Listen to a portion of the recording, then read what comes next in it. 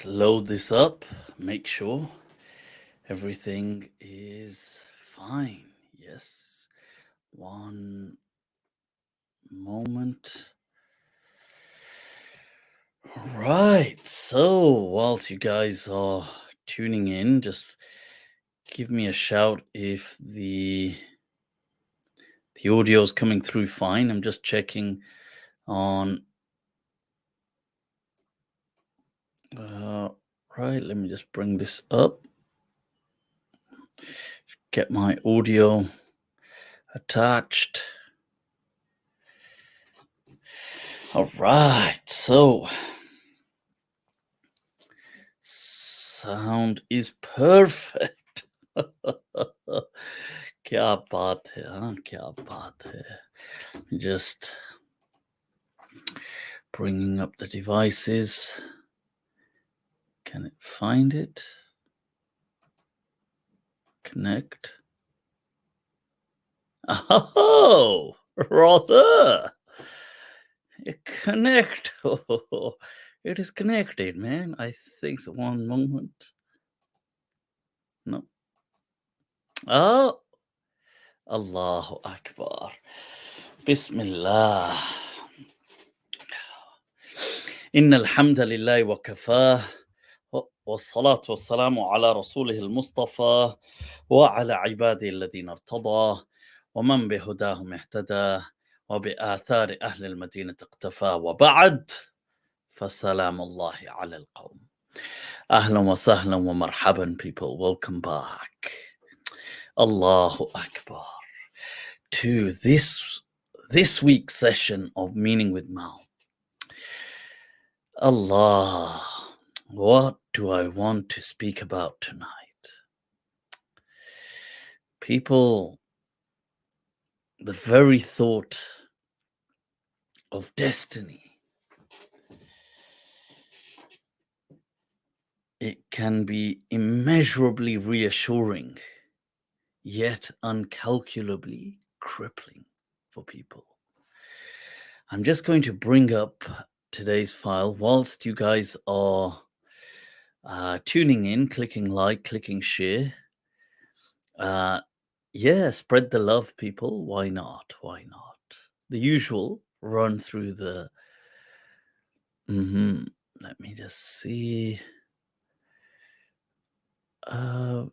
This... I have to go through all these files every week, and I think to myself, right, where is it? Ya salam.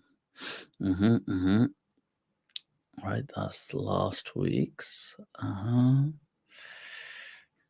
Keep going. Right. Whilst I'm doing that, you guys can, if you haven't already. Yeah, what? Guess. That's odd. Where's the.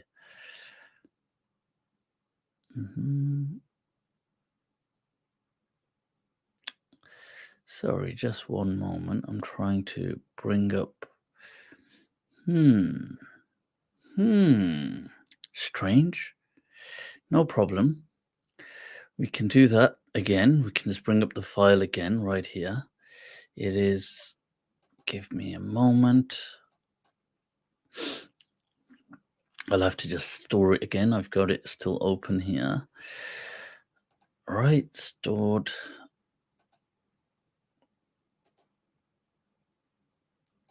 Video file. Well, it should appear now.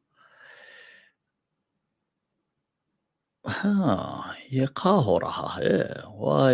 Why has it done that? Interesting. So, okay.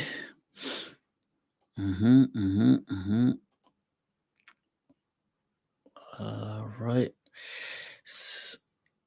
Well, fun and games, people. Fun and games, huh? Why not? Let's do this again. Done. Right, so let me take a look who we have online as well. Oh, that's weird. Why is... Right. Okay, it's not letting me. It's saying this is already interesting. Right. Yep. Me versus technology, the story of my life, people. Yeah. It makes zero sense why it's doing this, but you know what? Let's give it one more go. It seems to be saving the file, but then it's not allowing me to open it. So let's have another go.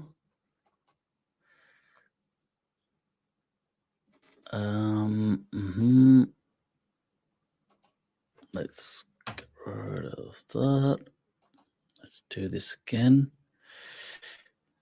Let's put this in. Let's make it easy. There it is. अबे यार ये क्या हो रहा है? Yeah, let's replace it. Let's see. ما هذا؟ أتعجب من أمر الله. You see, I guess that's the message, isn't it? That do you it's in use? How is that so? Has it already brought it up here? No. Anyway, you know what? Let me check what you guys are up to. I'm going a bit insane here otherwise. Let me close all of these things and see that maybe it will allow me then. It's saying it's in use. Abe, if I'm not using it, who else is using it? Technology, huh? The day and age, people, the day and age. The day and age. Okay, so here we are. Allah. See, determine your destiny. It doesn't matter what's going on. You got to make it happen. That's the spirit, people. Allah. People, courage over complacency. That's what I'm talking about. And a poem that comes straight to mind. खुदी को कर बुलंद इतना कि हर तकदीर से पहले अल्लाह खुदा बंदे से खुद पूछे बता तेरी रज़ा क्या है. That this is an incredibly fascinating mantra that exalt yourself in terms of effort, in terms of courage, in terms of determination, willpower. That exalt yourself. खुदी को कर बुलंद इतना कि हर तकदीर से पहले, that before God is to decree something, खुदा बंदे से खुद पूछे बता तेरी रज़ा क्या है. Allah. This is Allama Iqbal saying that, look, you rise to such an occasion, to such excellence, that God, that it exemplifies, that the divine decree is to ask you, tell me, how is it that you would like this to unfold? Allah. And himmate marda madade khuda. This is such a common phrase within Urdu, that it is the courage. And marda, although it means men, but it doesn't necessarily mean just men. It could mean men or women. I mean, nowadays, what is a man? That's another question. What is a man nowadays? Huh? What is a woman? What is a man? So himmate marda does not restrict itself or confine itself to just males. It could be anyone in this case, but it's himmate marda madade khuda, that you see by the might and courage of people, does the help of God descend. So, as in, God helps those who help themselves. Determine your own destiny, people. Because in a way, you never really know what the destiny is until it's happened. So, prior to that, for all you know, it's all up for grabs. So, Allah. I thought this is an unmissable poem. This we have, a mantra that you can keep to yourself. And I saw this quote with this picture.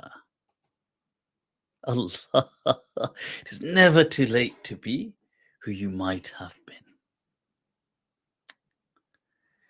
There is just something about the playfulness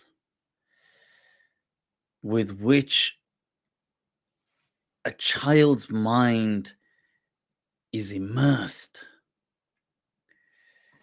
that is so forever inspiring. It's Nietzsche who said that the ultimate maturity was to regain the seriousness a child has during play. And I guess this is a reminder that it's never too late. No matter where, what stage, what age, what phase of life we find ourselves in, we're the only creatures of God that can wake up on any given day and from that point forward determine their legacy. See, nothing else. Just think of this. This is the gift of consciousness.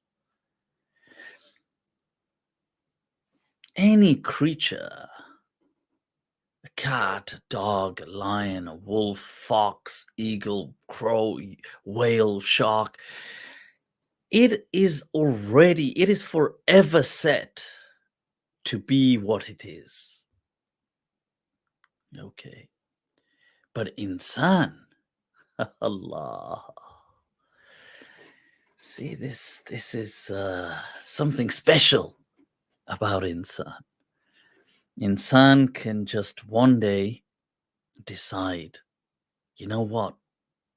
I've had enough. I'm going to fix my direction. I'm going to set my goal. Even whether it's something totally out, they're totally not like that. Let's say it's something totally fresh, new. Maybe it is a deep, buried desire. Maybe it isn't. Maybe they just got inspired. But only insan, fi ahsani taqweem, can do that. It's never too late. And we can always, if a person has tried something and not been able to do it, we've all done that. Take it, we'll try again. So we failed, and so we'll fail again. Chalta hai yaar. Yeah, there is something formidable about the will of insan. Let me tell you something, on this courage. Yeah. I've shared with you guys the hadith before that that the Prophet ﷺ says that if the final hour was to come upon you and you are eating a morsel of food, فَلْيَرْفَعْهُ, then let it be, eat that morsel. And in a narration, it says, if the final hour was to come upon you, and you are planting a plant. It could be a flower, it could be, this is a plant, something to blossom to a tree. فَلْيَزْرَعُوا, then plant it. Now this hadith, there's a layer of it that is clearly showing the optimism that the Prophet ﷺ is teaching us. But there's a layer deeper than that. Check this. The cosmos perceptibly is turning in on itself. The celestial bodies are wavering and appearing to collapse. The oceans are rising with tsunamic terror, fires, landscape decimated. And amidst all of this, insan, seeing it, that if the hour is up, insan sees it, looks it dead in the eye, what is happening, and then attempts to regrow it. That chalo, it's looking at that destruction, thinks it's on. Allah, he puts that plant in. But let's see. See, it's not the insan is going to perish. There is no way the insan can overcome that cataclysmic, catastrophic destruction of the world before him or her. But it's that might of will that says, it's on. I'm going to regrow, replant. I'm going to recreate this despite the in the face of destruction. That is, that this layer of the hadith, it blows your mind. That, wow, that is so profound. A message for all of us that no matter how engulfed we are, that look it, face it, and plant what you have to do. Take that step. I mean, if it's going down, it's going down anyway. But it's the might, it's the willpower that is a force to be reckoned with in the face of cataclysmic disasters. This is the thing about insan, that Allah says that inni a'lamu ma la ta'lamu, and yet I know about this insan what you know not. So wow, I just wanted to share that. It's profound. It really, it's something. So it's never too late. Oh, this was from I like this. Zindagi ji lijiye, varna ko sar jaye. It will live it. This was really fascinating. That काश वो यूं रहे मुझ में जैसे मुझको गुमान रहता है. It's fascinating what this, see, can mean so many different things. That काश वो यूं रहे मुझ में.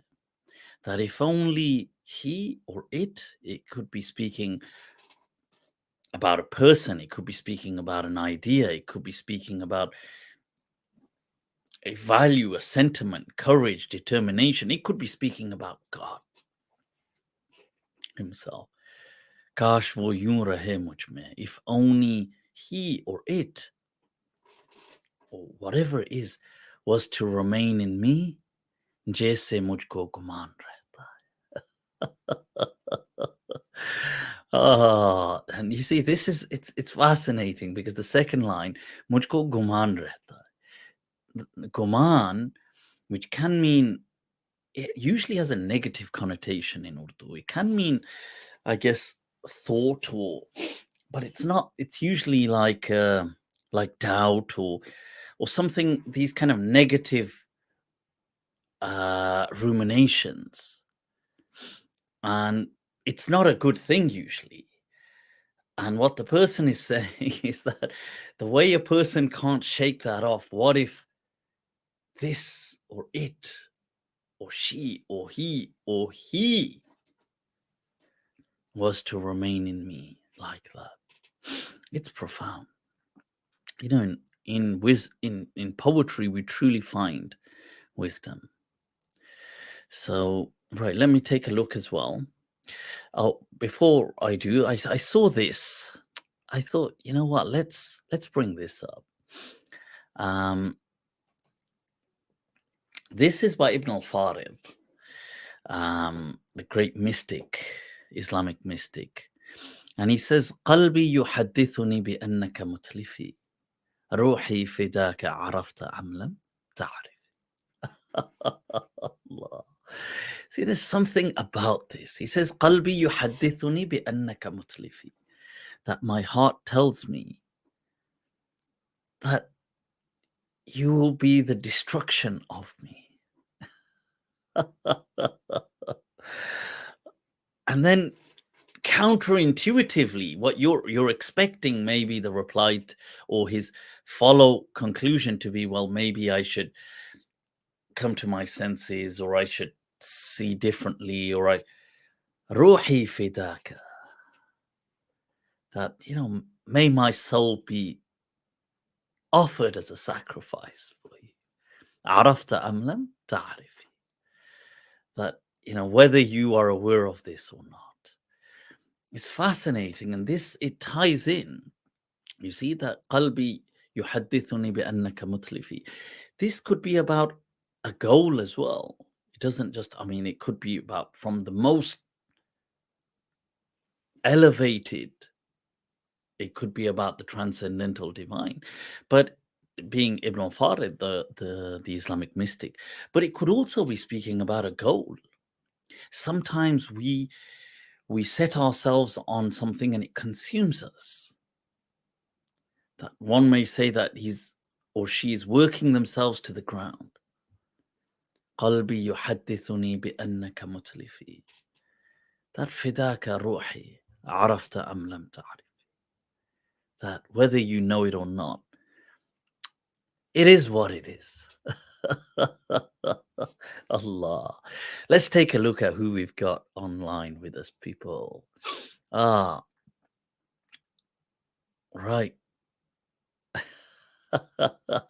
Quite clear. Ahlan wa sahlan. Yep, call Zozo Zara to fix my technical issues.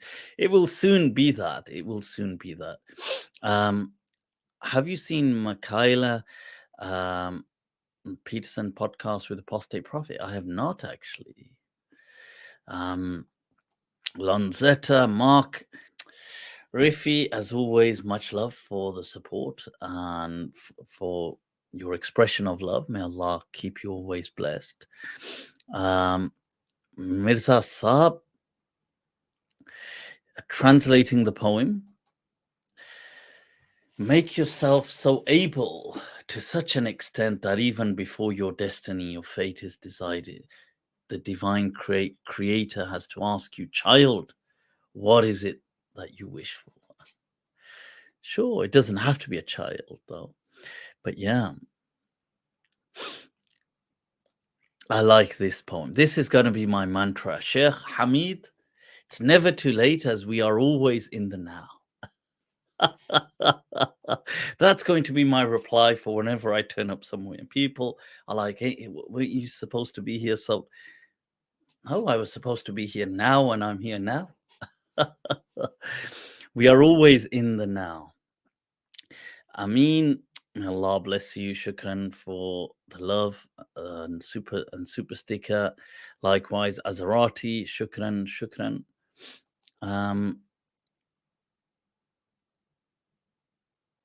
Right, we've got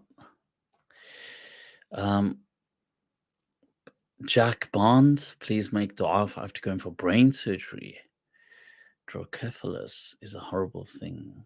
Ya salam. Shafak Allah wa afak. May Allah, Jack Barnes, grant you a swift and complete recovery. Amin. Inshallah. Amin. Our thoughts and du'as are with you. Ashiqur from Bangladesh. Shukran. Shukran. And we've Sheikh Hamid had also put in created in the best erected form. You not what are you? Oh, insan. Insan is created. Human beings are created in the erected form. You know, it's the minds have been corrupted now. You see, the problem is even when you're speaking correctly and scientifically, the minds, it's too late. The corruption has reached the mind. ظهر الفساد في البر والبحر. It's too late. There's a grammatical joke where there's somebody in Arabic giving a khutbah, and he says, fi it means in, but it's a preposition in Arabic, and so whenever it precedes a word, it comes before a word, it gives the word after it a kasra, so an e sound, and it places it in the genitive case in English, would say, or in Arabic you could say it's majroor, or you could say khafd, depending on whether it's Kufi or Basri terminology you're used to. So the verse ظهر الفساد في البر والبحر, but the person on the mimbar was saying ظهر الفساد في البر والبحر. That the fasad has appeared fil barru wal bahr. Sounds so funny if you understand Arabic. I mean, if you're familiar with, because it's just not proper Arabic, and it's like making a silly mistake. And one of the people in the audience goes, he says, وَحَتَّى الْمَنَابِرِ. And because that corruption has appeared on the land and on the sea, and he says, and on the pulpits too. It's appeared there as well with the fasad al-nahwi, grammatical corruption.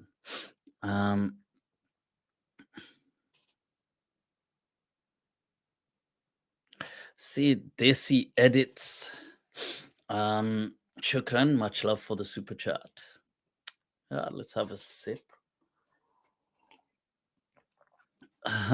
You've said God isn't limited, but chooses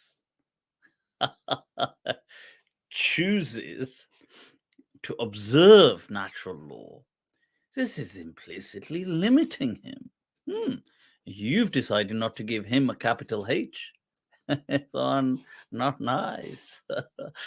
It also assumes we know all natural law. Oh, it does indeed. Well, you see, people, look, it's not that I say. Allah himself has created the observable universe and non-observable. He created the entire universe. He has created the laws within them. They haven't created themselves. So it's not God versus the laws of the universe. It's God's creation and God's system. So it's not God working around your system. It's God creating a system. So so once you understand that, it's really very simple. Look,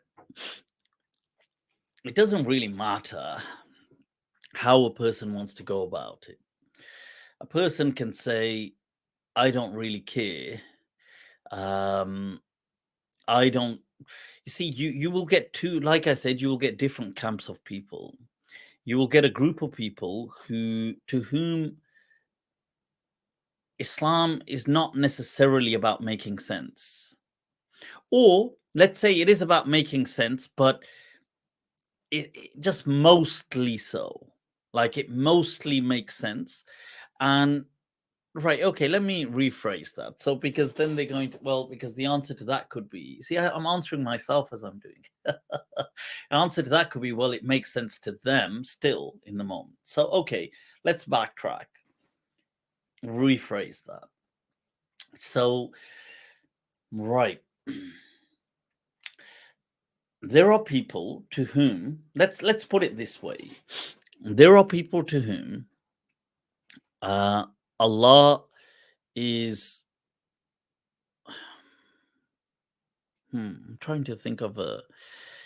I came on a totally tangential note. I've been speaking to some very interesting guests this week, and there was one guy I was speaking to just yesterday, Ahmadu from the US, incredibly talented, going on to doing his PhD in Harvard, and I was so young. I mean, just 27, and I was so impressed with his ability to explain with simplicity complex ideas, and that is something, that is such a gift, honestly.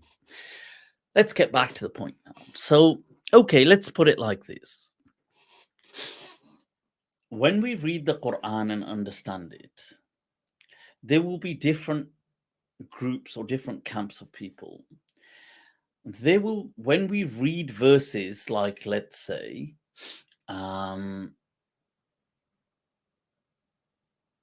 any kind of verses that describe elements of reality. So it could be describing geological systems, it could be describing the cosmos, the earth, it could be describing all of these things. Yeah. So it could be describing insan, humans. And it could be describing stories or narratives which apparently, let's say, they seem to imply miraculous. They do imply miraculous events. So the question is that there will be two camps of people when they're trying to digest this. One camp that feels that these verses must, because they imply something, nature must work that way, or it worked that way then. We know it doesn't normally work that way because we know the world. However, it's fine because this verse implied this. Therefore, on that occasion, it meant this. Okay, that's fine.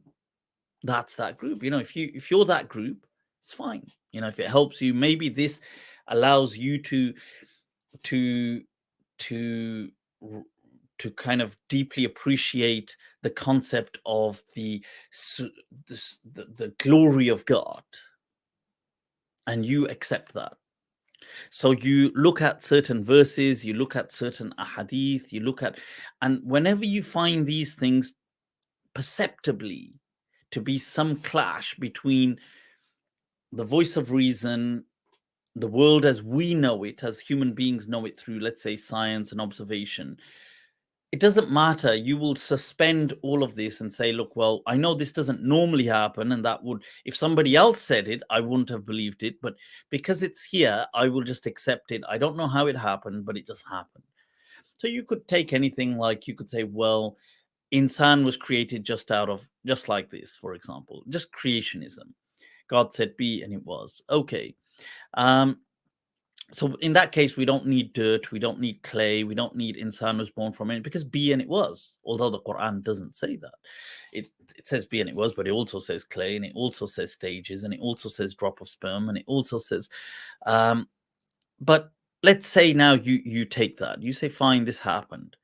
Like you take the story of Ibrahim alayhi salam, and you say, well, he was thrown into the fire. Now, even though the Quran doesn't say he was thrown in the fire, it says they prepared a fire, but we saved him from the fire. So the question here is, well, you could say, well, okay, but if they made the fire, then surely they must have thrown him in the fire. But the Quran doesn't say that explicitly. It says they prepared the fire and we saved him from it. So you say, well, okay, in this case, I'm going to believe that Abraham was thrown in the fire and God saved him from burning and God pulled him out. Fine. If it helps you, it helps you. That's wonderful. There's nothing wrong. I mean, nobody's going to come to you and say, change your view. If that helps you appreciate the divinity, of God, if that the kind of supremacy and the glory and the qudra, the power of God, that's great. More power to you.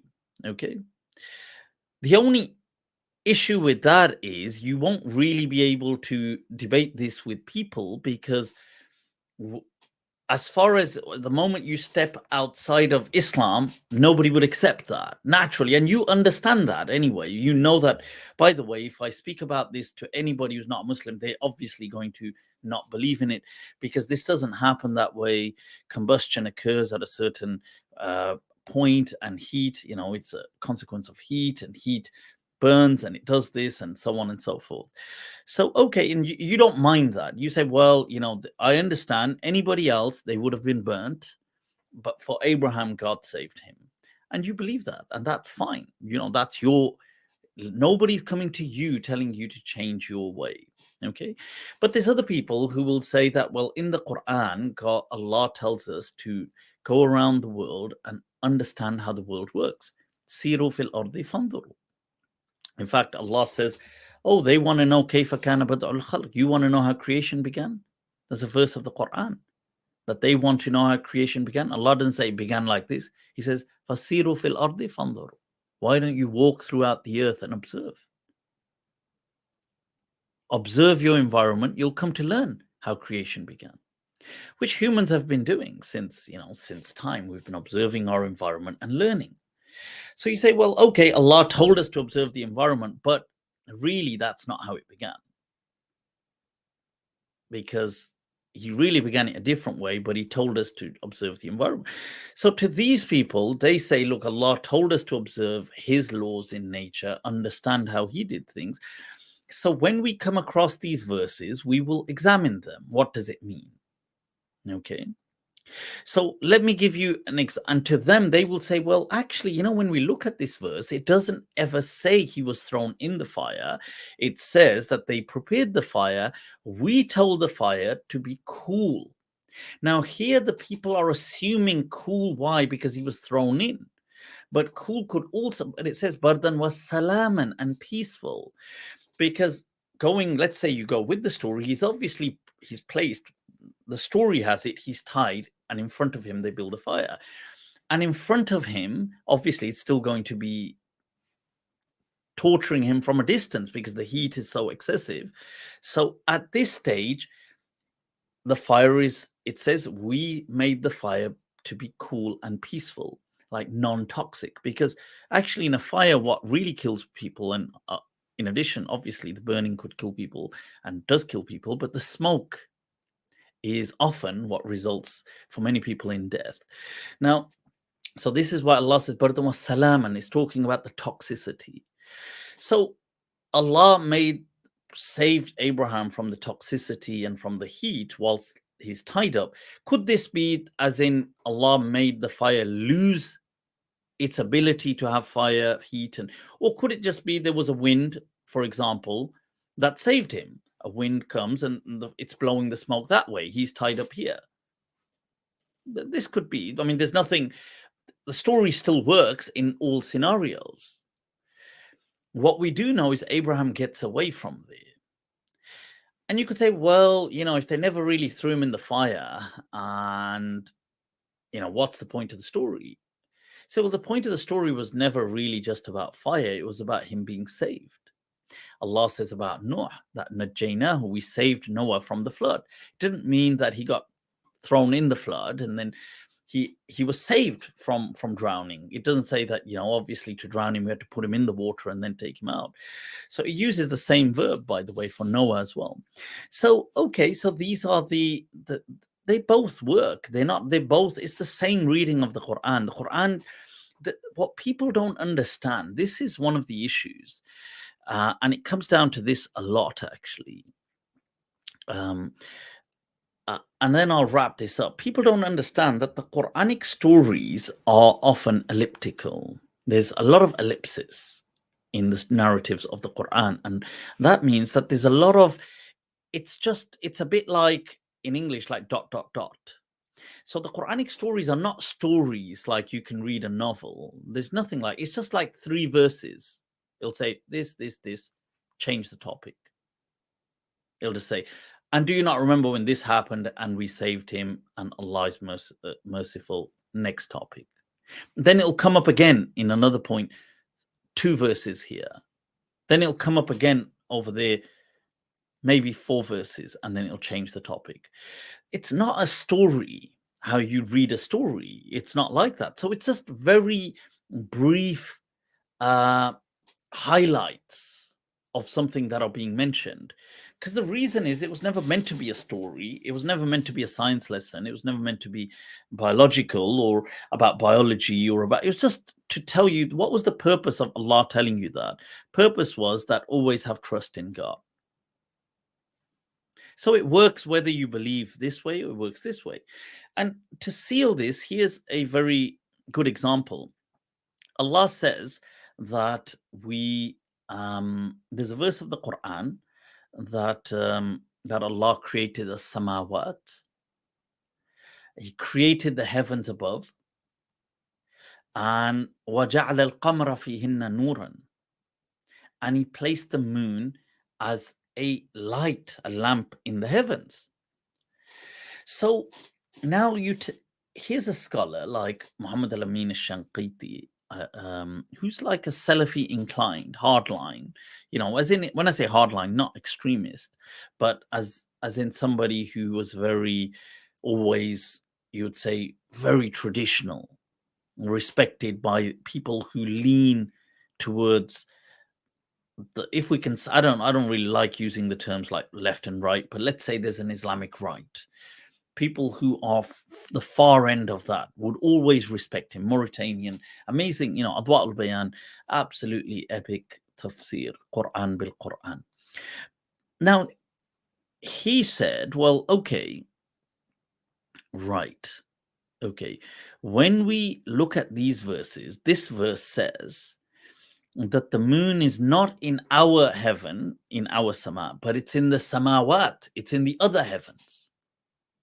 That's what the verse of the Quran says. Yeah, it says, Ja'al al-qamra fihinna, not fiha, fihinna. So in his time, NASA landed on the moon. So now people came to him and they said, well, Sheikh, this is a problem. That we thought the Quran says that the moon isn't here, it's in the samawat, as it says in the Quran. So, but the other verses say you can't reach the samawat. But insan has reached the moon. So what do we do? What does this mean?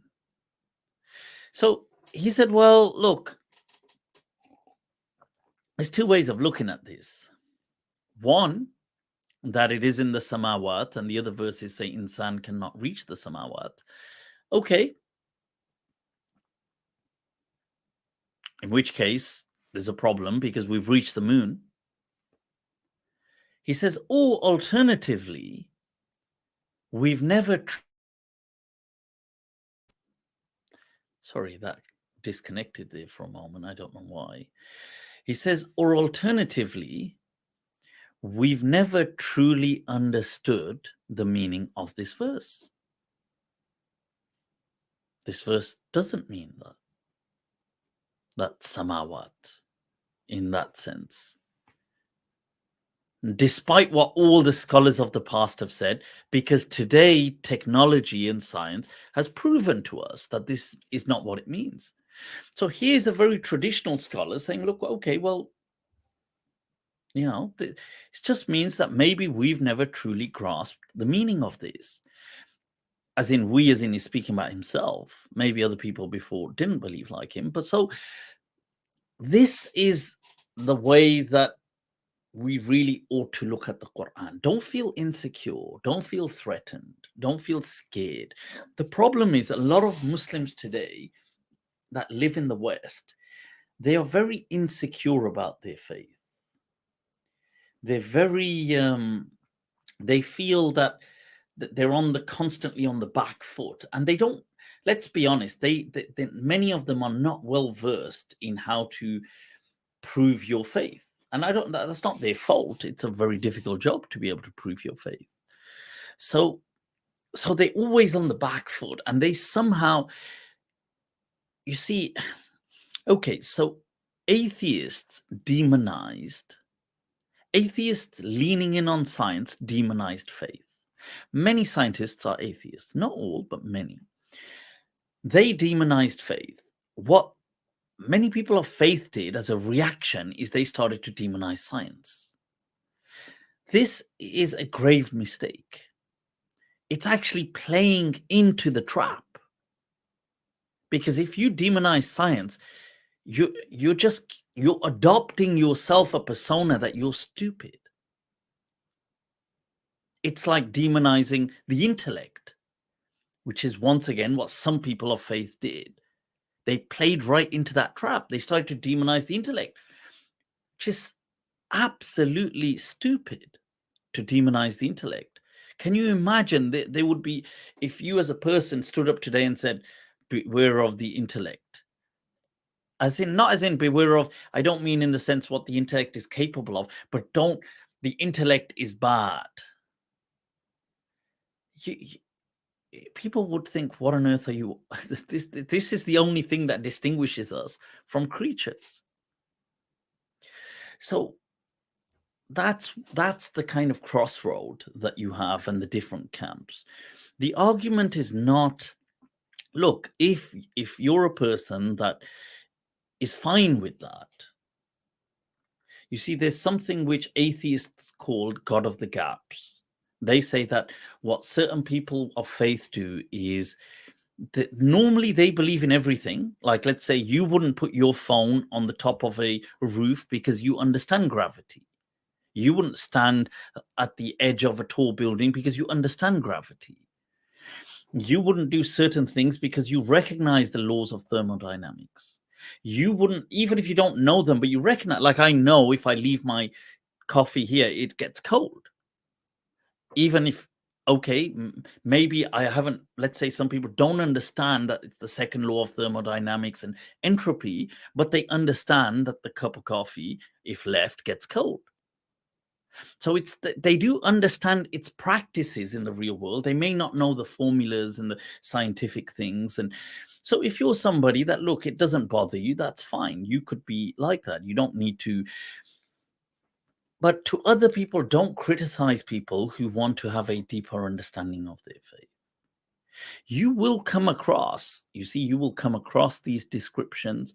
You need to be prepared. Like I tell people that Islam, the wonderful thing about Islam is it stood the test of time.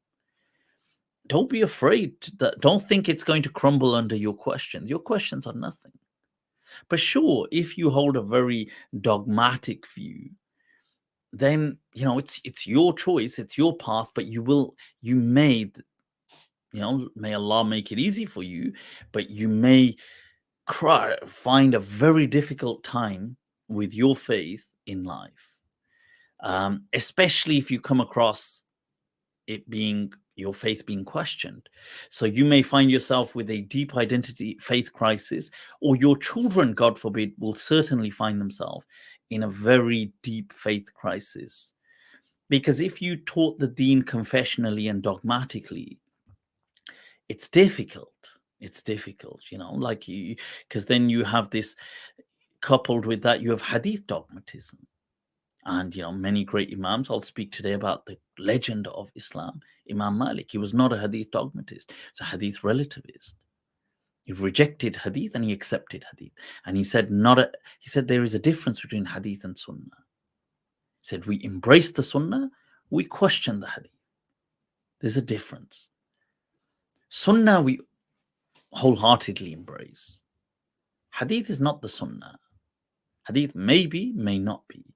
It's a whole different attitude. You see, you're going to come across these things. You're going to find you. Otherwise, there's a very famous hadith, since we spoke of Abraham, very famous hadith in Sahih Muslim of the wazaq, of the awzaq, of the lizard, gecko.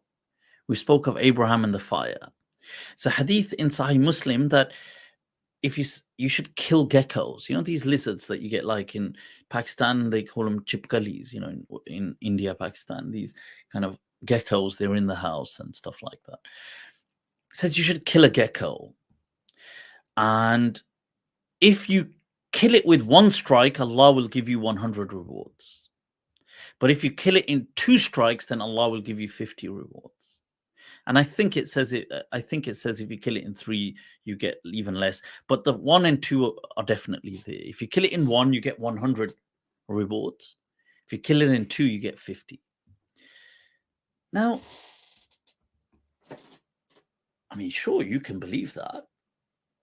If that makes your iman safe and helps you, you could go around killing lizards. But the hadith also explains why you're killing the lizard.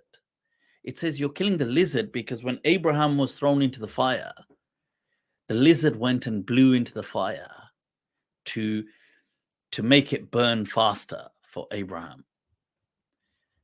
Now, to many people, this is an insult.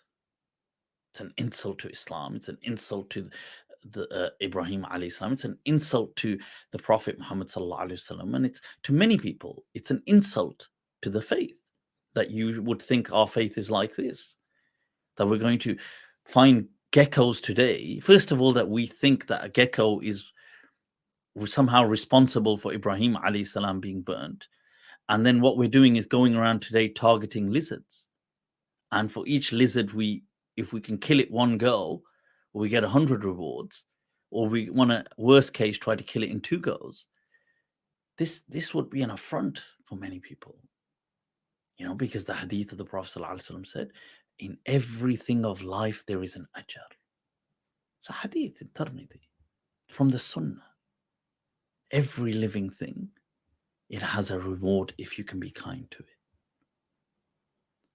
See, going around. Now, I understand if things are poisonous. Geckos usually are not poisonous.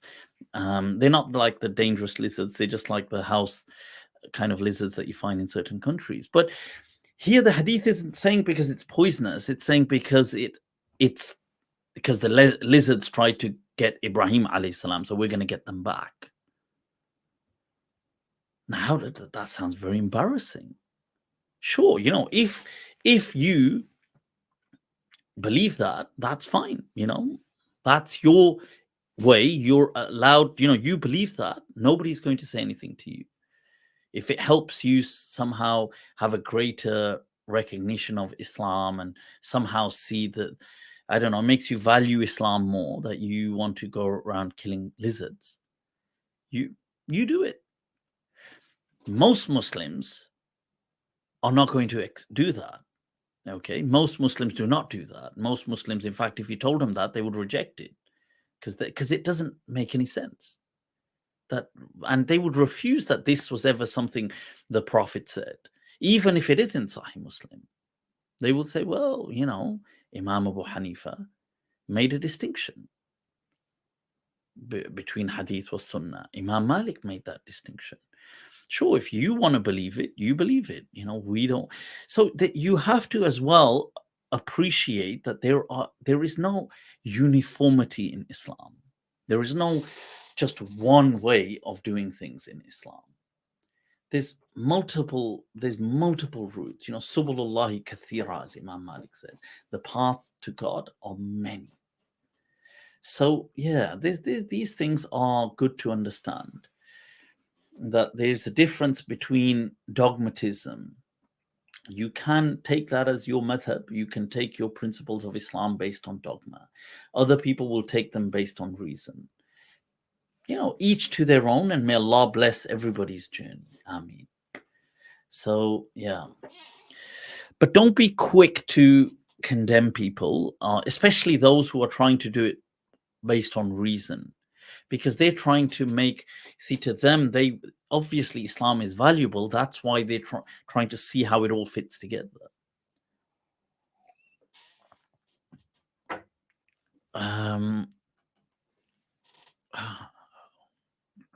All right, Noni Ismail.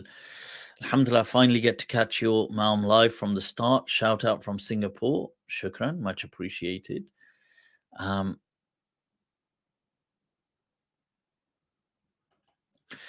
Salam Mufti, have you been following the work of Eckhart Tolle, famously authored the book The Power of Now? Yeah, The Power of Now I've come across and just seen certain. It's very powerful, and I've watched quite a few lectures about this. And A New Earth I haven't, but yeah, there is a huge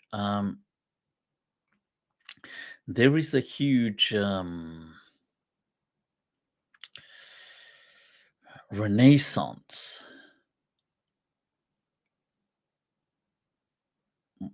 of the path of consciousness in our times. And I tell you, it is this path of consciousness that will take people back to God. In time to come, people will, no, mark my words, this will be the thing of the age. That it will not be, people think it's going to be da'wah by preaching, standing on a street and preaching. Sure, if you want to do that, you do that. People are going to think it's going to be by giving leaflets out. People might think it's going to be, no.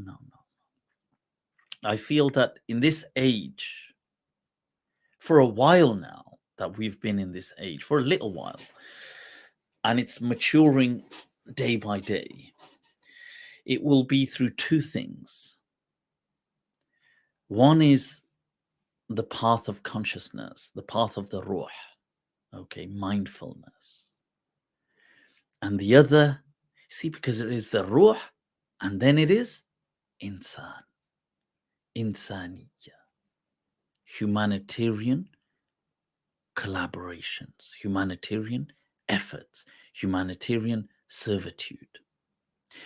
Will just be these two things that insan will do, that people will do, and you will see people flocking to it as time comes more and more. Increasingly, you will see numbers just rising, and they will come to these things, and then eventually from there, they will find through these will be the portals to God. And then as people get comfortable, they may start to learn more about the structured side of religions and things like this, and of Islam. And one of the problems is that not many people from Islam are very involved in these things. Arguably on the humanitarian thing, they are. There is a certain amount. I think Islamic projects, charity projects, charitable organizations are involved in crisis support. I'm not so sure how involved they are on regular humanitarian, like non-urgent crises. So if there's an earthquake, the charities are always there, which is great, and helping refugees, helping war-torn people. But I'm not sure about how much they are involved in regular, like, let's say, they are involved, but how much? For example, like, let's say food banks for people that are normal. They're not, like in the UK, they're not war torn, but they are just poor. or let's say providing neighborhood assistance on certain things, providing refuge to women when they need it, providing these kind of issues which are more localized and non, uh, you know, catastrophic crises cases. So we're not talking about war and famine and stuff like that.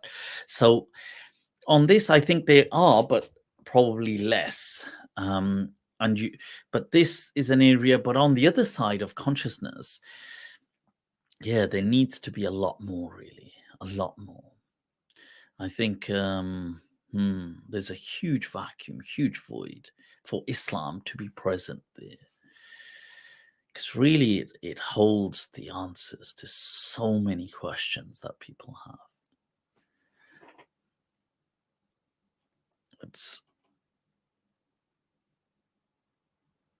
There's the edits. Is it logically impossible to turn stick to snake? I've answered that already, but shukran, much love for the super chat. You can watch it. I gave a very detailed reply, I think the week session before last.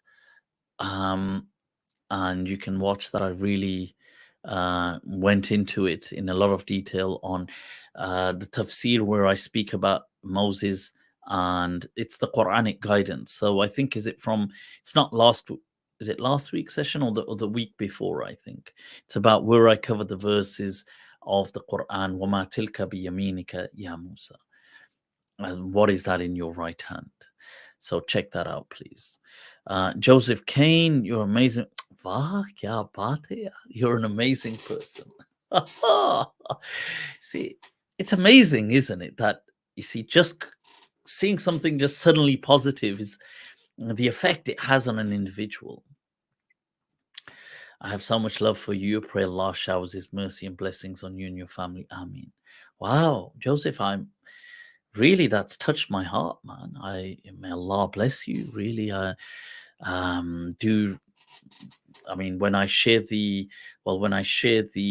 link, if you're about, do come on, and if you're not about, do definitely get in touch with me on Instagram. I felt it, the heart frequency. Allah. The resonance, what comes from the heart affects the heart. Yes. See, now that's amazing. Just think about it. Like just seeing that message, as soon as I read it, it gave a vibrance and a frequency. Imagine that's what we're doing every day with people as we interact. We're either just suddenly we're kind of upping their vibrance, their frequencies, their positivity, or we're bringing it down. It's true. Wow, it's amazing. It just goes to remind you what the deen is actually about. Amin, much love for the super chat. Whoa, okay, shukran. Allah bless you. You said not to be obsessed with punishments or have a negative view of God. But why would Allah mention things like only wants us to have an image of Him as a merciful God? Well, shukran, much love for the super chat. I'll briefly go over it. Reason being, I've got a whole detailed explanation of this where I'm explaining the verse. It's in the meaning of MALM where I'm discussing the verse, if you are grateful, I will increase you. لَإِن شَكَرْتُمْ لَأَزِيدَنَّكُمْ. And I break down the whole understanding of how humans, how not just humans, animals operate as well under a framework of rewards and sanctions. So regardless of whether a person or a creature, an animal even, is being sanctioned, but the framework under it, you get the most productivity and you get the best. So chimpanzees as well, if you watch my book review on the book Bonobo and an Atheist, and when we speak about it and all the research, and it shows how even how these tribes of or troops of chimpanzees live and operate, and how the efficacy of the troop is optimized by the presence of sanctions. So if you come to understand that as something that is invariably present at all stages and in all strata of nature, then insan would be no exception, because insan is ultimately also a creature, and arguably a much more dangerous one. So I hope that answers your question.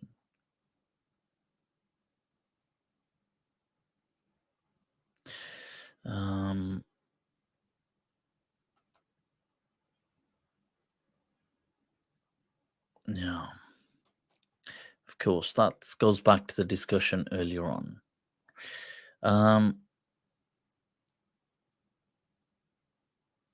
Right, okay. Let me just, please don't hijack the discussions.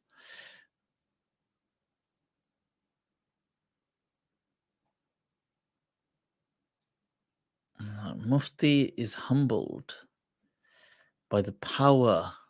What is many reasons why I left Christianity? Eckhart Tolle's teachings in a way the Qur'an can't. That's ridiculous. That's ridiculous. Look, the Qur'an, whether a person likes it or not, the Qur'an has proven itself as an entity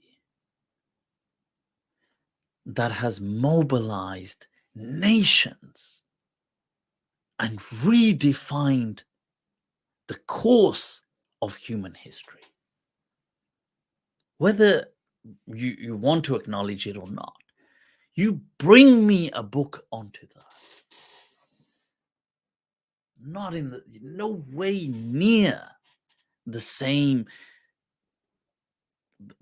the same demonstrable efficacy and the results and what it did.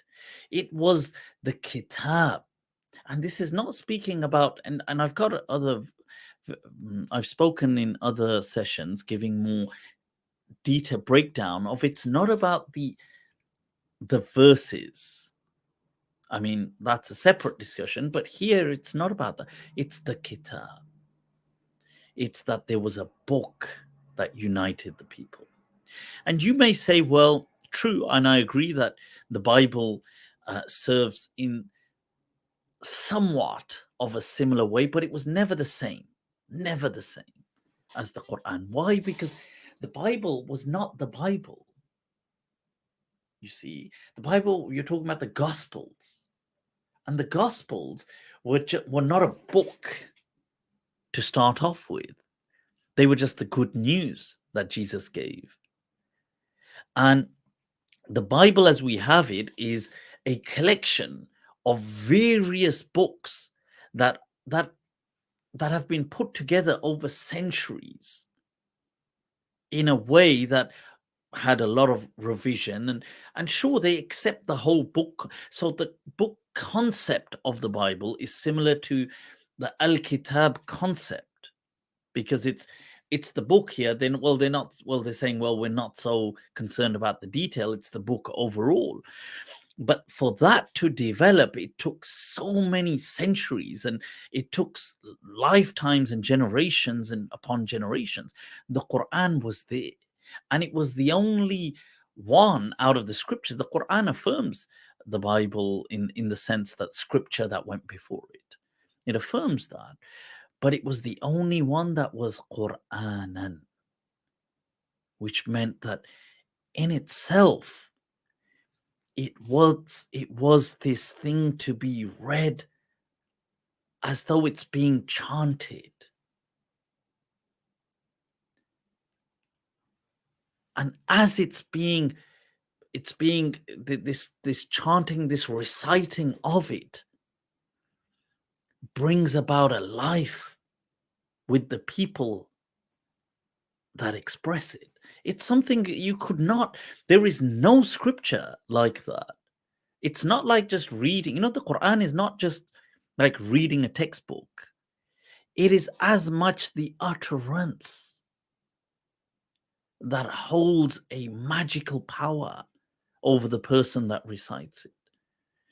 So this is why I keep reminding Muslims as well that you see they sometimes some people are missing this magic, as it were, because they assume it's like a textbook, and it's not. In many ways, scripture is like art in how it evokes these profound emotions and feelings within. So I hope that helps. All right. Ibn Tashfin, Allahu Akbar. Ibn Tashfin, what a legend of Islam. What does taqwa mean to you? Great question. Shukran. Much love for the all right. Much love for the super chat.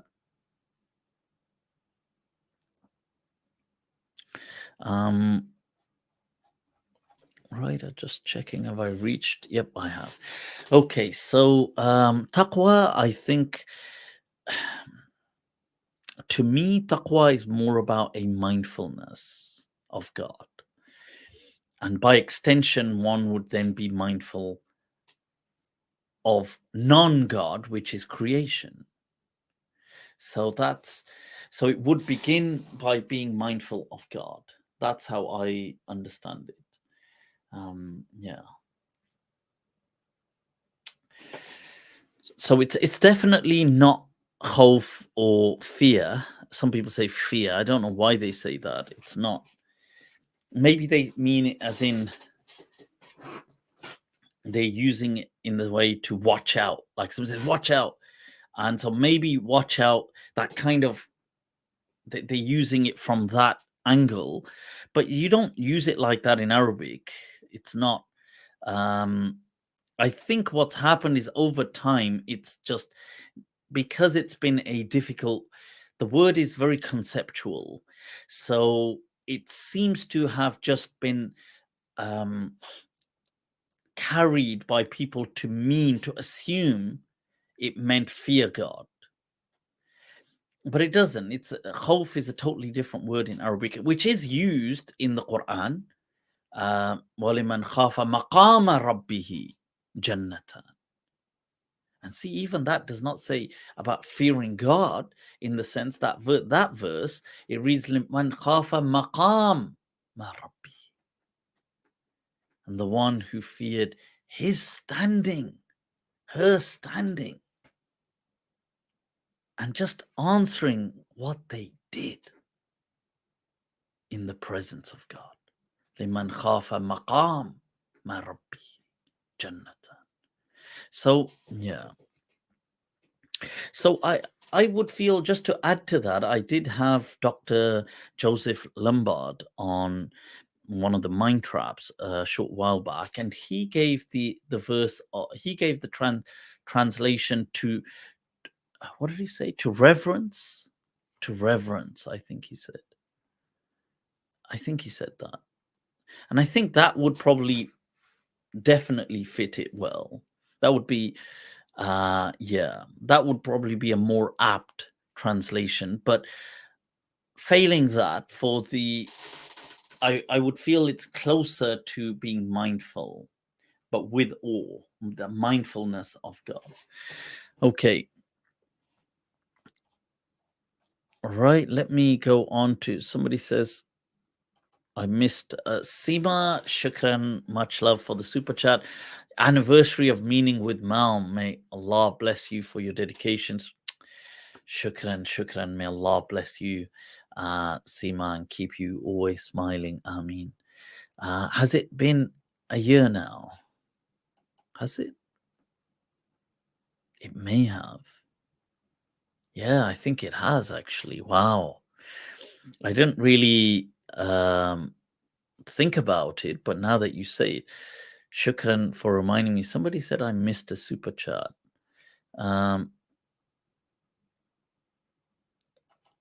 Right. Bhaskar Diwakar Chaudhary. Loved the mind trap of last week and the Shirk Shrines conversation. Different of opinion with respect and knowledge. Shukran, I appreciate that. Bhaskar, Bhaskar Diwakar. It's fascinating. I enjoyed the discussion. We should have a few more mind traps coming up, inshallah. Do look out for them. It was interesting because what I was trying to explain was that I think these things are sometimes more profound than we assume. So I wasn't trying to say that people should go to shrines and do these things. I was being clear that it's not religion proper, as it were. So it's not how Islam teaches. That said, I wouldn't agree to say these people are mushrik or these people are committing shirk in the shirky sense. Because what they are doing, I was just explaining that it's sometimes more complicated than people. It's complex. It's not easy to divorce these matters from the human psyche. So it's not easy. There are complexities. That's all. I was just trying to acknowledge that. Wissam Wahbi, shukran, much love for the super chat. May Allah bless you. Let's move on to some verses of the Qur'an, and what we'll do is we'll take a look. I wanted to speak a bit about Imam Malik today, and then we'll share the invite, and you guys can jump on, have your say, have your words, share your thoughts, your precious thoughts. But first, let's get to, more importantly, some verses of the Qur'an that can add meaning to our lives.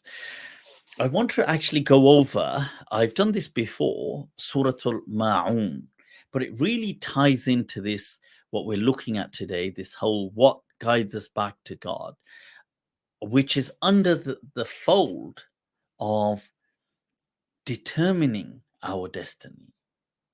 Because it just reminds us. But there were two verses before getting into that. I thought I was actually bringing up Surah Ma'un, and these verses came to my mind, and I thought, Vaha, we have to.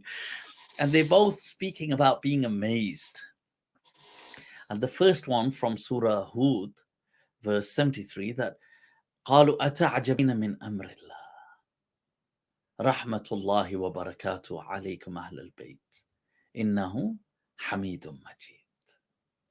But this verse in the beginning, Ata'ajabina min amrillah, that this Ata'ajabu min amrillah, that are you amazed by what God has decreed?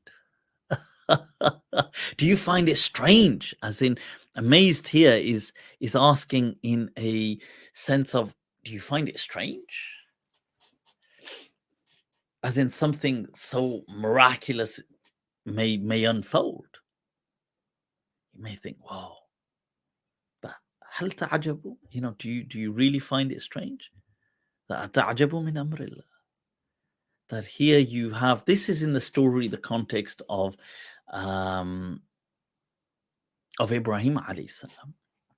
And it's speaking after the wife says that she, how can I become pregnant, and وَهَذَا بَعْلِي شَيْخًا, and this is my husband who's so old of age now, and so when I reach this age, and in this they are told أَتَعْجَبِينَ مِنْ أَمْرِ اللَّهِ, do you, that because she says that is an amrun ajib, that is something ajib, strange indeed that something like that was to happen now. But in many ways, people, such is destiny, that you might think, ajib, at this stage of life I should achieve such and such, or at this stage of life I will be able to turn this around. Ajib, that now, after having been stuck in my ways for so long, I will all of a sudden become independent and start this new project, or I will start up on this business, or somebody's gone through a separation, they've gone through, let's say, a divorce, and they're thinking, after all these years, How will I live my life now? This is, to be able to flourish or to even to attain some semblance of happiness at this stage. Amrun ajib. Ata'jabuna min amrillah. Yet you don't know what Allah has written for you. That sometimes in the worst, at rock bottom, people find a hidden treasure that unlocks, not just unlocks, it transforms life, making it the best it's ever been. But it's the thought of it could sound so strange. Ajib. Inna hadha la amrun ajib. This is something strange. Can it actually be in such a way? And we're reminded, ata'jabina min amrillah. That do you find the will of God to be a strange affair? In a way, you see, it could be understood also as saying it's okay, it's human to find it strange at times. That can this actually happen? And then Allah shows. But there's that will to keep moving forward. And in light of that verse, there's this verse from Surah Ra'd. This because when I brought that up about ajab, about this ta'ajjub, seeing, oh, that's strange. It'd be weird if it's like that. That wa in ta'jab fa'ajabun qawluhum. Allah, you have to love the style of the Quran. That wa in ta'jab, that if you find something strange, fa'ajabun qawluhum. أَإِذَا كُنَّا تُرَابًا أَإِنَّا لَفِي خَلْقٍ جَدِيدٍ. That they say, if you find it strange, then is this not strange? That أَإِذَا كُنَّا تُرَابًا, when we will become dust. أَإِنَّا لَفِي خَلْقٍ جَدِيدٍ. Will we still be, but in a new kind of entity that we will continue to live? They find that they say that, how can this be? It makes no sense. Once we become dust, did we not begin as dust?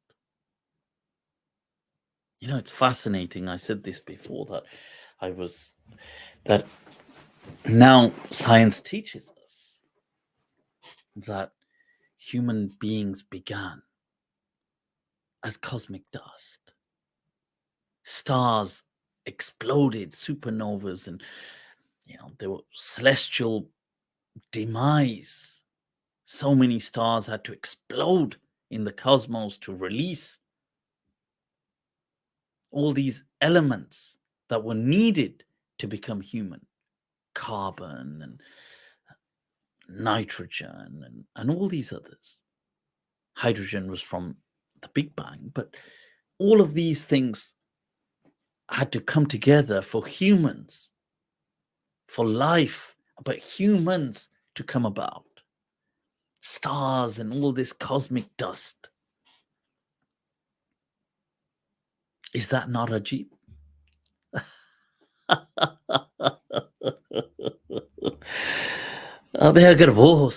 If that could happen, then why do you doubt consciousness and the power that we will, after we come to decay here, that our ruh, consciousness, does not just stop with death here? Why is it so difficult? And it's interesting, even that with cosmic dust, Allah tells us in the Qur'an that insan khalaqahu min turab. created insan from dust. Allah didn't say cosmic dust. We might have ended up becoming arrogant about it. Insan, insan. Allah says dust. Let us be humble. وَإِن تَعْجَبْ فَعَجَبٌ قَوْلُهُ. If you find it strange, then that too is strange what they say. That this is it. All this unfathomable wonder. And yet this is it. Is that not strange? وَإِن تَعْجَبْ فَعَجَبٌ قَوْلُهُ. Allah. These are things to sometimes ponder about when we have a moment to ponder. Surah Al-Ma'un. This is an absolutely beautiful surah.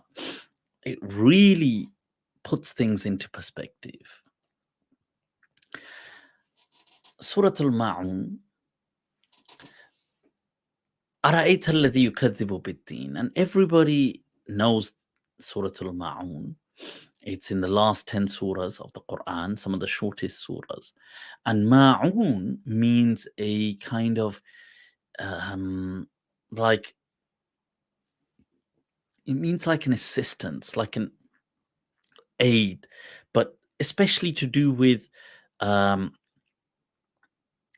home, like household assistance, household compassion, but not here. It means by household within the home or around, as in within the neighborhood, etc. So, أَرَأَيْتَ الَّذِي يُكَذِّبُ بِالدِّينِ. Do you not see the person who denies the deen? And here, deen could mean Islam, but it could also mean somebody who denies a reckoning.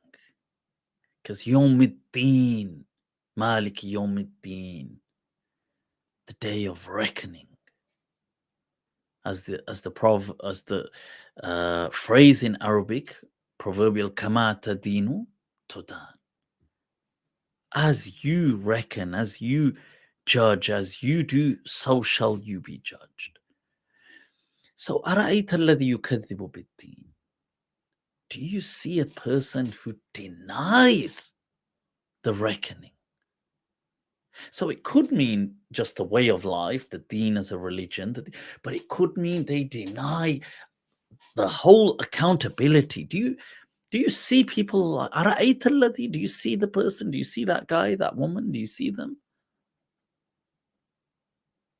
So you think, well, okay, I see them. Which kind of guys? Which kind of girls? Which kind of people? ذَلِكَ الَّذِي يَدُعُّ الْيَتِيمَ.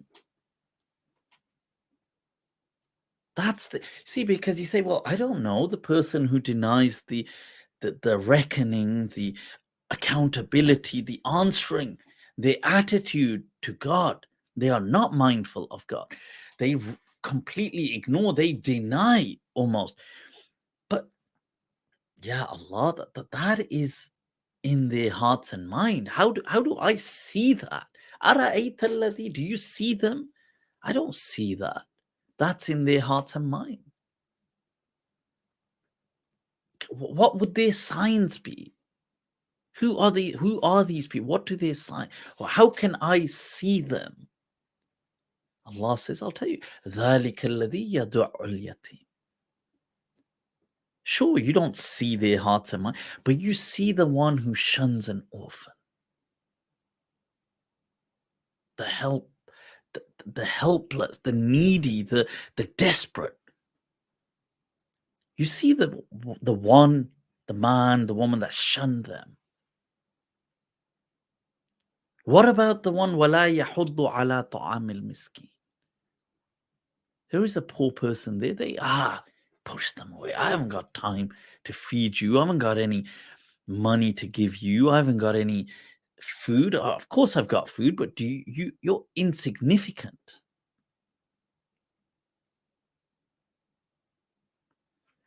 أَرَأَيْتَ الَّذِي يُكَذِّبُ بِالدِّينِ. Let us tell you who they are. ذَلِكَ الَّذِي يَدُعُّ الْيَتِيمَ وَلَا يَحُضُّ عَلَى طَعَامِ الْمِسْكِينِ. This is who they are. You want to know who they are?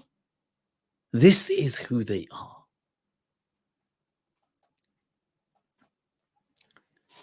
So at this stage, Allah is going to condemn them. Ruin be to these people. May they just be destroyed, these people.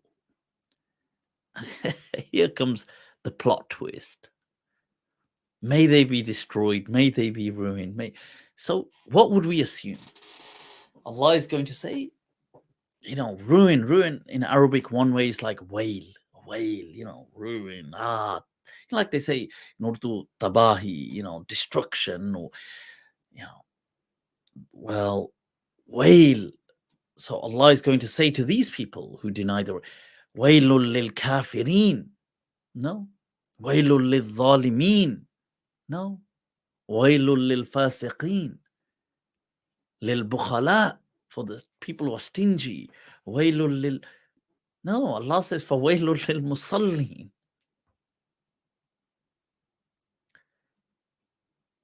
Ruin and destruction be to those who pray. It's like, what do people of prayer have to do with this? what these people are praying. Why not wailul lil zalimin, wailul lil mu'tadin, wailul lil mufsidin, wailul lil kadhibin, why is it wailul lil musallin? These people are praying.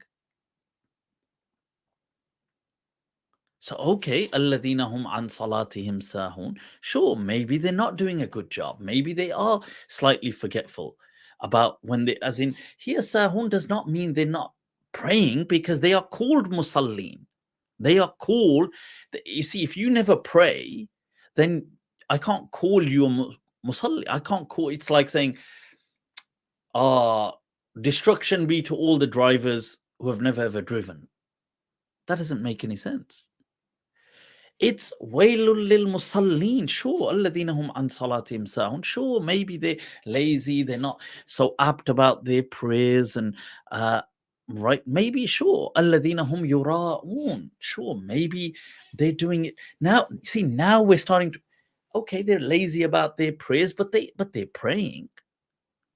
They are praying, they're taking out their time. We're getting more of an explanation. Alladhina hum yura'un. Their piety is but an act of display. Their piety is so others can see them. I'm Haji Fulan, I'm such and such person. I've done so many umrahs, I've done so many these things. It's for people. Nowadays, you have in the masajid, on Jummah, you have in the masajid that people, when they give charity, it's declared. Say such and such gave £100, such and such gave £50, such and such gave £10, such and such gave £5. Yeah, it's declared. It's announced. It's did you not hear that I gave this? Yeah, you should all hear that I gave this. Let everybody hear that I gave something to help. Otherwise, what kind of help would it be, huh? If a tree falls in the woods and nobody's there to see it. Did it actually fall? Alladhina hum yura'un. But then it opens up to the final, real reason about denying and the reckoning, and their piety is an act of display. Well, how would we know that they were genuine? Well, they would not prevent the help, the household items, the everyday. We're not talking about astronomical, huge things, somebody going so out of their way to give something. A little thing here, there, they gave, especially, I guess, in the olden days, people did it more. They gave a little bit of food, they've cooked something, gave it to their neighbor, they've made something, I'll give a little bit over there. Oh, here's somebody, let me just give.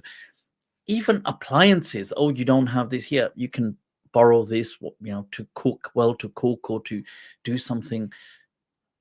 يمنعون الماعون. Look how important that is in defining your relationship to God. So that a whole surah is teaching us what the core, the heart of the faith is. This is why I said that in our age, these two things, one, the ruh, the path of consciousness, and the other about help, this compassion for humanity, this ma'un, these are this ihsan, these are the paths, that the portals to God again. So I wanted to share that because it's a surah we all know, and it's such an epic reminder. So shukran, I hope it's been of some help.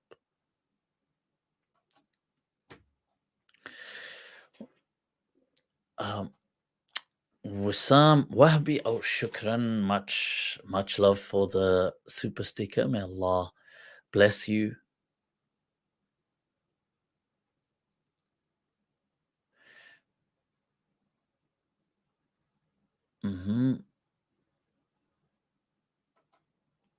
Wissam Wahbi, sorry Mufti, just getting the hang of using the super chats. I'm loving to watch them to and from work. May Allah bless you, Wissam. And shukran, it's a pleasure and it's an honor to have you here online. All right.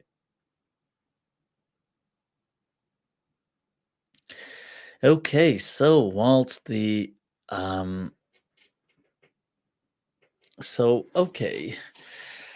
right, let's speak a little bit about Imam Malik, because I want to introduce him as a personality,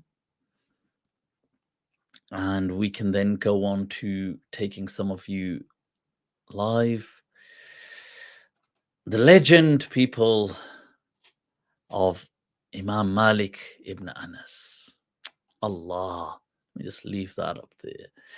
And I'll just see. Because there's so much to say, I did think to myself, I'll just make some little tiny bullet points so I don't forget. Because about Imam Malik, we have to really do multiple sessions. We can always come back to the Imam because there's just so much about him.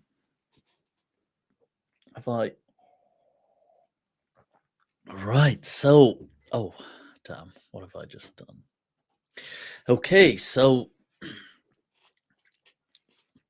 let's start off with a brief introduction. Imam Malik, his name, Malik ibn Anas, ibn Malik, ibn Abi Amir al-Asbahi. Okay, now he is born in Medina in 92 or 93 Hijri, so that's about 83 years after the Prophet sallallahu alaihi wasallam. He is of Arab origin, as you'd imagine. He's from a tribe known as Dhu Asbah. Al-Asbahi, he's called, Malik ibn Anas al-Asbahi. Very famous Himyari tribe, and the Himyar are a well-known branch, if you like, of the Qahtaniyin. They were involved in many dynastic kind of mini, maybe not empires, but small scale civilizations in southern Arabia pre-Islam. So there's a lot of history to the Himyarites, and you can check that up, and maybe we'll cover that in another day. They are more from Qahtan. And I have got a Mindtrap where I discuss the Arab lineage and stuff, and there is this huge thing on a side note: what is Qahtan and what is Adnan, and maybe a lot of this is reshaped and reformed post-Islam, especially what the Qahtaniyin meant. And so people call the Qahtaniyin al-Arab al-Ariba, and they call the Adnaniyin al-Arab al-Musta'ariba, and that they are from Ismail alayhi salam. But then you get many people like right from the Sahaba transmit Ibn Umar, Abu Huraira. You'll get these people saying, no, the Qahtan is from Ismail alayhi salam. They use this hadith. The Prophet said, Ya Bani Ismail, irmu fa inna abakum kana ramya. So they use this. Ibn Hazm goes with that. Ibn Abdul Bar goes with that. There's Imam Bukhari goes with that. You get, what's his name? What's his name? What is it? Zubayr ibn Bakar, or it's on the tip of my tongue. He goes with that. A lot of these people seem to, but then as Islam progresses, they seem to say, no, well, actually, the Qahtaniyin was separate and these people were separate. And there wasn't really any, there isn't much archaeological evidence to support the whole Qahtani thing. There was something that was found that said Qahtan, and it wasn't really sure whether Qahtan was it describing a region, a settlement, or a people. But anyway, I digress. Let's get back to the topic. So Imam Malik ibn Anas, Ibn Malik, and this Anas ibn Malik is not the Sahaba Anas ibn Malik, it's just his. So Malik ibn Anas ibn Malik. So his granddad is called Malik as well. Ibn Abi Amir al-Asbahi. Abu Amir is a companion of the Prophet who witnessed several battles with the Prophet as well. So he was that close with the Prophet, Abu Amir al-Asbahi. His son Malik, who's Imam Malik's granddad, was from the Tabi'een. He was somebody that was played or had a presence in Medina amongst the Muslims. He is one of the few people who praise over Uthman when he is murdered. So this is how. So this is the kind of lineage that we're dealing with. That you've got. Wow, these people have played such a role in Islam. And Imam Malik's father, Anas, they say Imam Malik does transmit a hadith from him, so he may have had some small presence in the Islamic tradition, but not much. His brother, so Imam Malik's uncle Abu Suhail, is known for transmitting hadith, and Imam Malik does transmit from his uncle Abu Suhail. So this is the family, his father Anas, his wife, Imam Malik's mother, is Aliyah. She gives birth to, right, so his birth as well has some miraculous story to it, as many superheroes do. So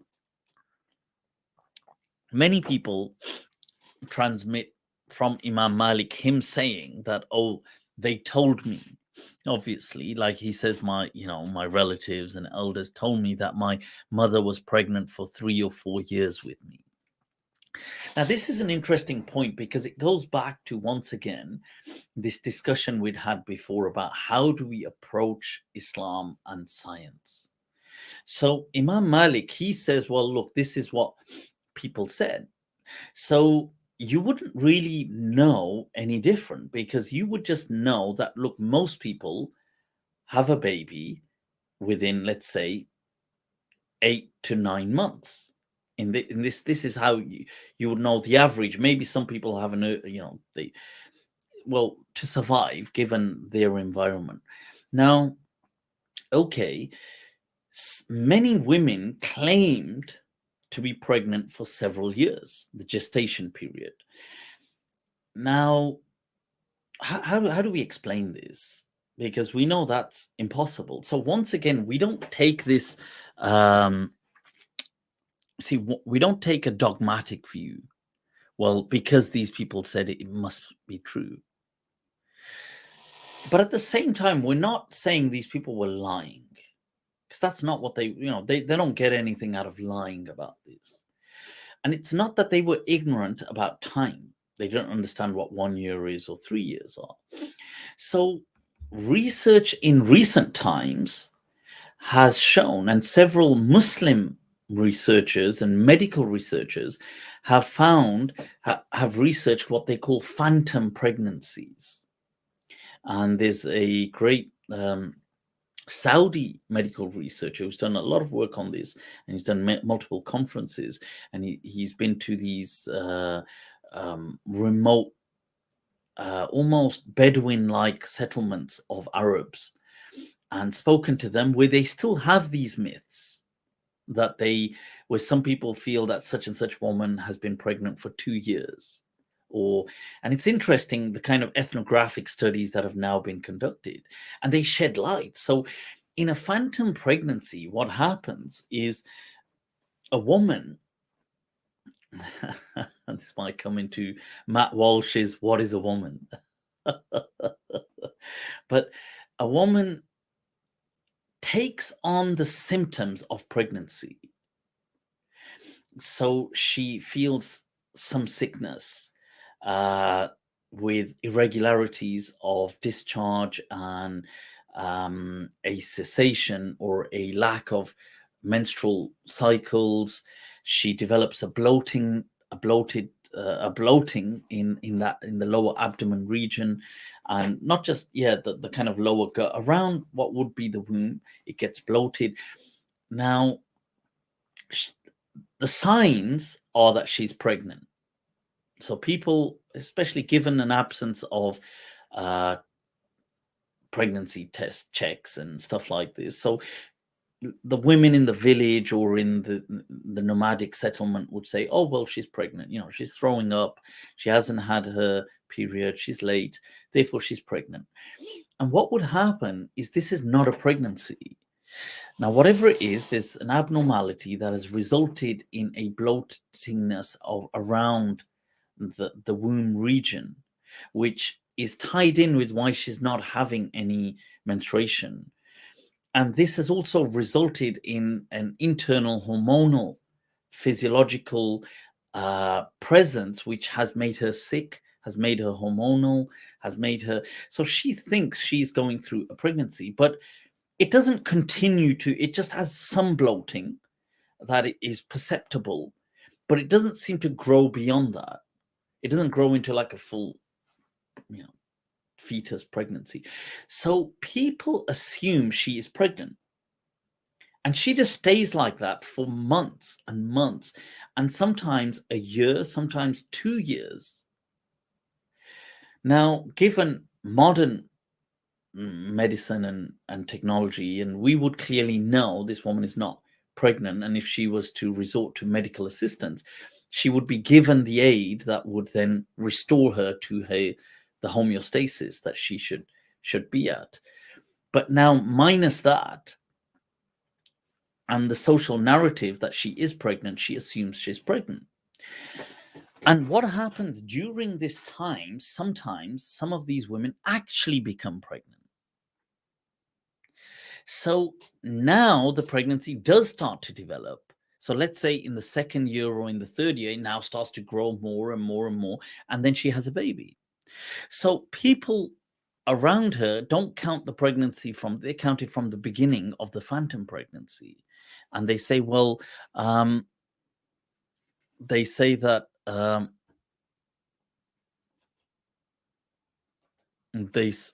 was just reading, women actually give positive pregnancy tests, hormonal issue. Oh, shukran. So this is where you get in the past, in some of the books where the scholars don't know in that long ago. They're just going by science of the age. It's like when Imam Malik is asked about postnatal bleedings, or asked about menstrual cycles, and he just says, look, you just ask the women of your region, because you would be an extension of them ethnically and so on, and you'd be similar to them. So because they don't know, what are they going to say? Is it, some people say 60 days, it's 40 days, it's this. He just says, look, just ask the women what is it. And they'll give you an average, so you just go with that. So so this was the birth of Imam Malik. As a young child, he born and raised in Medina. His family were religious, but they had some freedoms as they did. They weren't, draconian towards him. So he grew up very just chilled out.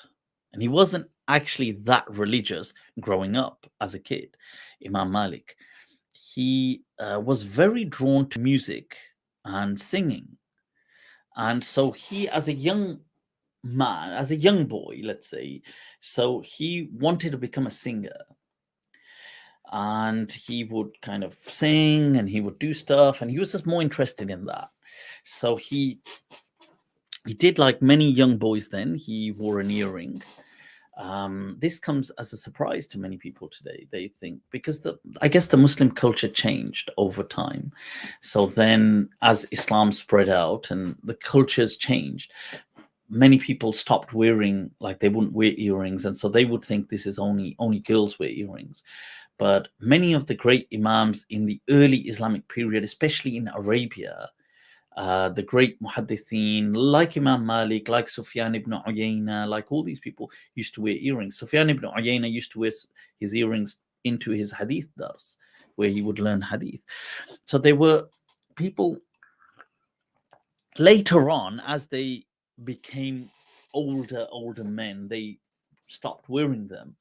But they weren't, it wasn't that they, see, now the question is, people see, this is the question where people say, oh my God, well, how could that be? Because it becomes as a shock, because they think it's haram for men to wear earrings.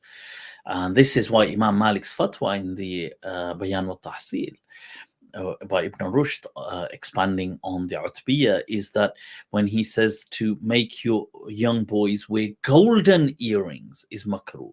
He doesn't comment on the earring. He says because gold shouldn't, he says it's better to refrain from gold. So he says that it's makruh, but not about the earring. He doesn't say anything, because if it's about the earring, then he ought to say, well, wait a minute, earrings are wrong.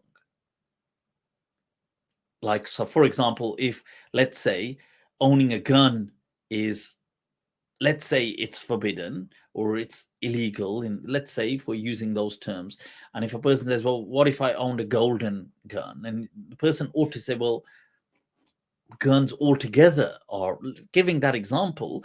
So when Imam Malik is asked that about people placing golden earrings on boys, young boys, he says that, well, he says that gold is not something that really, he goes with the general understanding that it's makruh.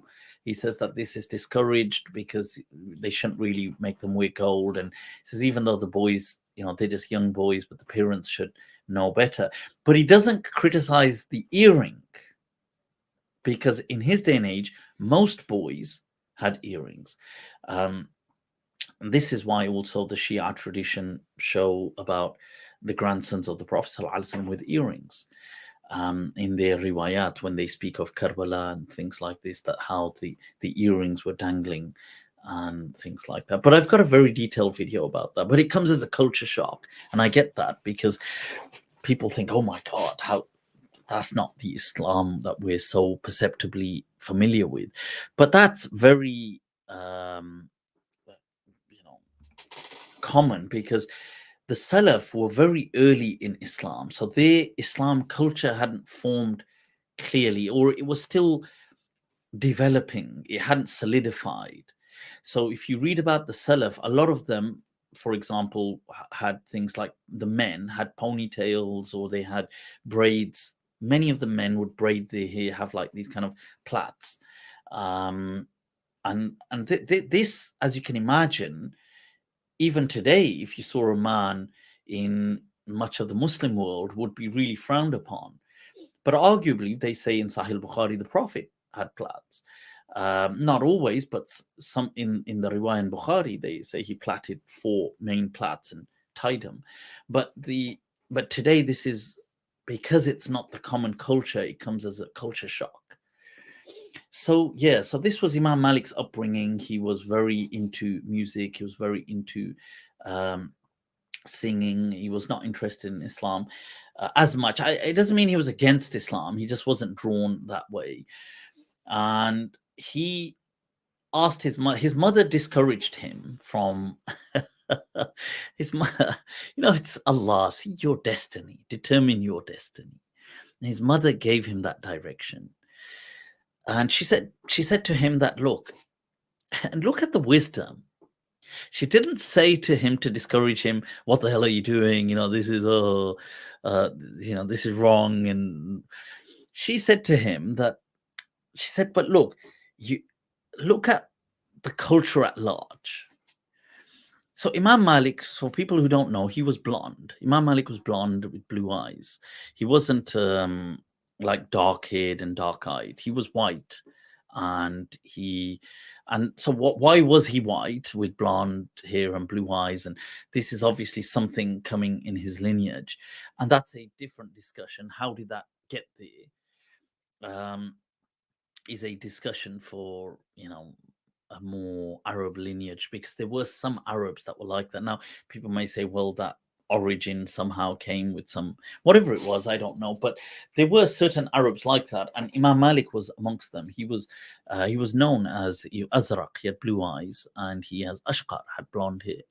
And so his mom said to him that, look, come on, you'll never, it just won't fly. Your project won't take off, because people, who's going to come to watch you perform? Talk about letting him down slowly. His mom goes, yeah, who's going to come to watch the Gora? This Gora. She goes, look, come on, let's be real. It's not, nobody's going to, you're not going to get it's not going to work. You're blonde, you're blue-eyed, you're this, in Arabia, it's, come on. So he was a bit disheartened. His mom had foresight, though. She said to him, look, why don't you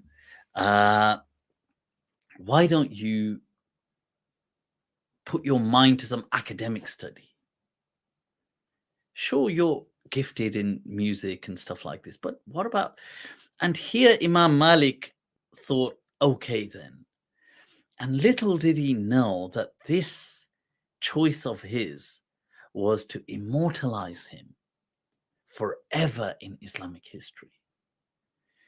That his thinking, his understanding and interpretation of Islam was to go on to shape Islamic civilizations to our very age. I mean, that choice right there between, should I become a musician or should I...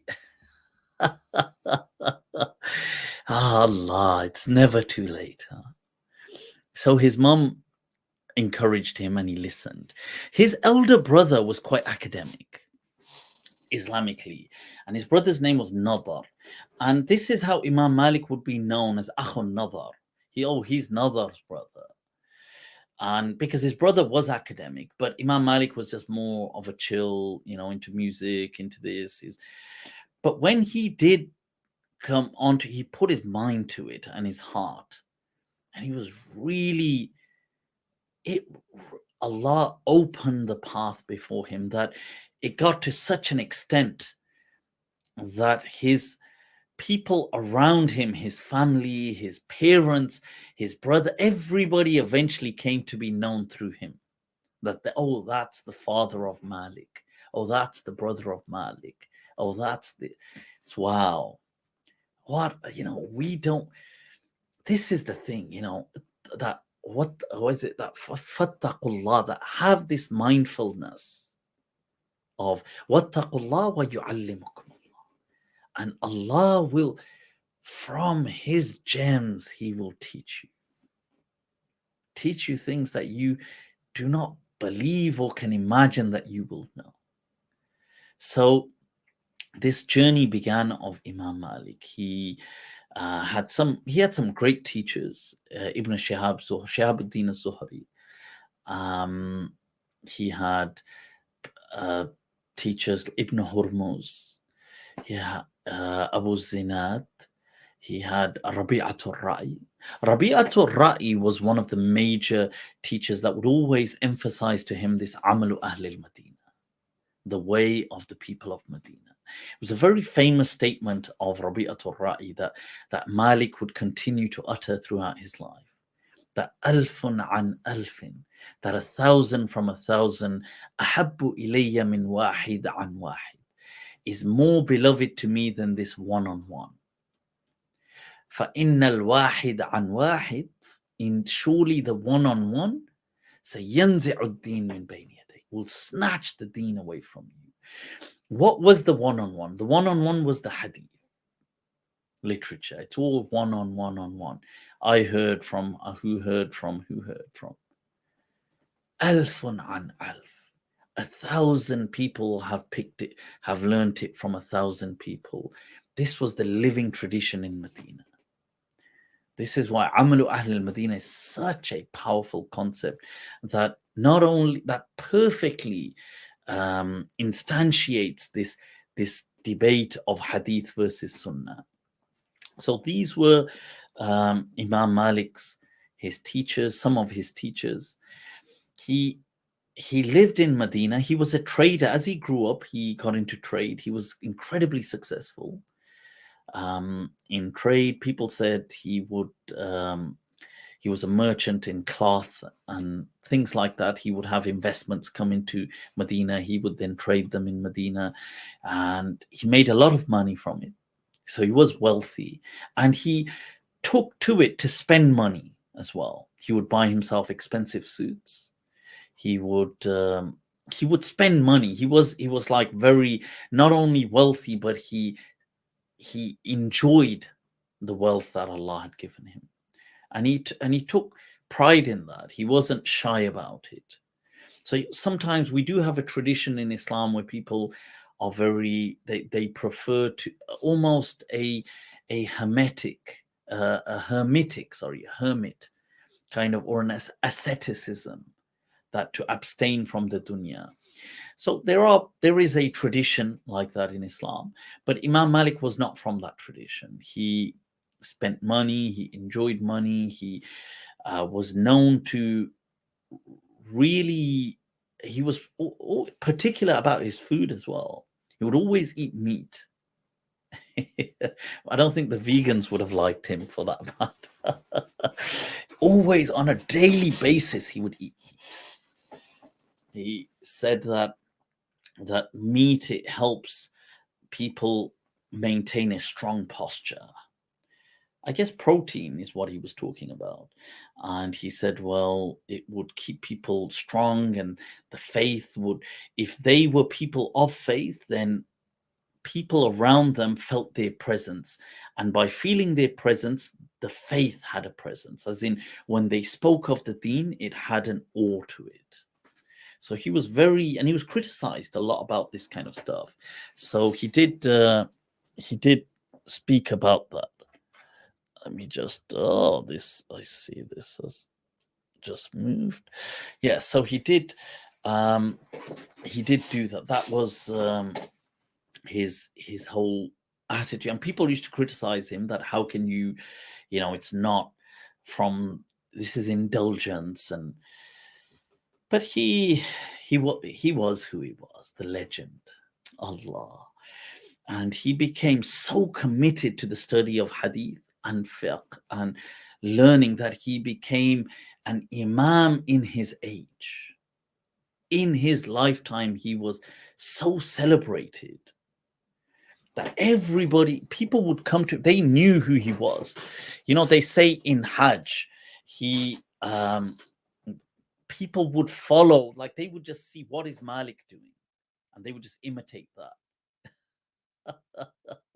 To the extent they say once, Imam Malik, something, he was sitting in, I think, Mina, and as he's sitting, something, he had this rida, like a cloak, and it got trapped under him. So he stood up and he straightened his thing, and people stood up and they started Like they're thinking that they were thinking this is the religious act to do at this stage. This is the way that they would copy him. And when it came to matters of the faith,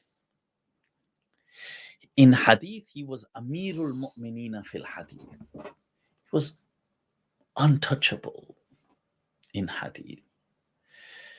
His chain is considered by Imam Bukhari to be the most strongest chain that exists in Hadith literature. It's called the golden chain, al-silsilat al-dhahabiyya. Malik an Nafi' an Ibn Omar, from the Prophet. So between Malik and the Prophet, there are two people, Nafi' and Ibn Omar, radiallahu. So this is considered the golden chain, which is not, it's in the Mut'ah, but it's not the only, as in Imam Malik uses other chains, but that's in there as well. And the Mut'ah was one of the earliest compendiums of Hadith literature. Imam Malik was not trying to compile Hadith as a collective, but what he was doing is putting together a selection. Okay, the Mut'ah is arguably the most authentic book in Hadith from a Hadithi perspective. Okay, it naturally, it predates by some generations the very existence of Imam Bukhari. So, let alone his book, Sahih Bukhari. But by Imam Bukhari's own acknowledgement, Imam Malik's chain is the most authentic chain in the entire Hadith literature. This is the position of Imam Malik. Why do people not put Imam Malik's book as number one? Because the Malikiyya do, and some other people do, Shah Waliullah Dahlawi and other people do consider the Muwatta to be the most authentic book there is. But why do the Shafi'is or the other people not? The Shafi'i have dominated the Hadith literature. Why do they not consider it? Why do the Salafiyya not consider it? Why do and there may be many reasons amongst them that, well, some people felt, it's only a small number of hadith. There's only about 1,800 hadith in there, whereas the other books have, whether it's going to be 7,000, 6,000, 4,000, 10,000, 12,000. And so this is a small collection of hadith, therefore it's not of equal measure. That may be a reason. Another reason is as well that Imam Malik speaks in the Muwatta. And you say, well, what's the problem with him speaking? Doesn't Imam Tirmidhi speaks in his Tirmidhi? He says, well, such and such scholar acted according to this hadith, such and such didn't. He says, well, such and such person is weak, such and such person is sahih. So that's fine. It's not a... Abu Dawood sometimes speaks in his... Imam Bukhari sometimes speaks in his book. So what's the problem with speaking? Well, it's not speaking per se. It's what's being spoken. Imam Malik brings a hadith at times, not always, but he brings a hadith, and then he says, we don't act according to this hadith. He says, هذا الحديث ليس عليه العمل ببلدنا. He says, this hadith, we in our city. And here I ask you, what city? In our city. In the city. In the one that counts. Al-Madinatul Munawwara. In the city of the Prophet. No other city matters. It is just Medina, full stop. So he says, we in our city do not act upon this hadith. This is a catastrophic meteor in the face of the second wave Muhaddithin project, this attitude. So Imam Malik is part of the first wave of where Hadith is being developed. Not developed, it is development is the proto stage, but now it's being compiled and written, and they are part and parcel of the Hadith project, the first era, first wave. The second wave is the Muhaddithin like Bukhari, Abu Dawud, Abu Zur'a, all these people, Tirmidhi, and these people. So in the first wave, Imam Malik has said this. In the second wave, it is all about the Hadith project. To bring a Hadith and say, well, according in our city, we don't practice this. There's no action. This Hadith is not to be actioned in our city. Allah.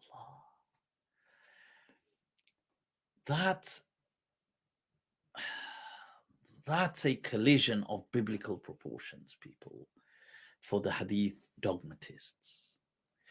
This is why, but then you could say, well, what makes this worse or more complicated is the person who's saying it. See, the person who's saying it is Imam Malik ibn Anas. Allah. You see now, Imam Malik in the Islamic legacy is a force of nature.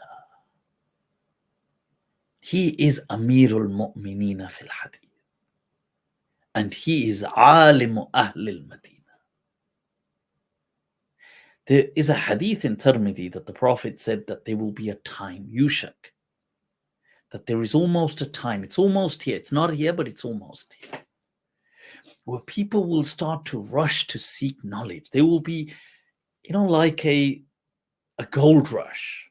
There will be an ilm rush, a knowledge rush.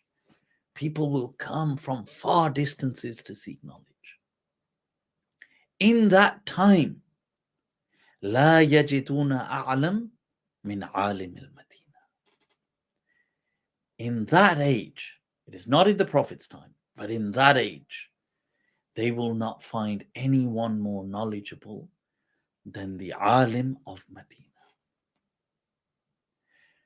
Shortly after the Sahaba's time, in the Tabi'een time, in the late Tabi'een time, this culture began, where people started to travel to seek knowledge. And they say there was never, in such an era,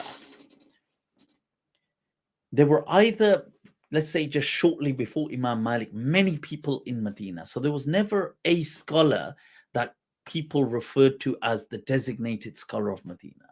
They were the Fuqaha Sab'ah, for example, who were Imam Malik's teachers. As the poet says, فَخُذْهُمْ عُبَيْدَ اللَّهِ عُرْوَةَ قَاسِمٌ. And so there were these many ulama of Medina. But in Malik's time, which is the same time he's growing up, but as he grows into an older man and they've all passed away, and this era has fully blossomed. People are traveling from Khurasan, people are coming from Uzbekistan, people are coming from Maghrib al-Aqsa, people are coming from Al-Andalus, Muslim Spain, to seek knowledge. In that time, there was only one scholar in Medina, and that was referred to as Alimu Ahlil Medina. That was Imam Malik. This is why many ulama said, Sufyan ibn Uyayna, Ibn Mahdi, other people said, we understood this hadith to be embodied in Imam Malik. See, this is the status of Malik. When it comes to fiqh din, understanding the deen, it's a don, an unparalleled don, untouchable. When it comes to hadith, he's Amirul Mu'minin. Now, what do you do with a guy like that when he says, oh, this hadith, who's transmitting it? I'm transmitting it. What sanad are you transmitting it with? The golden chain. Nobody can beat this on earth. He says, oh yeah, that hadith, There is no action upon this hadith in our city. Maybe in your city there is, but in our city, the city of the Prophet, we don't act according to that hadith.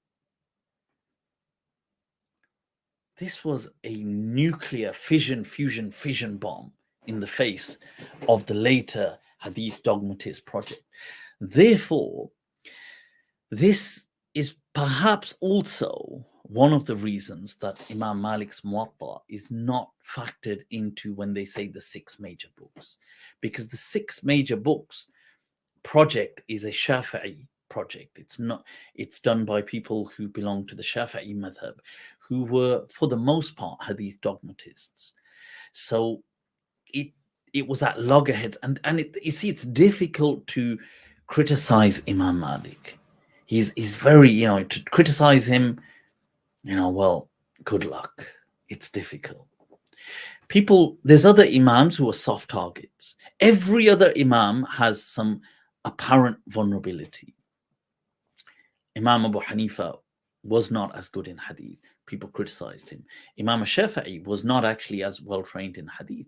People criticized him. He wasn't as reliable. Imam Ahmad was not as trained in the understanding, in the fiqh of the deen. Many scholars did not recognize him as a mujtahid imam. You name the imams, many of them had some weak spot. Malik was one of the few legends of Islam that unanimously everybody held him in awe. But he just had this authority about him. And this is why his madhab, you see, his madhab is built on, his school is built on the amal of Ahlul Madinah, the living tradition of Medina. This is why we are not hadith dogmatists, not we who follow the tradition of Medina. His school was known as the school of Medina. We who follow the school of Medina are not hadith dogmatists, hadith relativists, as in we embrace the sunnah. Where the hadith correlates with the sunnah, we embrace it. Where it doesn't, we don't. Hadith is simply it's just a historical data. The sunnah, however, is the teaching of the Prophet in the deen. Hadith is a written document. Some sunnah were documented, some sunnah were never documented. Some non-sunnah actions were documented. You see, so this is where you appreciate, wow, the wealth that Imam Malik brings to the Islamic legacy by documenting these things. Because if somebody today had tried this, they would have been anathematized, they would have been excommunicated, deemed a kafir, chucked out of Islam. They would have all, but Imam Malik, good luck trying any of that. So this was his, and then his madhab was built on maslahah, which is welfare. So you see, his madhab is fatawa. This is why Imam Malik is Ahlul Ra'i. His teacher was Rabi'atul Ra'i. He's from the people of reason, the voice of reason.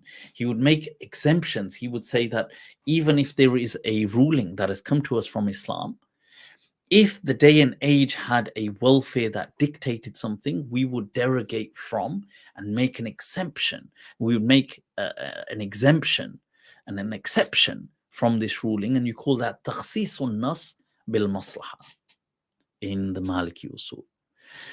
So this is why Imam Malik's fatwa are like that, and his madhab is a continuation of that. So another cataclysmic, cosmic meteor in the face of dogmatism, because Imam Malik's madhab was then all about maslahah. Not all about it, but at times, and people disagreed. They even Malikis didn't always agree on things amongst themselves. But this is what it was, and we've got to speak about the madhab on another day, because it's the only madhab of Islam that had so much diversity throughout the globe, from Spain to the Middle East to Central Africa. I mean, that's wow. No madhab did that. No madhab reached that kind of geographical diversity. So yeah, that's about his madhab. But coming back to him, Imam Malik, he, as a person, he spent his early portion of his life learning knowledge. Like he says, his life could have, in hindsight, been divided into three. He spent the first third learning, the second third learning and giving back, and the last third primarily just giving back. And yeah, he was criticized by people for not being seen as someone who was very immersed in worship. So he would not, he would pray his fara'id and his daily prayers, but he wouldn't pray many nafal. You wouldn't see him praying many nafal. You wouldn't see him fasting voluntary fasts. You wouldn't see this kind of worship from him. So he was criticized about this, a very famous incident. But Imam Malik responds by saying, look, somebody says to him, why don't I ever see you praying nafal? Why don't I ever, you indulge in meat and you have expensive clothes and you what is this? This is not Islam. And Imam Malik's reply to him is actually very beautiful. He says that he doesn't diss him. He says, look, I respect what you do. You immerse yourself in worship. But he says, look, kilana ala khair. We are all upon goodness. Khair, you worship. I teach people. I discuss with people. I have religious discussions. I convey the living tradition. I expand on ideas, religious ideas with people. He said, look, we all, he said, it's not that what you are doing is better necessarily than what I'm engaged in. That kilana ala khair, that let us be each to their own. Subulullahi kathira. The paths to God are manifold. And this is once, there's an incident that Imam Malik was sitting there and his student Ibn Wahab was sitting there. And it was almost, the adhan had gone. And Ibn Wahab was, he's an Egyptian student. He's from the main Egyptian students from Imam Malik are Abdullah ibn Wahab, Ibn Qasim, Ashhab, Ibn Abdul Hakam. These are the main Misriyin students. And they spend decades with Malik, by the way. At least they spend about 2 decades, and Ibn Wahab spends 3 decades with him. So when the adhan goes off, Ibn Wahab closes the book. He was making notes and stuff. He closes the book to get up to pray nafal. And Imam Malik says to him, ala mahlik. He says, easy there, tiger. Tiger. It's easy. He says, he's not stopping him, but he says, don't be mistaken in assuming that what you're going to do is somehow better than what you were doing.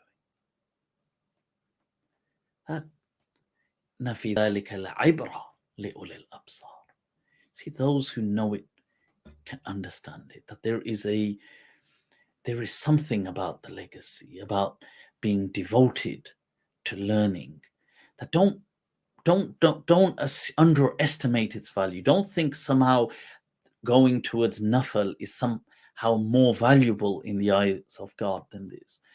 Sure, if you want to do it, do it. He's not stopping him. But yeah, so this was his lifestyle. He had such, one thing about Imam Malik is he had this bewildering love for the Prophet sallallahu alaihi wasallam. That he would not tolerate any disrespect towards the Prophet. And this isn't about a kind of intolerance. This was his love. He just felt once somebody cracked a joke about something about the Prophet's cloak. And Imam Malik reprimanded him that, look, don't, this to us, he said, this is the most beloved of people. Like, why are you doing that? How could you think that would be funny to us? he declared in Islam that Medina, because it's the resting place of the Prophet ﷺ, it is the most afdalu buq'atin fil ard. It is the most virtuous place on earth above Mecca. And such it is in the Maliki madhab. We consider Medina to be more virtuous than Mecca. The other madhabs disagree, but the Maliki madhab holds Medina to be the most virtuous place. So, and Imam Malik never left Medina ever. On one occasion, he went for Hajj, and that was it. He said that I refuse to leave the city of the Prophet for anything, even trade. He had people working for him. He had intermediaries that would bring goods and stock, and he would have it traded in Medina, but he would never leave Medina. He was asked about that, and he said that it's not that I haven't considered it, but he says that I always think that I want Medina to be my final resting place. And what if death is to reach me somewhere else? Allah. See, that's another kind of love that he had for the Prophet. And this is why his madhab was the most strict when it came to matters of loving the Prophet. It was not about a kind of barbarism or anything like this. It was a love. That's what it was. Imam Malik himself never wore shoes in Medina. In the streets of Medina. He would wear it around his, let's say, in his own building, in his home and things like this. But around the masjid and those places, he would take his shoes off. No, I don't mean in the mosque. I mean the streets surrounding that area, that vicinity and so on, because they'd slightly built a bit more by Imam Malik's time. So in those outskirt places, fine. But as he got closer, the vicinity and the streets and the areas, he said that this is certainly where the Prophet walked. So he said that I find it just out of his love. This is not an Islamic ruling. He said that this is where the Prophet set foot. So I find it just in myself unacceptable to wear shoes. Not that he didn't object to people doing that. He refused to ride a horse or a mule or a donkey or anything in those parts of Medina, out of love for the Prophet sallallahu alaihi wasallam. This is why, when they tried to torture him, they tried to punish him. So later on, Imam Malik gets into some, not trouble, but there's a revolution going on, and Muhammad Nafzakiya's revolution, and we could speak about that another day. And Imam Malik, he's not fond of revolutions, but he implicitly lends some support, because people say, well, look,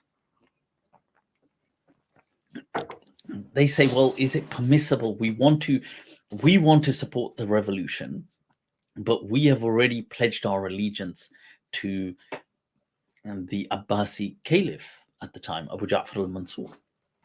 And is it haram then? And then people had said to them, well, were you happy when you pledged your allegiance?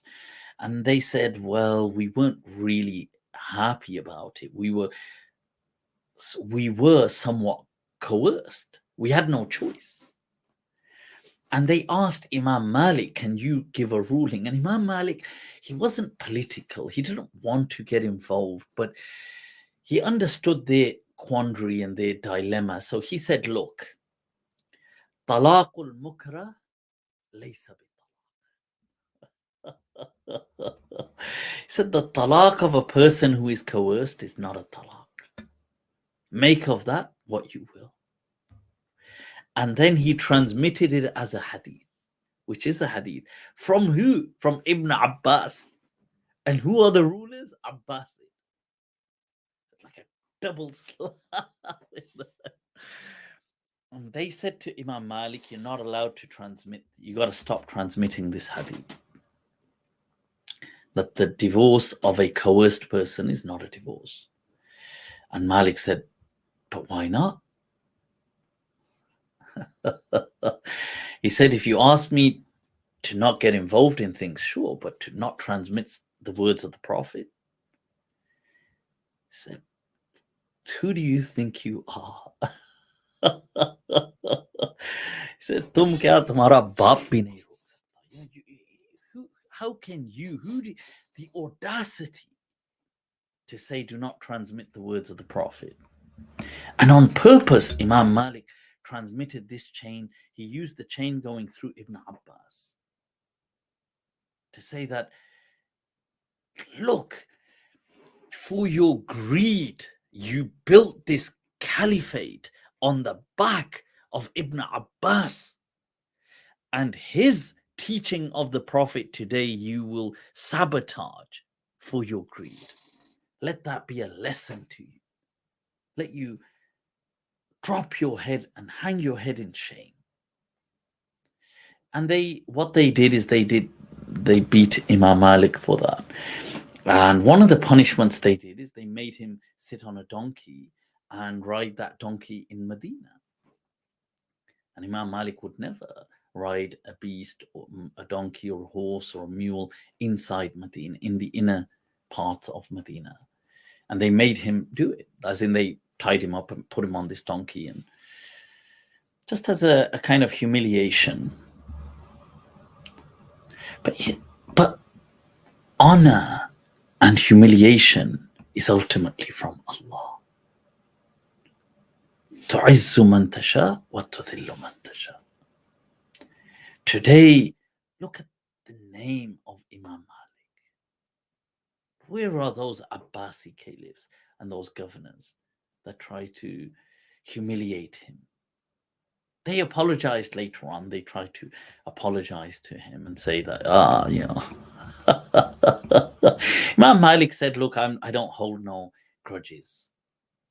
What's happened is how they whipped him publicly.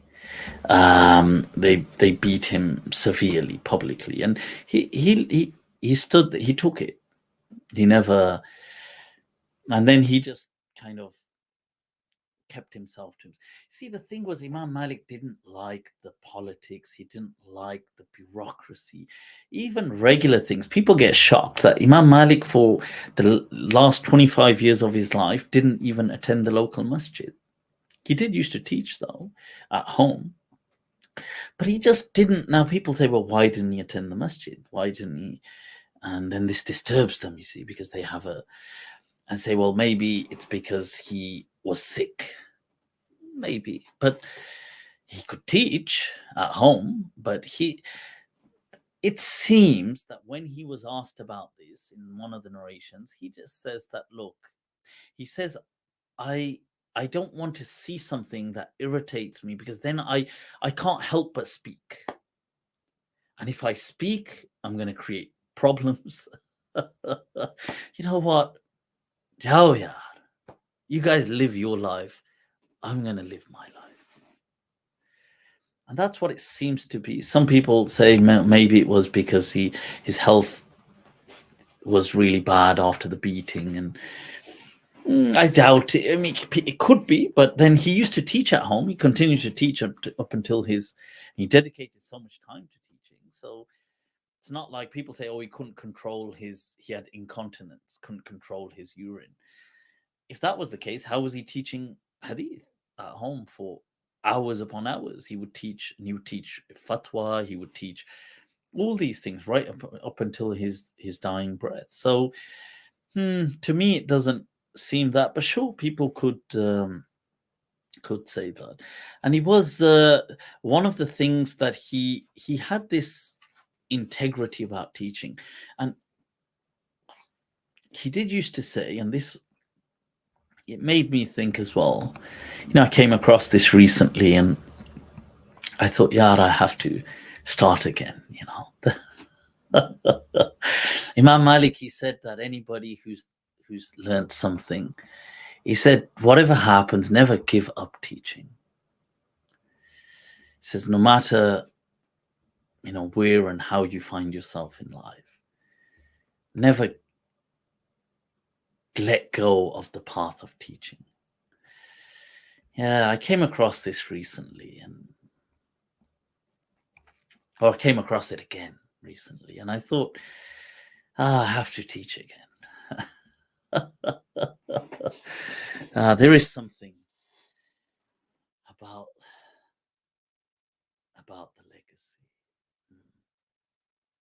أسامي لم تزده معرفة إنما لذة ذكرناها. Allah, as the poet says, that these are titles, these are words. They don't increase them in any kind of value. إنما لذة ذكرناها. We mention it because it gives us a ladha, it gives us a pleasure, an enjoyment. But I will continue more about Imam Malik. But what we can see is there was this man who, as a young boy, he chose a path that determined his destiny. And he struggled along the way as well. He met, like all of us, we will meet our challenges. But he gave us a lamp in the darkness, because what he did is, what we see, why is it important, is he showed us that you can understand the deen in this way, that there is this maslaha, welfare, that there is this hadith relativism, that there is a difference between hadith and sunnah, that there is that the sharia has maqasid, that this is how you can do. He taught us that, and the person he was, his teachings they can't just be ignored, as in, you couldn't just, it's not easy to just say, well, it's just Imam Malik. He's a legend in Islam. So I find myself, so it has been one of the joys of learning the legacy of Islam, has been this affiliation to the school of Medina, that I found myself honestly in harmony with this school, that whenever I had a way of, let's say, without knowing what things would be, or what do I think Islam would say based on my understanding, often my answer was in line with the school of Medina, that there was such a harmony. So yeah, and it's fascinating that there were certain verses he would often repeat. One was like, Hasbunallahu wa ni'mal wakil. Often found Imam Malik saying that, Hasbunallah, Allah is sufficient for us. Wa ni'mal wakil. We got to rely on people. Let's rely on God. Why not? Honestly, sometimes we are going to ask people for things. Let's ask Allah. Just ask God. Let's see what happens, man. And there's another verse that he would often repeat, that inna dhunnu illa dhannan wa ma nahnu bimustayqinin. That at best all we have is conjecture, and we lack certainty in this affair. Wow. Inna dhunnu illa dhannan. That we only but think, that all we can bring to this table is but an assumption. وَمَا نَحْنُ بِمُسْتَيْقِنِينَ. We don't have yaqeen in the matter. That's huge, man. That's huge, because let that be a reminder. We, in this day and age, people, they freak out if somebody says, well, I think this is the answer. I feel that this is, oh, no, you should say, I get it, the people want certainty. They want certainty. But this realm, this whole existence is dhan. The ultimate certainty is just Allah. We have to understand that whatever we think is an answer is ultimately our understanding of what we think is the answer. You see, whatever we see and understand is limited by our understanding. And if we're hearing it from someone, it's limited by their understanding. And if they heard it from someone, it's limited by their understanding. So it is ultimately inna dhunnu illa dhannan wa ma nahnu bimustayqinin. Imam Malik would often recite that when teaching people, when giving them answers about the deen. He'd say inna dhunnu illa dhannan wa ma nahnu bimustayqinin.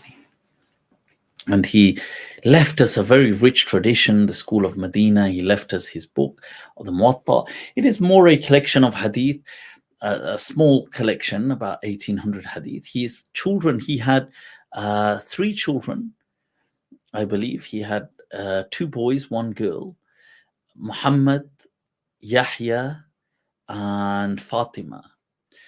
And what many people may not know, it was actually his daughter that took the lamp of his legacy and marched forward with it. She continued to teach his classes and things after him. She was the one that was the most bright. And his son, I forget, I believe it was, might have been Yahya, or was it Muhammad? But his sons were just, one of his sons was just barely okay. He was never impressed with his sons.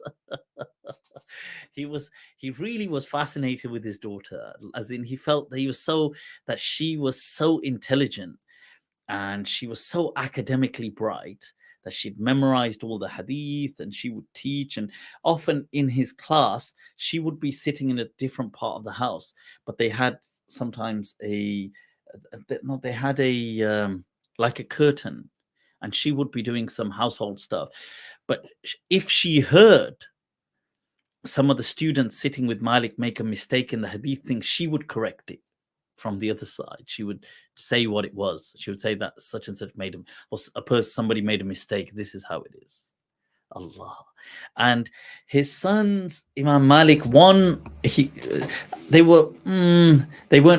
never took his place. And one of them, he was quite disappointed. One of them, I think it was Yahya, it might have been Muhammad. He wasn't interested at all in the legacy, and he would often walk through the house whilst Imam Malik's class was going on. He just had an earring on. He would drag his cloth. You know how back then you weren't meant to, it was frowned upon to drag your kind of garment behind you, the izar. He would often be doing that.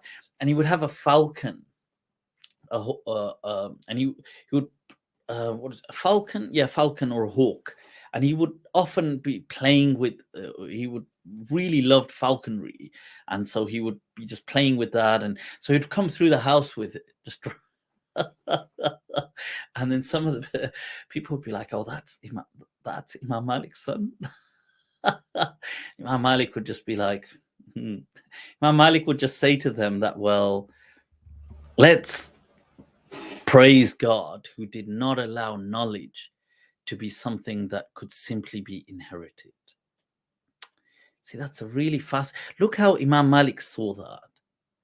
He didn't see, even though he may have felt some disappointment, but in that disappointment, he saw the positive. That, wow, that look at the value Allah left, that this is something that one must struggle for, to determine their own destiny in it. It is not something that you could simply inherit. Allah, that is wow. Even in that, he saw it as a positive reminder. So people, let's wrap up with that on the legacy of the legend Imam Malik. And what I'll do is I'll take a look at some comments and I'll share the if you guys want to jump on, we can wrap this up.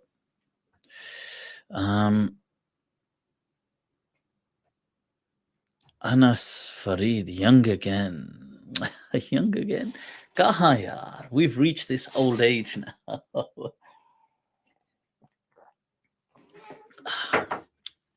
Let's share. What's this? Best dating site, adult dating site. यार ये क्या हो रहा है? ये क्या हो रहा hai? Let's block this person.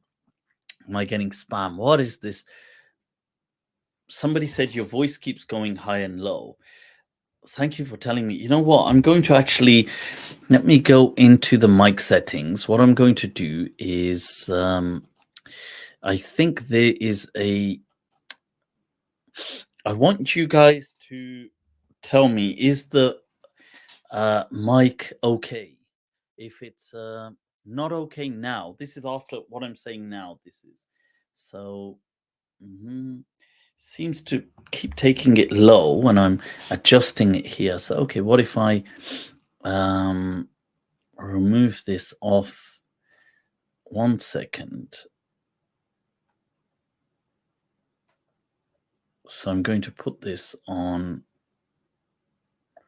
Take off any automatic settings. Now, okay, so let's. Whoa. Then it just. Is it not going to allow me? Right. Hopefully it allows that. If there's any issues, let me know. So now I'll be speaking now, and if we have any issues with the mic, if it feels a bit low, tell me and I will adjust it.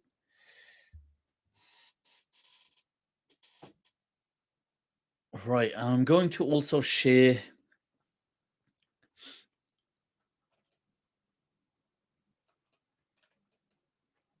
Right, someone buy me a new mic. Somebody goes, buy him a new mic, Brian Griffin says. Yeah, guys, go for it. Why not? It's low. It oscillates up and down.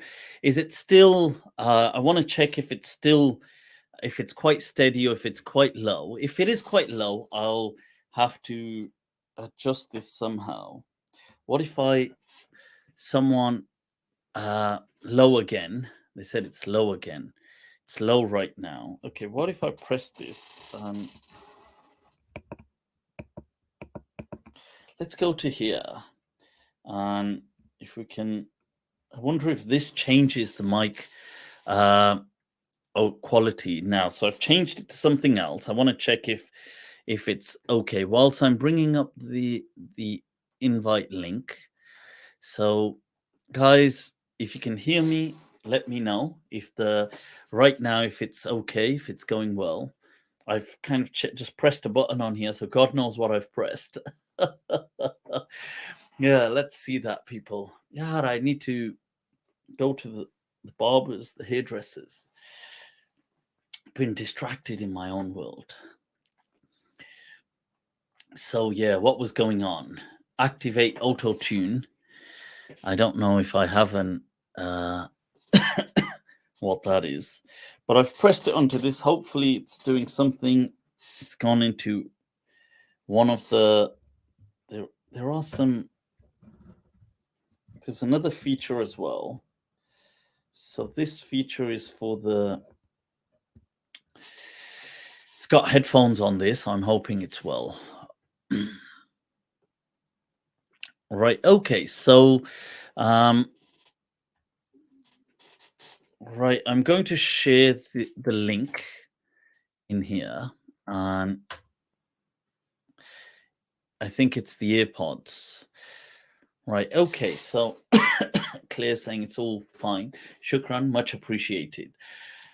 Right. Yeah. So people, I've blocked whoever was spamming about the dating sites. You nutty. You're trying to corrupt the. Speaking of sites, I saw I haven't watched but there was a small clip, like a short from a discussion, a podcast, Dili Hussein's podcast with forgotten the name of the guy. I think is it Mahdi something, and it was about a new Muslim intimacy platform, rather, and it's called, I think, No Strings Nikah. and what it's saying is that basically to have an easy, like a low commitment nikah, I guess that's it. Yeah. So not even a low commitment, just intimacy and companionship. So so this is now the new craze. Okay. Right now, I can't. I don't know how successful things like that would be. I'm sure many men would be on there, but from a female perspective, I don't know. Although the need is there, clearly. So I guess if the need is there, then it comes down to the simple laws of supply and demand. Interesting. That would be right. What day and age are we living in, people? But I did, well, years ago, when I spoke about the concept of low commitment for people who felt the need for that, not that this is for everyone to do, but I said that this low commitment thing, that when I spoke saying that there is, according to some Sunni scholars, the concept of Mut'ah, and I did speak about that, arguing that, look, this does make sense. Obviously, most people consider it haram, and so if you consider it haram, fine. But these people don't consider it haram, including Ibn Ashur, the great Maliki legend of the 20th century. So I had said, well, this would be a potential avenue for people as an answer to the contemporary complexities that people are facing. So it was deemed really notorious, and people were really upset. I don't know if they were upset, but they were very condemning that I had said things like that. But now it's interesting that as the day and age moves on,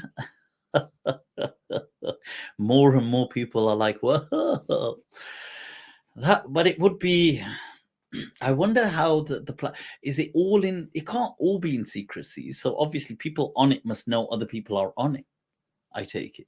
So they must be like, acha, aap yahan, you, yeah. No. This is this one. I was just tourism. It's got to make for some interesting when they, acha, this person's on here as well. Oh, people. Allah.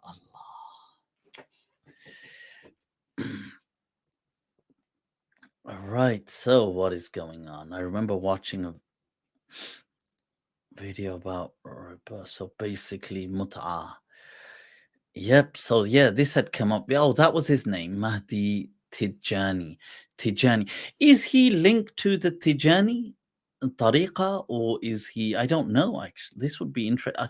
I don't really know anything about this person. I don't know whether he's inclined to the Tidjani tariqa, and is he in that way? Not that he has to be learned or anything to open up an app. It is just,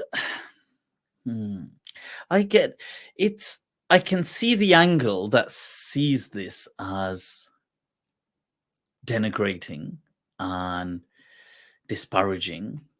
I can see that angle. People say, well, it's destructive to the values of relationships and stuff like that.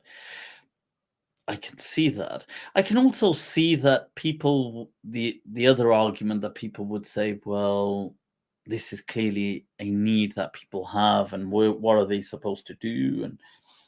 And you could see, well, okay, you could see that as well.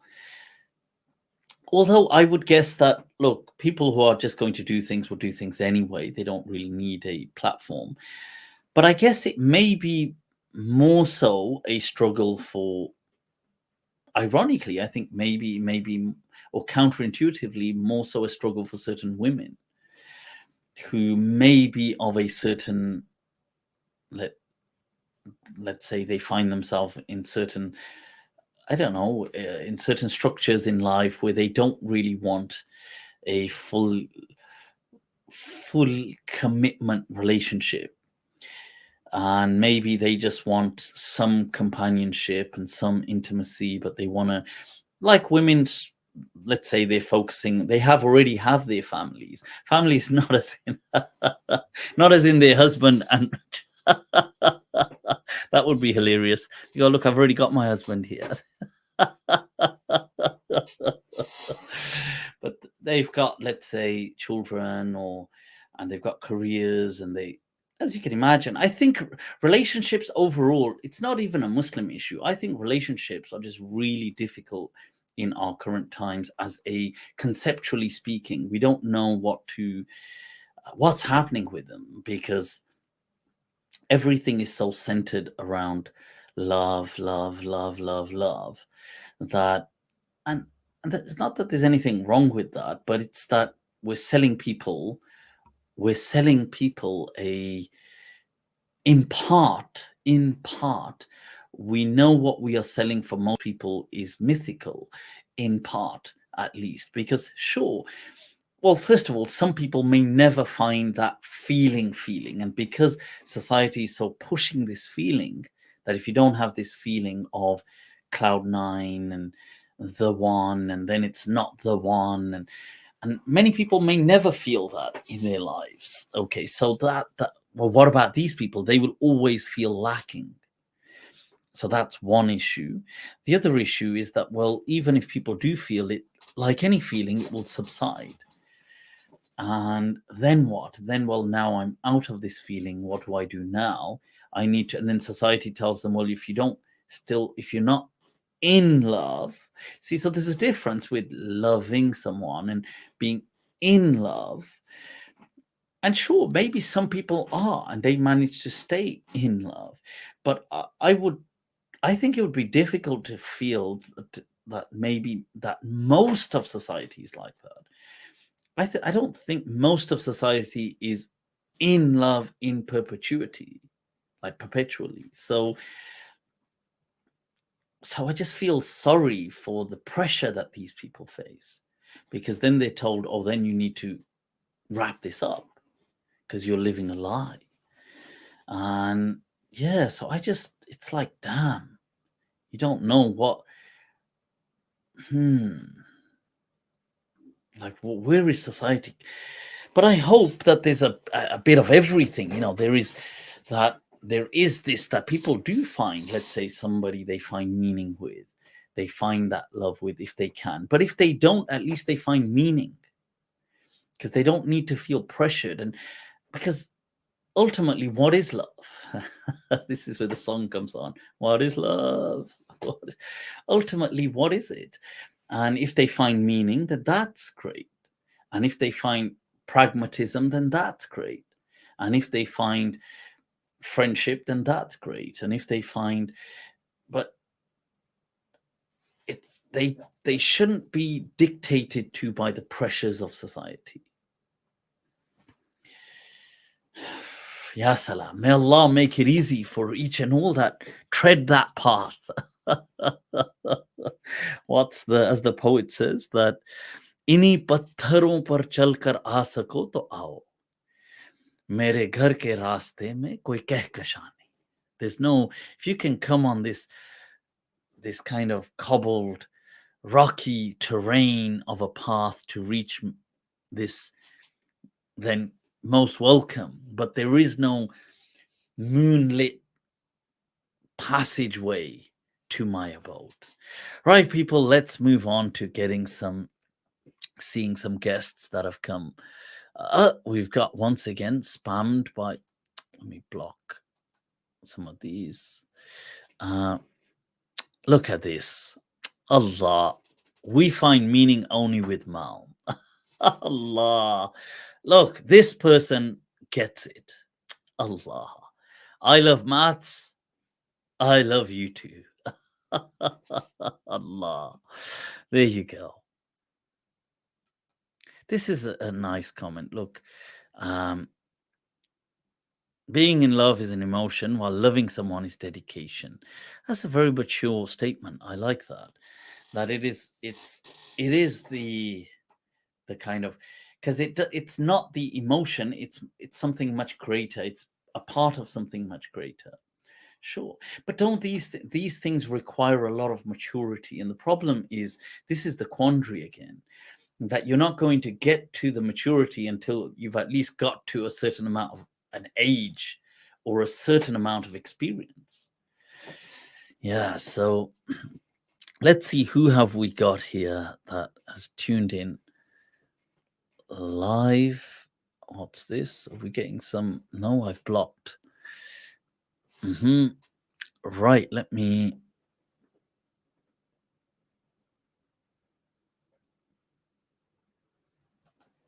Right.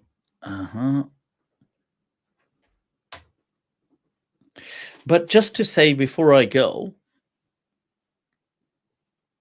and bring somebody on live, this is me just exploring. I'd seen a certain clip and it's just exploring a topic. Don't think, oh, I'm saying it's just interesting to explore. That's all. That okay, what are these people saying? And I wonder how these things would even unfold, because the society, including the Muslim society, is so rapidly changing. And the fact that people are now, let's say, more the kind of, the more kind of strict dogmatist types are opening up to some of these conversations is interesting, because you think, macha, is this a car crash in slow motion? Possibly. Is it something else? Well, it is what it is, I guess. Right. Okay. We've got here Anas Farid. Anas Farid. Let me bring up. Assalamu alaikum. Assalamu alaikum, Mufti. Allah. Wa alaikum salam wa rahmatullah. How are you, Mufti? I'm good. Where are you joining us from, Anas? I'm joining you from here, Pakistan, Palakot. Oh, Pakistan. Kya baat hai, yaar. I totally didn't assume that. I thought, kya baat hai. I thought you're talking from somewhere. Ahlan wa sahlan. Welcome, Palakot people. Thank you. The famous Palakot, where Abhinandan came and left his payload and something. That was it. That was the one. Everything. Yeah. So what's going on? Till then, we what were thoughts are preoccupying your precious mind? What would you like to share with us today, Anas?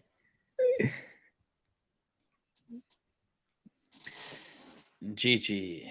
It's actually early in the morning now here, and and when I saw your a notification popped up and I saw that, oh, Mufti has मुझे पता ही नहीं था कि आज Thursday morning है, तो मैंने देखा कि मुफ्ती साहब आए हुए हैं. मैंने कहा, हो, मैंने तो मिस कर दिया. So यही तो बात है, सरप्राइज करना पड़ता है. Actually, when I first saw you, yeah.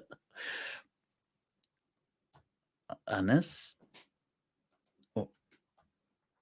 I'll just I take it there may be a connectivity issue. Oh, we've lost him.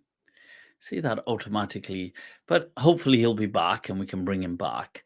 Till then, I've shared the link again. If people want to jump on, more than welcome. I've got Ashiqur Rahman. Ashiqur Rahman. Assalamu alaikum. Wa alaikum assalam, Mufti. How are you? I'm good, alhamdulillah. Ashiqur Rahman.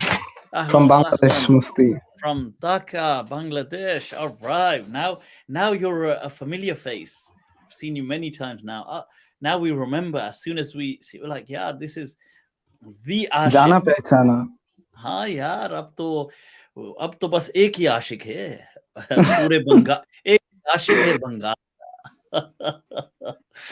That is the Ashiqur Rahman people. Allah, Allah. What a name, huh? You know, when people say, what's your name? Say Ashiq, huh? What's your name? Say lover. What's interesting, I come to know about its meaning, understand its meaning a few years back. Oh, right, okay. The lover of the most merciful. Allah, Ashiq of Rahman. And by extension, insan. By extension, by loving Rahman, you're also loving the creation, the makhluk of Rahman as well. मजबूरी है. मजबूरी यार, अच्छा मजबूरी से आप एक ही तो आशिक हैं, दिस एक ही हैं, किस किस को प्यार करेंगे, कहाँ कहाँ ये इश्क फैलाएंगे. How can they this one बेचारा Ashiqur Rahman, he can't just love the whole of humanity. जानलेवा थी ख्वाहिश वरना वसल से इंतजार अच्छा. हाय वसल से इंतजार अच्छा. हाय हाय हाय हाय, क्या बात है यार, क्या बात है. वाह. That is, Since you're talking about love, do you know about Carl Sagan? Carl Sagan. Carl Sagan, of course, Carl Sagan.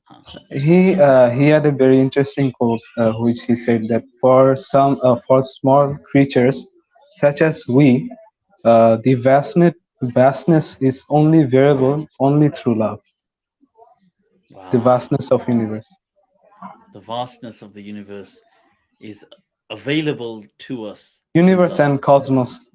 Yeah, through love. Like we experience it through love. It is true. It is because of its what you find is some of the most profound, if we can call it an entity, is something. It's, although I don't know whether we can call love an entity, but one of the most profound concepts or profound things, let's just say a thing, will be that which is the most difficult to define. Yeah. Like consciousness, like love. You can't define it. Like you ask somebody to give you a definition of love, they don't know what to say. It's like, how do you explain it? It's true. But I'm searching for this for a year. You're searching for it. Yeah. It's meaning. What's her name? Aap naam bataiye. No, what's it's her meaning. name? Yeah. Let's get her on this live stream. Dil dukhaye hain. It's gonna be catastrophic. See, Ashiq, she is searching for the past year. What does love mean? People, what does it mean? It's true. You can't define it. You know, you ask somebody to give you the definition of love. They say, well, is it affection? So, well, is it just affection? Is it just, no, is it, they will say, is it caring, or is it caring? No, well, no, it's not caring, because they could say, well, it's an emotion, sure, but anger is an emotion, you know, frustration, worrying. I mean, what's, well, no, it's you know, it's something that you can't explain it. You can't explain what love is, and yet in its very instant we all recognize it. Yeah. Just like consciousness, we all know what it means to be conscious, to have that first person experience, to be the thing that is having experiences, to be the thing that is knowing. We all know that, what it is, but yet we can't, in itself, you can't explain it. You could just say, well, it's the thing that has conscious, that has experience, the thing that has, because, and we all know it intimately, but we can't explain it. We can't capture it. You see, it's like a fragrance. You know, as John Elia says, what is it? That उसमें खुशबू में रंग बिखर, खुशबू में रंग,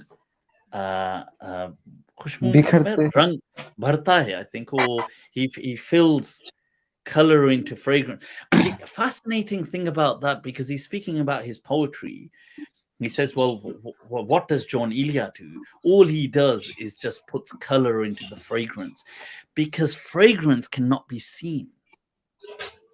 And in this way, you can now see it. So he's saying that it's not that his poetry is akin to that. So, yeah. And his poetry is all about tough love. So that's And a poetry another. of him, which is very interesting. You'd like it. Ji, Should I? irshad, Um, please. Is start like this that शर्मिंदगी है हमको बहुत हम मिले तुम्हें तुम सर्वसर खुशी थे मगर गम मिले तुम्हें. Hi. The line after this Mukarrar. is Oh, carry on. Sorry, carry on. Yeah. these two lines is very interesting. That मैं भी किसी पलक ना मिला अपने आप में मैं भी किसी पलक ना मिला अपने आप में मेरा ये दुख है तुम भी बहुत कम मिले तुम्हें. तुम भी बहुत कम मिले. Allah. It's so beautiful. Repeat. You have to repeat it for us again. Yeah. Repeat it. मैं भी किसी पलक ना मिला अपने आप में मेरा ये दुख है तुम भी बहुत कम मिले तुम्हें. See that people that I didn't even found myself I didn't even become acquainted, as in come face to face with myself so often. I didn't even meet myself so often, even for in a glance. this thing we call life. Yeah. And what hurts even more is that you too I met so infrequently. Like, it's these poems of his where he's speaking about meeting, and they have very profound layers to them. It's talking about an existential you. It's talking about what do we actually. They really show the depth of people like Yeah. Yeah. So what else has been preoccupying your thoughts, Ashiqur Rahman? Not really much. Just listening poetry and doing some. That's studying. epic. I really admire your admiration for poetry and your love for it at this very young age. I think that's epic. I started poetry in the this year first from January, and then wow. I found your videos that you really into poetry. I listened to you from the last 2 years, but I got to know that you also a very fan of poetry, Urdu poetry, basically. I love poetry, man. Absolutely. It makes it. I feel, there's a statement that says that a man who, or a person, it's not just restricted, but this particular thing is saying men. It says that a man who does not appreciate poetry does not truly, substantially appreciate beauty. That there is a link, an inseparable bond and bind between that people who have. If you find a person who doesn't really appreciate, either they just never got to in life, but usually such people will not, maybe they think they appreciate beauty, but it's not the same. Like, they will not have a true grasp for the appreciation of beauty in life. That there is this bind between people who can, an indicator of people who have a grasp for appreciating true beauty in life. One of the indications will be that they have an appreciation for poetry, because there is this, because all of these things, they can be reduced to even mathematical structures as well, because how we see beauty and how we see things in an abstract way, that there is looking at words in a metric structure, but placed semantically in such a way that in such a way that they kind of surprise you, and they shine and they beam this kind of radiance. if you can't appreciate that with words, it shows that even in the rest of the world, you will probably lack in your appreciation of beauty. But yeah. Yeah, I think poetry is the pinnacle of expression. Like it's Oh, so well said, well said. And insan, after all, that Allah says that خلق الإنسان علمه البيان, taught him expression. But yeah, so shukran, Ashiqur. It's been a pleasure having you on. There's Your one I thoughts. want to talk about that. Oh, right. Okay. Should I? Yep, That sure, Allah go for talks it. about that wa ilayhil masir. That in Him, Ilayhil masir. Yeah. to Allah is the place to be. That the masir is actually what comes from Surah Yasiru. Yeah, this is many people don't think about this. I remember a place to be, like where we actually be the being of you, or a place or a becoming. Because imagine the other way is you take it as a meme, a mastar mimi. So one is you take it as dharf makan or dharf zaman, that this is masir, sara yasiru, is to become or to be. And the being as in a becoming being, like sara kada or sara, he became such and such, or how was it? People may ask kayfa sar. Now, masir being the noun, either of a place like you're saying, well, that's one way as well. And like, dharf, that ilallahil masir, it is with Allah that this place where it is this being, or imagine you take it to be a masdar. This is a verbal noun of being, a verbal noun of being itself, that to Allah eventually is the ultimate being. Yes, the idea of being. Ilallahil masir, al-masir, that your ultimate sense, that you here are being. There is an entity, this being with a capital B, you be here. There is this of you, but the ilallahil masir, but it will be back to Allah, with Allah, the ultimate kind of the real being, the sense of being with a capital B. When you be that, it will be back with Allah. Now it's just such a mystically profound way to look at this verse. I remember thinking about that a little while back, actually, ilallahil masir, that I thought, whoa, okay, this is wow. And people often, another way that they can see it, as people translate it out as, oh, ilallahil masir, it's like outcome, ultimate destination. Like they say, oh, the outcome is with God, ilallahil masir, as in masir al-umur. They're saying masir al-ashya, masir al-shu'un, masir the outcome of the is with God. Sure, that's one way, but the other way is your state of being, your place of being is with God, or being itself as you in being is with God. So ilallahil masir. It's such a fabulous, mind-boggling verse with its kind of formosity when we think of it. Whoa, okay. So I heard about it from a lecture. He just said it comes from the family Surah Yasiru, and its meaning is like he didn't really elaborate it on. But when I thought about it, it's like they take it in its slightly more low-level understanding, in that masirul ashya or masirul, the outcome of umur, or the outcome of the a'mal, or the outcome of that being is with God. But the other way is to see it as, well, it's talking about you, not just the outcome. It's not an abstract thing. So yeah.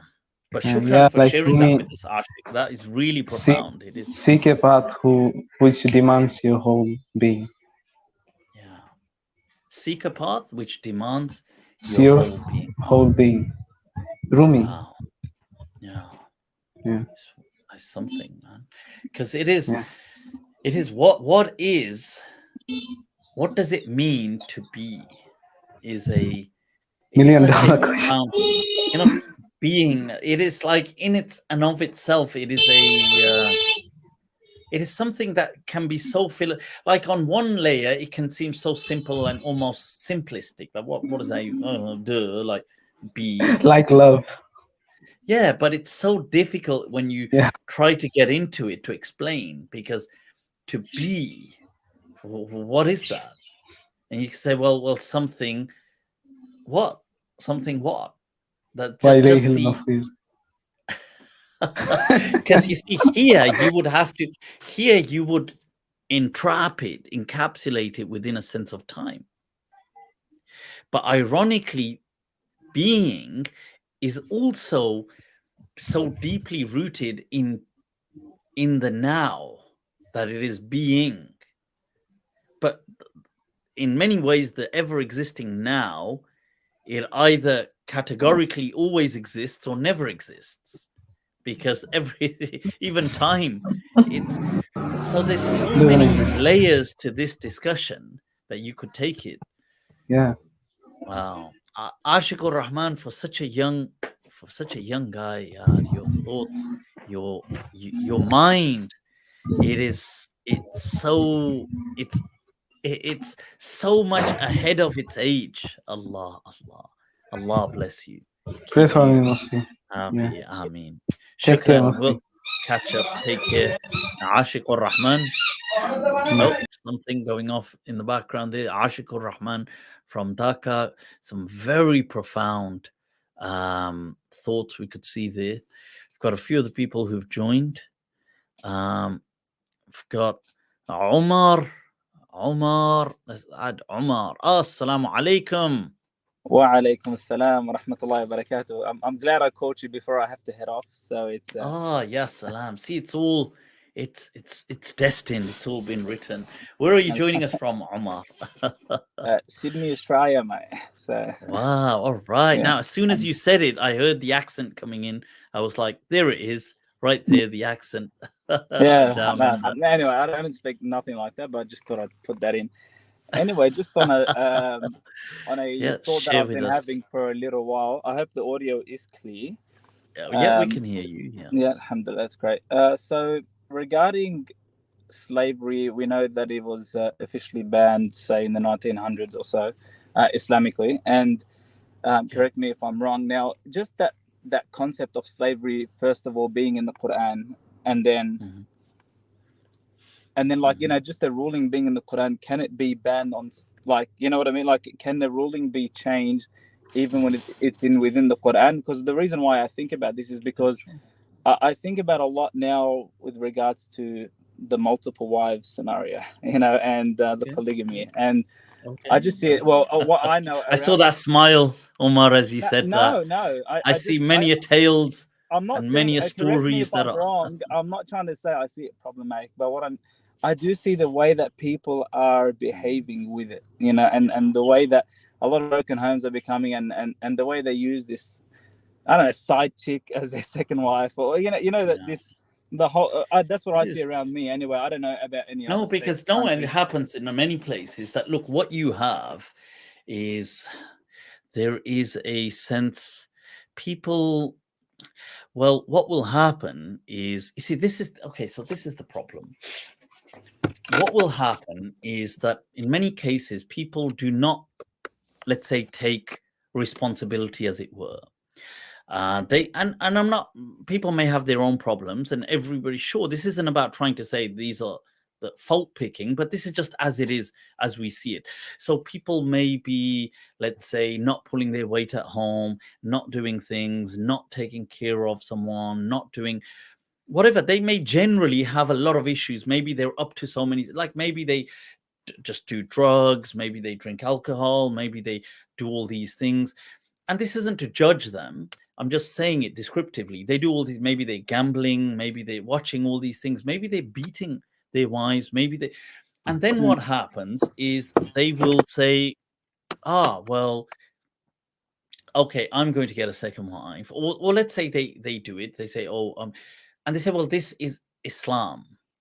And you see that the problem is that the problem's right there, staring us all in the face, because this clearly there's an evident, self-evident kind of hypocrisy that's leaping out, because people are thinking, well, let's be honest, you're not really so bothered about, maybe in your heart of hearts you do value Islam, but you're not so bothered about the manifestation of Islam, and you're not so bothered about, like, let's say in these cases people don't pray, and I'm not judging them, but I'm just describing the scenario, and they don't do these things when it comes to Islam, and they don't do generally good things, and now what they're doing is they're justifying something which they want to do anyway, but okay, now they're justifying it by Islam, and so it naturally infuriates the other person, because the wife in this scenario would say, well, I understand in many scenarios wives would,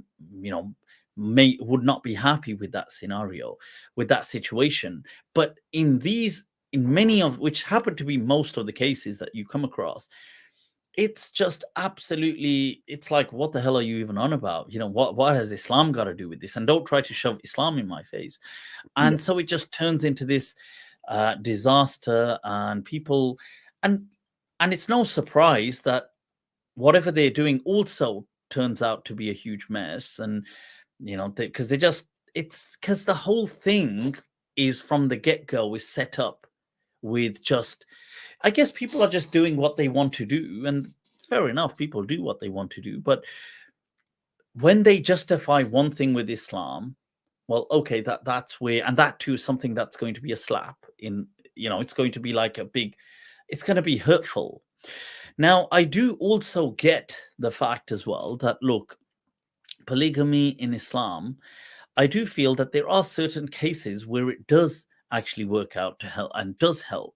Sorry to cut you off. I only know like a handful of people that it really does work, and they're doing an amazing job, and the women that they help out, and their intentions are, but they're doing it amazingly. And contrary to most of, say, over 95%, with what I see anyway, is like you said, a lot of them are not pulling their weight at home, and then they either blame the kids or the missus, and then they go somewhere else and they go, because I need 1, 2, 3.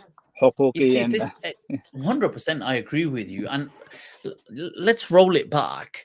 I feel that what we have, a moment ago we spoke briefly. I said this discussion about this kind of Muslim hookup, what date was it? This kind of website where they're going to have these kind of things, and it's coming back to, I guess it's somewhat tied into this discussion.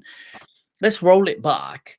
The problem is, with Muslims specifically, maybe this, in some cultures it's the broader culture, and in many places, especially Muslim culture, like I can speak about in the UK, I don't know how it is in Australia, but I'm assuming it may be similar, that Muslims unfortunately they have a lot of immaturity when it comes to relationships, a lot. Now, this may be because here the boys, let's say the men, are often mollycoddled, and they stay at home till they live with their parents. They're never encouraged to become independent men. Like, they are encouraged to work, but they're not encouraged. You see, it's not, being mature isn't just getting a job. Being mature is handling a bit of life as well. And if we do have this culture here where people, let's say the guy comes home, his mom, bless Allah, bless everybody's mothers, with the love they have. Let's say, oh, my son's home. Oh, my son's home. Has he had your dinner yet? Has he had to give me this? Give me this. And this kind of culture, and what it happens is, you now just have grown up boys still, like, so they're like man-child, so they are a man biologically, but they're still at the mental capacity, or in the emotional capacity, sorry, not mental. I mean, they do understand things, they are intelligent, but they have an emotional capacity of a child. Like, they'll throw a tantrum if something happens, and they don't, and then they don't know how to behave in relationships. So a lot of Bojan experience as well. So it's, so now they'll tell the wife, oh, you better do, and I'm not saying, look, sometimes it's both sides. It's not just, but I do see a slight inequality. I see that this has maybe just been my exposure. I have seen a lot of men, it has affected more, that they seem to, like, both sides are slightly, can have immaturity, but I see sometimes it being slightly more from the men coming into the relationship. And maybe the part of it is culture putting on them this expectation. Oh, do you know, this is what you should expect from your wife, A, B, and C. And then they're like, well, and then at the same time, they're thinking, should we be Eastern? Should we be Western? Should we be? And they don't know how to behave. Yeah. And Yeah. they don't know who to copy. So what they do is just car crash, metaphorical car crash after car crash. It's like a disaster. They shout, they insult, they humiliate. They start becoming controlling. Oh, don't dress like this. And you think, well, oh, don't do this, don't do that. And you think, I don't want you, you're not allowed to, they become over kind of this kind of jealousy kicks in, this kind of insecurities kick in. And you think, well, wait a minute, like you need a certain amount of, either you're an adult or you're not an adult. Like if you go, this isn't like the woman is not a child. And you say, well, I don't want her going out and why? Like, what do you think's wrong with the Look, I situation? think at the very beginning of the marriage, a lot of that happens because obviously it still does. learning and maturity is kicking in, which is not, I think, the issue. I think the issue is like, as long as you're willing to build and learn together and trying to, take the next steps together. And that's what I'm trying to say, is that I don't see that happening. And as I said, correct me if I'm wrong or saying anything wrong, but going back to the initial question of, like, would it ever be, say, banned or like sure, but just whilst we're on this, we'll come to that, but whilst we're on this, you see the problem, don't you feel, Omar, is that once these things happen, when you say, look, sure, and I don't know what the answer is here about this thing. I'm not talking about the other question, this thing, because by answer I mean what is the solution, because the solution is a life kind of solution, so it's not going to just be in some words. But when these things happen and you say, well, people can just learn from them, the problem is it's really difficult to not frame the other person in our experience of them. So if I have this experience with you, that our history has now been tainted. Like, I've got this history now, even if I try to, okay, well, let's put it behind us, but it's still there. So what will happen? It's not a clean slate. It's not like meeting a stranger. Yeah, you see, let's say these people, for example, did have a relationship. This is why often you see when people do mature, their newer relationships that they have are often very different. Right. Yeah, and great. This is why, and I find here in the UK, and this is obviously, I'm just throwing this as a kind of figure just to put it, but probably we're looking at maybe late 30s, Muslim men start to get that kind of emotional maturity if they're getting it. Maybe by 40, they're getting it. The problem is by this time, they've obviously got kids and got a family that's already gone through like so much damage. And but now it's a bit like, okay, we don't know what to do with the situation. But let's say this same man, if by this stage was to enter, let's say he's in his late 30s now, entered a relationship, he would be very different with this person, because now he's got all this experience. He thinks, well, okay, that's how I shouldn't do it. That's how I, okay, this is a known, okay, this was totally dumb of me to behave in this way. Okay, I shouldn't react. I shouldn't get angry so easily. But the question comes back to, well, how does this, how can people learn these things by mitigating, keeping their damage and loss to a minimum? And that I guess is a life thing. I don't know how do we do. But it's like in that? every point in life. It's not only a spouse. It's every point in life. If you remember, like your childhood friends or high school friends or uni friends, whatever it is, like you have a certain way of perceiving them. If you see them 10 years later, it's a whole different, but you know them in that way, and it's not going to leave you. And it's the same thing with the spouse. Is when you live with them, you cause damage, or they see you in a certain way, or you approach things in a certain way. They have that judgment about you that even if you change 10 years later, they just know that's you. See, but this would be the problem now. So let's go with this, just to kind of throw that angle in. I'm not saying necessarily agree with it. Let's just, because what we're doing is bringing the complexities. So now let's say you are you seem very young. How old are you, if you don't mind me asking, Omar? They always tell 27, alhamdulillah. 27. Allah. Yeah. See, you could have said 20. We would have said just as dashing. I right know, there, that's right. the issue. I get that a lot. Look at that with the Imam Malik blonde hair right there. I was unaware of the blonde hair, actually. Allah, right. So look, no, alhamdulillah, I'm married myself and I've got kids. So sure. Absolutely. May Allah bless yeah, your relationship as well. But this complexity here. Now, look, let's say, so 10 years ago, okay, 9 years ago, you were 18. Now, the person you were then to the person you are now is probably, it's like universes apart. Yeah. Because these are like important years, consequential years. But even then, let's say how you are now, 27, when you'll be 37, you'll have a very different mindset from today. Now, the issue is, like when you said friends, because we could take that complexity. Now, you will have certain friends that you will be friends with, let's say when you were 17, 18, and you think, oh, I want to be friends. And at 27, you think, okay, that person's annoying. I'm going to cut that person off. I'm not going to be interested there. Yeah. The problem, so this similar thing is happening with relationships as well. But obviously, to cut it off here, well, okay, what does a person do here? Because here as well, people have been annoyed with each other. They've grown, and maybe they've grown at different speeds. Maybe they've also grown in different directions. That's correct. So, but there's now kids. And so let's say even if there's one kid, so let's say 10, 15 years later, even just one child, let alone 2 or 3 or 5 or whatever people have, if they've been in a relationship, let's say 10 years or 15 years, or they will be oceans, universes apart almost. But at the same time, they will have some understanding of each other as well.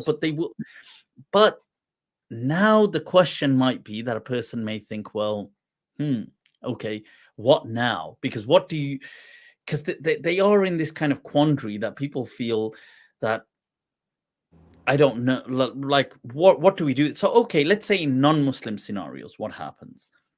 Because we can expand, we can kind of bring it in from the scenario. So in that scenario, what would happen is, I guess, if they feel quite apart, they would just part ways. And they would just say, you know what, let's just amicably, we feel that, it's not, this has been, like they would feel that, I'm not, there's like a low level kind of almost like a cosmic microwave noise going on in the background. Sure, we're not arguing with each other, but it is kind of become really, sometimes there's an awkwardness, sometimes there isn't. Why don't we just go our own way? And we've got kids, and so what? And we'll both take care of the kids, and we'll both kind of co-parent, and we'll do all of this, and you find your path and I'll find mine. Now, I'm not saying in every single non-Muslim, but especially in the West, it's very normal for that to happen. Yeah. Now, even if you're going to look Islamically in the past, that would also be an option, especially in the time of the Prophet and the Sahaba. It was very normal and both people could with ease move on, including the woman. So you find in many of the seer and the Sahaba's lives that as soon as a woman was divorced, she often very easily just married again. She would just go and, okay, she's married this person now. Oh, she's married that person now. Then it would just be like, well, okay, we're moving on. But now the problem, okay, we got to throw the reality in. This, with many Muslims, is a no-go because the men often feel that they're too insecure to divorce a wife. The wife often, if she is divorced, cannot remarry because she thinks, well, I'm just stuck with, because I've got kids, nobody's going to marry me. And what will my family say if I get divorced now? And the kids are often instrumentalized and weaponized against one another. And so it's like a proper, if I'm to just be honest, it's like a proper shit show. Like we've got like I speak to so many people, you'll hear their situations. These people are being dragged through courts. These people are being dragged. And it's real. I don't know if there are solutions because this is a life. It's like a tarbiyah thing. It's not a solution thing. It's like, there's just well, okay, what do people do here? And you just think, well, I hope they can mitigate the damage that happens along the way, because it's like, damn, okay. And now it is increasing that people are, okay, starting to part ways. But even now, let's be honest, a woman that is divorced, especially if she has kids, it's okay, it does happen, but it's very rare that she will go into a new relationship just like a man would just, let's yeah, say, very unless the man also has kids and has this. Men usually do not just that's another social thing. They don't marry like that. Men will usually think, okay, I want to marry someone much younger than me, or not much, but relatively younger. So if a guy, let's say, reaches his late 30s, he won't think often. He won't, like, let's say if a guy is 40, he won't think, well, okay, I'll look for a 40-year-old. He thinks, okay, I'll look for a woman who's 30. Yeah. And this is just how it is. I'm not saying that's a good way, but that's how it is. And it's not that women don't know that or men don't know that. They might not admit it, but that's reality. That's what's going on. So that's another complexity in there, that what happens there, because it's wrong to also say, well, these women that are stuck should be stuck, because they should be stuck. They should be allowed to. And it's wrong to say even the men feeling in that situation should be stuck. But then at the same time, it's so image. You know what it is? It's like, I guess it's like the whole thing is like a premature birth. It's like so unstable and so volatile, the whole thing. It's like, well, how do people fix this? I don't know how they can fix it. I think the only answer I've had in my, because I've thought about that a lot, is because it's just either they get it and they try and work towards it, or they don't get it and they move on. It's really, that's what it comes down to. And because there's no, as you said, there's no one solution to this. And it's about the guy and the gal to try and figure it out. Like, and other than that, there's not much. There's already a vibe. And true. And a lot of things that people, you can do things like little tips of maybe moving out, trying something fresh, as in together, new house, new place, new furniture, I and agree new clothes for the kids. And you could do like new adventures. You could do, That's it. a person could do things. But you see, but the thing with that is it requires a certain maturity of mindset. That's what I'm saying. Get it. It's either he gets it or doesn't. That's if you don't. If they don't have that maturity of mindset, because that takes a very let's have a commitment, because people shouldn't as well just easily give up on a relationship. They should just, it shouldn't be. I've spoken to people who've contacted me and they've been married for like 2 weeks. Just 2 weeks. I was about to mention 1 year, but you said 2 weeks. I'm talking 2 about 1 weeks. year. Wallahi, I've spoken to people. I've spoken to people for just 2 weeks, and I don't understand. Like, I'll ask them that, was this an arranged, or like, were you kind of pressured to be in this marriage? And they'll say no. I'll say, well, I don't get it. Like, and some of them, okay, they won't be romantic kind of love marriage, but they'll be marriages by choice. Like, they'll be like, yeah, I was told about this guy, as in that kind of arranged, not as in arranged like they weren't relatives, they weren't stuff like, they were like, yeah, this person was a friend of this person. And I said, yeah, I kind of like him. I had some conversations, we spoke about things, and we got married. And no, I've realized that, and it's literally, okay, I've literally spoken to 2 people where it's just been something like 2 weeks, 3 weeks. I've spoken to, this is like within the last year. And I've spoken to several people where it's been within 6 months. Wow. Several. Like, I mean, they've just, and I always ask that, did you not speak to the people before? I don't understand. Like, well, did you not know the person? Did you know the person? There was also the other side of, like you said. Sorry, did I cut off there? Yeah, you're back. Give me 1 minute. Yep. Okay, cool. Yeah, so I was saying that the non-Muslims, like a lot of them are 10 years, boyfriend, girlfriend, everything's going great. You know, they live with Yeah. each other most of the time. They're working together. Suddenly, the term husband and wife has been placed on them. It's like they can't last a year. I don't know what happens. It's the pressure. Or...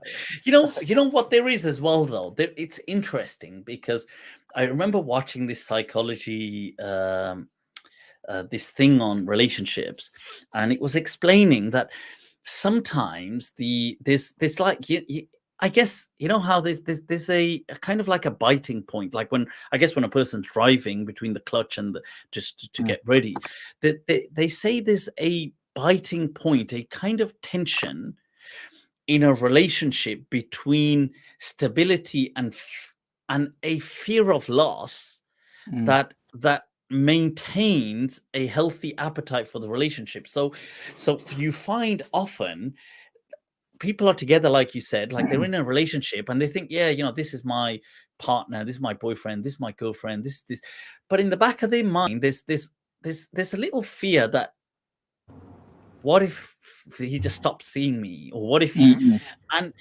it's kind of like a mental carrot and stick.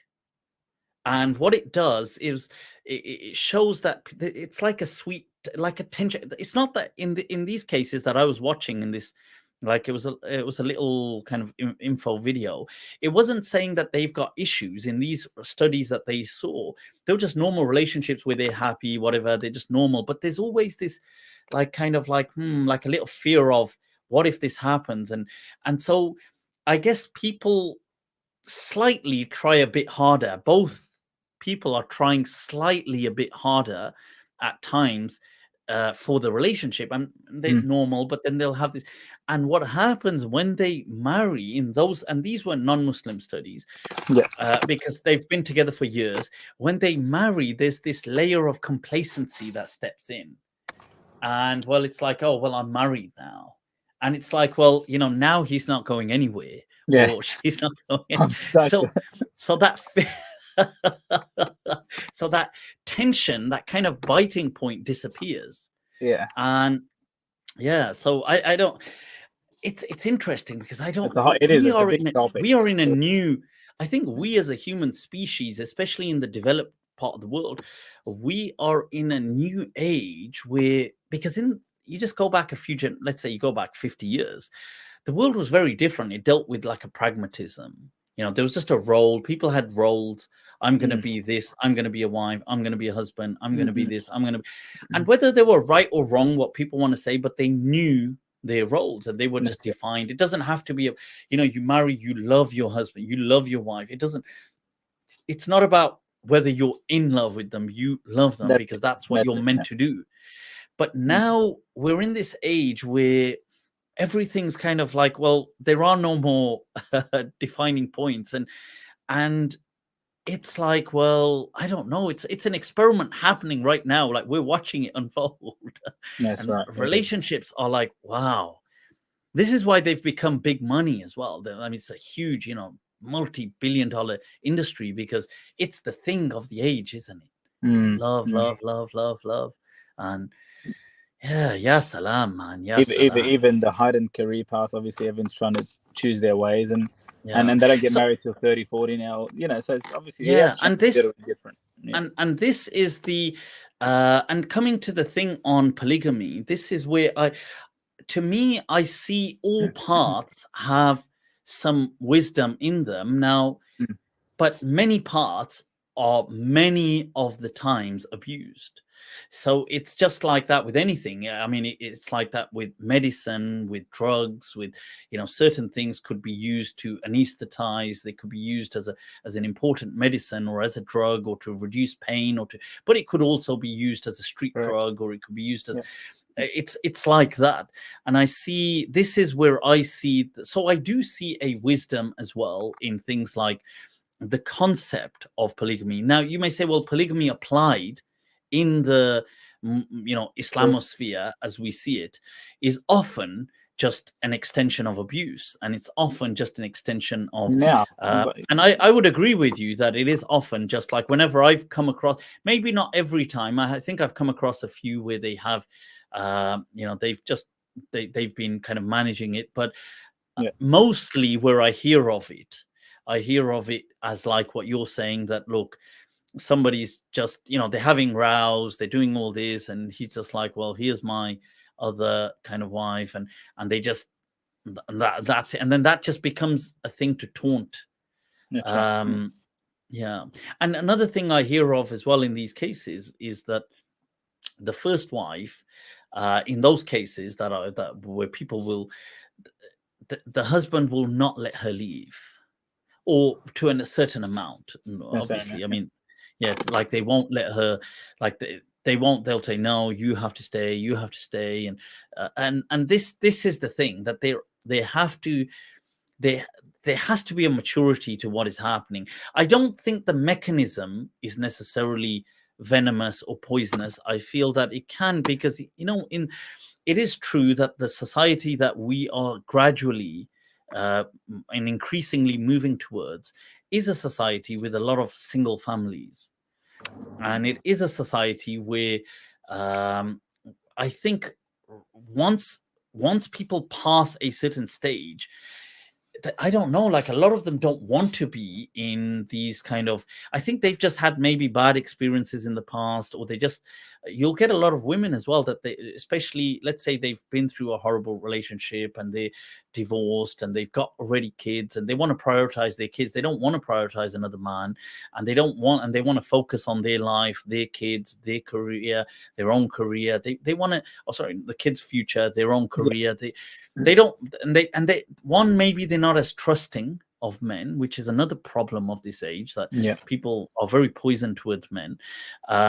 And some men do play a role in why they think that, but that's a problem. So they're not maybe very trusting, and they're thinking, well, look, I don't want another man, but maybe I do want a man, I do want companionship, but I don't want this whole a man in my life telling me what to do and stuff. And so, or even the full responsibilities full time, for example. They don't want that. And so, but it that's makes correct, sense. and that's the examples that I know as well. Is the ones that are actually working and it's going great for them is in those situations where the woman is happy with that and it's all working fine. And as I said, don't get me wrong, I think it's a beautiful thing, honestly, the way it's done. Like with those examples, if I didn't see examples like the ones I know, then I would say, what's the point? Like, but those examples are the ones, they're an example for the world, how it's just runs so well. The guy's providing for everyone. It's so equal.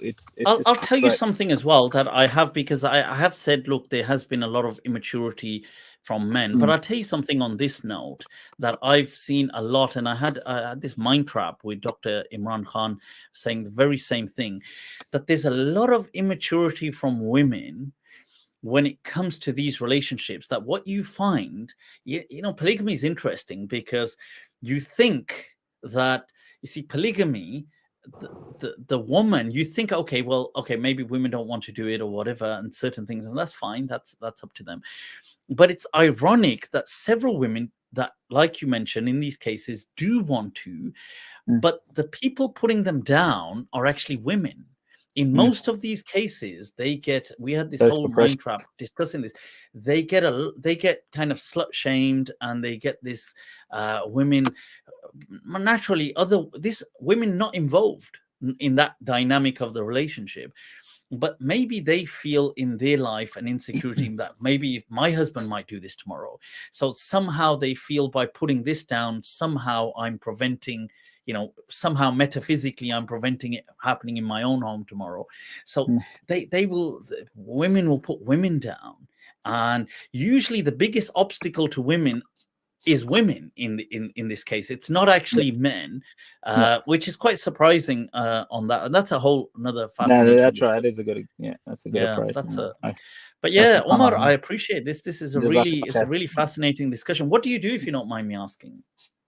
An appliance and air conditioning technician, and I'm just on the road now, so sure. Okay, no, I could see you in the vehicle, but it's been really interesting speaking to you. No, drop me a question on my mind, so I was going to say, drop me a message on, if you're on Instagram, I'll look out for your profile, and I'll somehow contact you. Inshallah. And drop me a message and we'll stay connected. It's been good speaking to you. Must say, very mature mind in a very young. At a very young stage of your life, mashallah. Alhamdulillah. You have the wisdom of a 40-year-old at the age of Don't say 27. that. Thank you. I'm Anyway. telling you.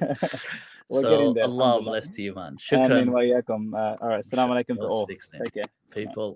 People, that was Omar from down under. All right. From Australia. Very fascinating discussion.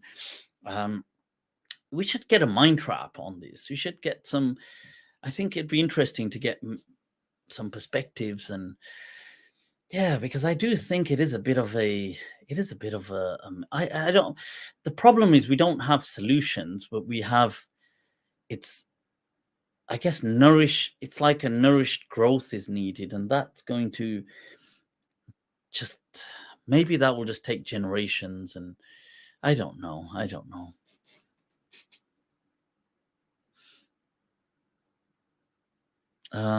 Let's see. What is cat called? What's this question about? Wallahi, Mufti.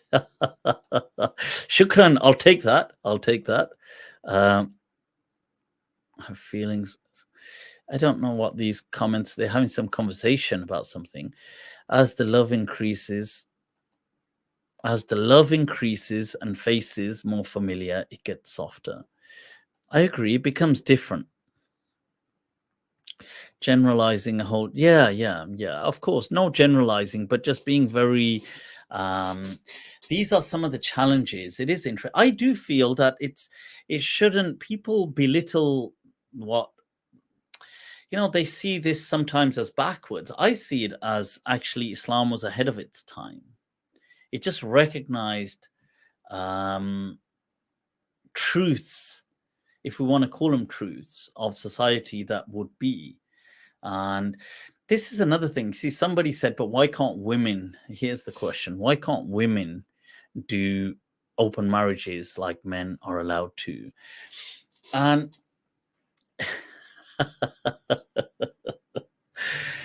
you see, this is a fascinating question, because it's one of those things you're not allowed to say, because the day and age is becoming. But honest, like, if you look at even the scientific data across species, don't just pick any species, across species, female species are monogamous. Now, that doesn't mean that they wouldn't mind. It doesn't mean they wouldn't mind. You see, often you see women saying, oh no, we're polygamous, but I genuinely still don't believe it. I don't believe that women are polygamous, that they may be, because of the culture, are thinking, or they may be sold the idea that, sure, like, I wouldn't mind. Like, let's say, for example, they have a husband and they feel that, oh, Salman Khan or Brad Pitt is a handsome actor, I wouldn't mind sleeping with him. Let's say from a fantasy perspective, and they're thinking that defines polygamy. It doesn't. That's not what polygamy is, because that's just a fantasy, and that's just the thought of an escapism. It's not a realized reality. If a woman was to think, I would live in relationships with multiple men, like live in with them, females across species are not designed that way. And generally speaking, the reason it's not across species is because it would just be a disaster. And that's why evolutionarily they've been wired that way. And people don't, I think the problem is you're not allowed to say it now, because people feel, oh, that's like you're not telling. Look, male species are wired that way. They're programmed. It's in the settings. It's not. Now, that doesn't mean that men have to all be polygamous. It doesn't have. Okay, they all are polygamous, whether they admit it or not. But whether they will be living in polygamous relationships that probably isn't the case in many of the relationships. It's not like that. But they are wired that way. So, and you would see that. And it's, several times I've got into these discussions with people, and they'll say, well, no, that's not true. Women think like that as well. You think, well, no, they don't. I tell you as a fact, they don't. maybe you might get the odd some person as an, but we can only speak by averages, by generally speaking across the population. So for example, let's say you take it to ad absurdum. And this is where often because it's by peripheralizing something, you can see the boundaries very clearly. So let's say, now this may sound absurd, but you take it to a fantasy level. Now, let's say a man was to be given this kind of hypothetical option that he was to be submerged amidst 100 women sexually, one man to be submerged in that as a hypothesis. To most men, heterosexual men, that would be, and even if they weren't heterosexual and it was running in correlation with their example, I think they would still agree with the hypothesis. But in this example with heterosexual men, they would see that as an absolute fantasy. And women would see that if it was the opposite, one woman was to be submerged amidst 100 men. Most women would see that as utterly, bizarrely disgusting and abominable. They would see that as they would see it as an utter violation. See, because you peripheralize the matter and then you can see clear borders and you work backwards in understanding the kind of the concept. So it's not about trying to tell people what they can or cannot. It's just defining this is a reality. It is it's a reality in nature. And the truth is, it is a reality. We are only a continuity of other species. We're not, humans are still in Hayawan. We are still Hayawanun Natiq. We are still just creatures. And to assume that we somehow radically defy all the laws of nature and instinctual laws of nature, it's a hubris of its own kind. But yeah, so that's interesting, I would say. Now, let me see who have I got.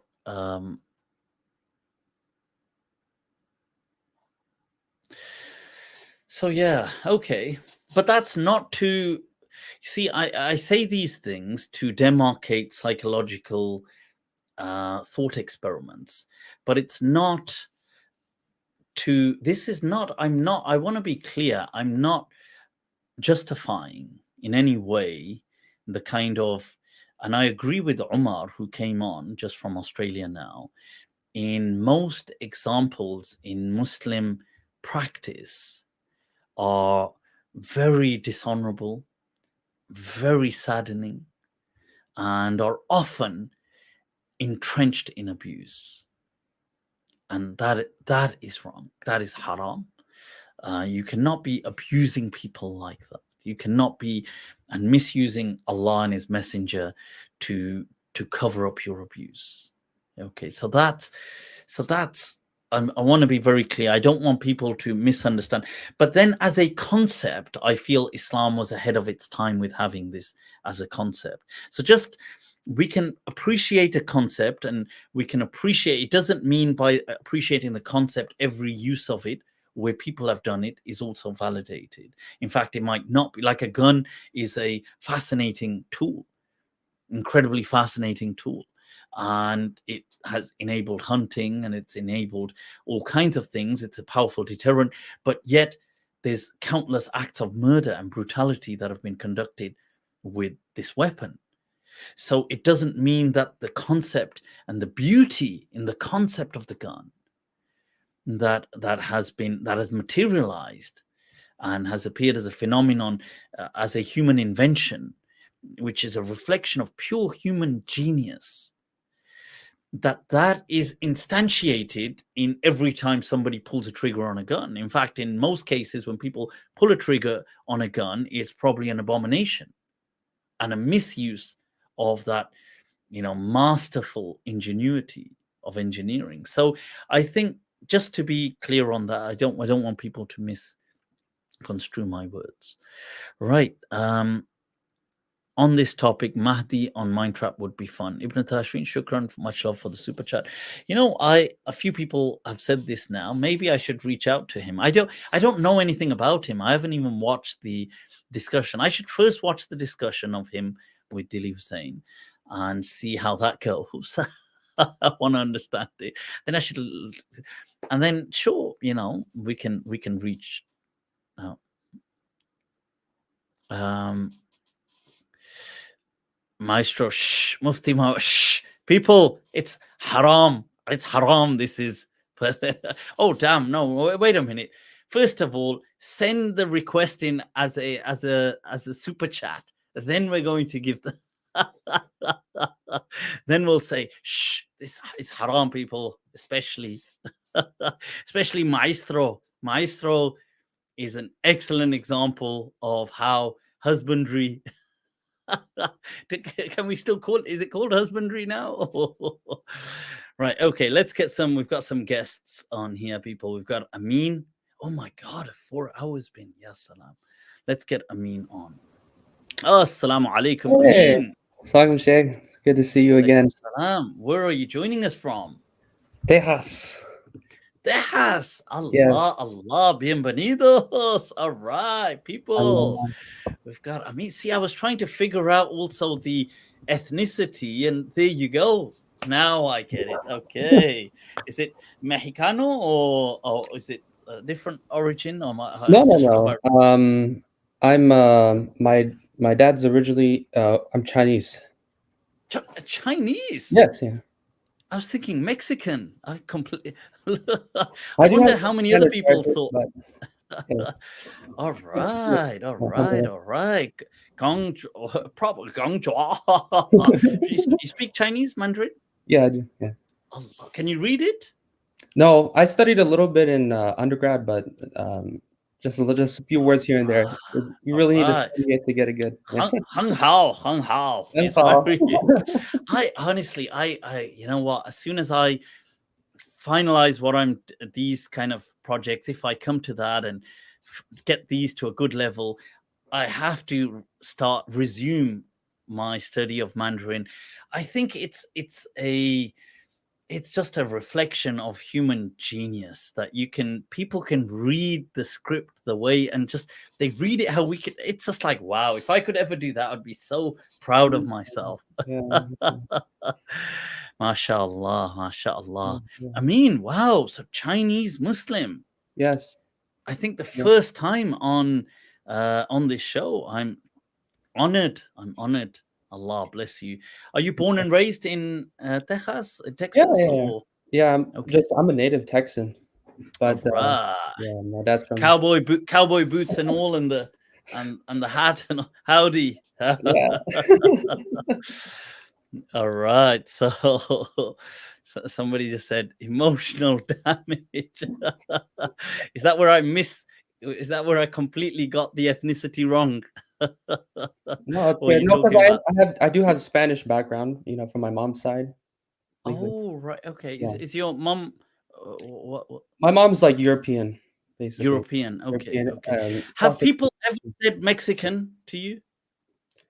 No, I get more. You don't get the Latino thing ever? Never been in Texas? Then I'm way off, because if in Texas it's never been said, then and that's next to Mexico, then my guessing is completely off. Yeah, so I mean, like I was in Saudi Arabia recently, so I got. Oh no, I don't mean there. I meant in America. Has the Latino community ever mistook you for a Latino? No, I don't think so. Yeah. Okay. Wow. Okay. I'm completely. My ball bearings must be all wrong then. So all right. So talk to us. I mean, what precious thoughts preoccupy that amazing mind? I just wanted to share with you like a experience I had recently. So, alhamdulillah, I actually got to attend the Hajj this year. Okay, mashallah. Allah taqabbal Allah. Wow. That's awesome, because this year for the West especially, they came up with the whole new kind of lottery system to get in. So I don't know if that happened to you as well. Yeah, it did. Yeah, it did. But you got chosen. Yeah, Allah. See, See, despite the odds, people, Amin, Allah chose him. There you go. There you were in that. How was your experience? How was it? Yeah, it was a very powerful experience. I just want to share with you like the backstory of how like I came to attend the Hajj. So like last year, I kind of had it planned to go attend the Hajj. I wrote it down in like a to-do list for 2022. I was like, let's go for Hajj. So, and then earlier this year, like in around I would say like February time, I go like talk to some of the local Mufti. He like runs a travel agency and stuff, and I'm like, what are like the Hajj packages like? Do you have any openings? And he's like, no, we're booked out since pre like COVID. You know, people have been on wait lists, so yeah. you're not gonna get a spot. So I was pretty bummed out, and then I was like, but then he told me, he said like, but if Allah wants you to go to Hajj, you will go to Hajj. So I was like, just make every once in a while, just make. I love that. Wow, that you know what? Because that it's a spark, isn't it? It's a spark. Yeah. It's a powerful thing. Yeah. And then I learned about like, oh, they're changing the entire system, and then that's how I basically got started, and then alhamdulillah got selected to go attend. Wow. Okay. Well, look at that. So from the almost, you're at the bottom of the pile, if you like, because there's so much of a waiting list. You're right, since COVID era, because they blocked off the first Hajj, and then you've got all this, they've been kind of revamping, doing things, and so people have been waiting, and then all of a sudden they scrap the system, and Allah brings your name to the forefront. Allah. See, this is it. Sometimes, a simple dua, even. And by a dua, I mean, because what is a, in Arabic, what is a dua? Like they say, da'a yad'u, the verb. It's just to call. That where the heart just calls out to God. Just calls out on its own. Doesn't have to be doing this or doing, on its own, uncontrollably. It improvisingly, just it's on its own. It just calls out that, Ya Allah, like this, and then things happen. When you think about it, wallahi, I was listening to this reminder, which I listen to sometimes to just help me. They just bring me in a zone, and the reminder was saying this, and the interesting thing is I'd heard it. I've heard it on a number of occasions, but a while back. But there was a point where I was with someone, and we were just talking, and they were talking about things, and I thought, oh, I could do with something like that. And I thought, well, oh, maybe, this is just, I don't know how this will sound. And I thought to myself, oh, maybe I should just ask what if, I could do with something like this, and, have whatever it was. And yeah, like, but I thought, oh, but I can't ask the person. And, there's this side of me. And in that moment, the thought came to me that, look, what do you mean ask person? Like you can't ask Allah. Like because this reminder as well, like that I'd heard and watched, is where this person was saying in that he said that, look, so often we ask people, and there's nothing wrong. It is a world of means. I get it. It could be something as simple as, hey, I need a lift, or I need this. Could I borrow that? Or could I do this? Or could I do that? It is a daru asbab, a dunya daru asbab. It is there. Everything is a sabab. It is a cause, a means. But ultimately, Allah is musabbibul asbab. He's the one who creates the cause. He's the first. He causes the causes. So, in a way, like, sure, I get it. There's nothing wrong if people taking means, adopting means, asking people, doing things. But yeah, what if we just ask Allah? Just on our like, let's just see, like, it was so powerful when I heard it. It hit me. I thought that, wow, and then I remembered it on that occasion. I just remembered that. Oh, I was thinking. I thought, God, I should ask Allah. What's this? and things unfold, man. Like, look, here's this thing of Hajj, like you wanted to do it in your way. This is nothing from a first person's perspective. That is the unfolding truly of a miracle. Like, check this out. It is categorically from a worldly perspective impossible, given the backlog, given the bureaucracy, given the kind of diplomatic structure of how visas operate, and given your kind of Tashiratul Hajj, and given these things work, the administrative processes, for you coming where you come in that position, it was impossible for you to really do Hajj. But you asked from your story, Amin's story, right? You last year thought in your heart, yeah, I would love to do Hajj, and this seed started to blossom, and you thought, yeah, I would really love to do Hajj. Unbeknownst to you, the procedure was so insurmountable that it was literally a physical impossibility for it to happen. But this crying out, this determination, this wish in your heart, from your perspective, Allah did away with the entire system and brought about a system where now, through the means available, your name came first. From your perspective, it is nothing short of a miracle. Sure, from another person's perspective, it could just be luck. Oh, this person just got lucky. It was just. But from your story, Allah, this is how these are miracles unfolding around us. But wow, I'm really glad you shared that with us. Shukran, yaar. Shukran. Yeah, absolutely. I mean, like, so I was like, they did this right before the Hajj started, like about 3 weeks. They introduced the lottery system, so it was quite tight in terms of the planning. So like, I was trying to like scour resources to plan for the Hajj. I looked at your channel and things like that. The only thing I found was, should we boycott the Hajj? Oh wow! Oh, sorry, sorry. I don't know. You know what? I should do something about the Hajj. You're right. I should do certain other videos. You know what? That's actually a good reminder. I will try to. I will do some stuff, inshallah. Yeah, inshallah. Because you're right. Because now that you say, I don't think I've got much material on the Hajj. On the should we boycott Hajj, I say no, but I say no, we shouldn't boycott Hajj. But you're right. I don't really have much.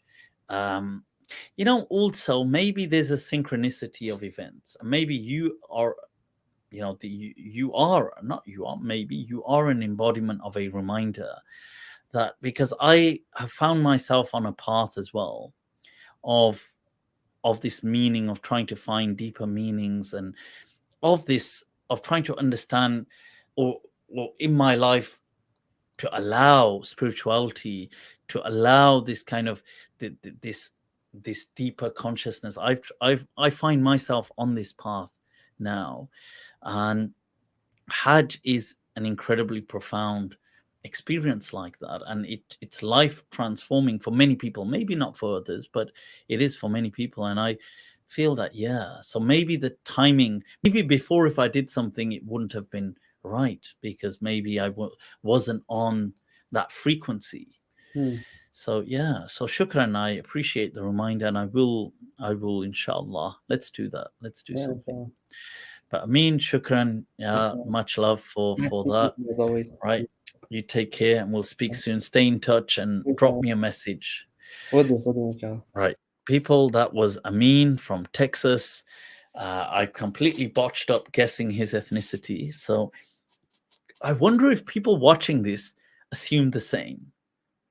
I guess maybe I was partially primed, because just trying to justify. allow me this indiscretion, because it began by him saying, well, Texas, which is the Espanol way of saying it, Spanish way of saying Texas, which borders Mexico. And for some reason, I could see I assumed he. I wonder if anybody else watching that thought, oh yeah, clearly he has the Mexican. Damn! I just pressed the wrong button there for something.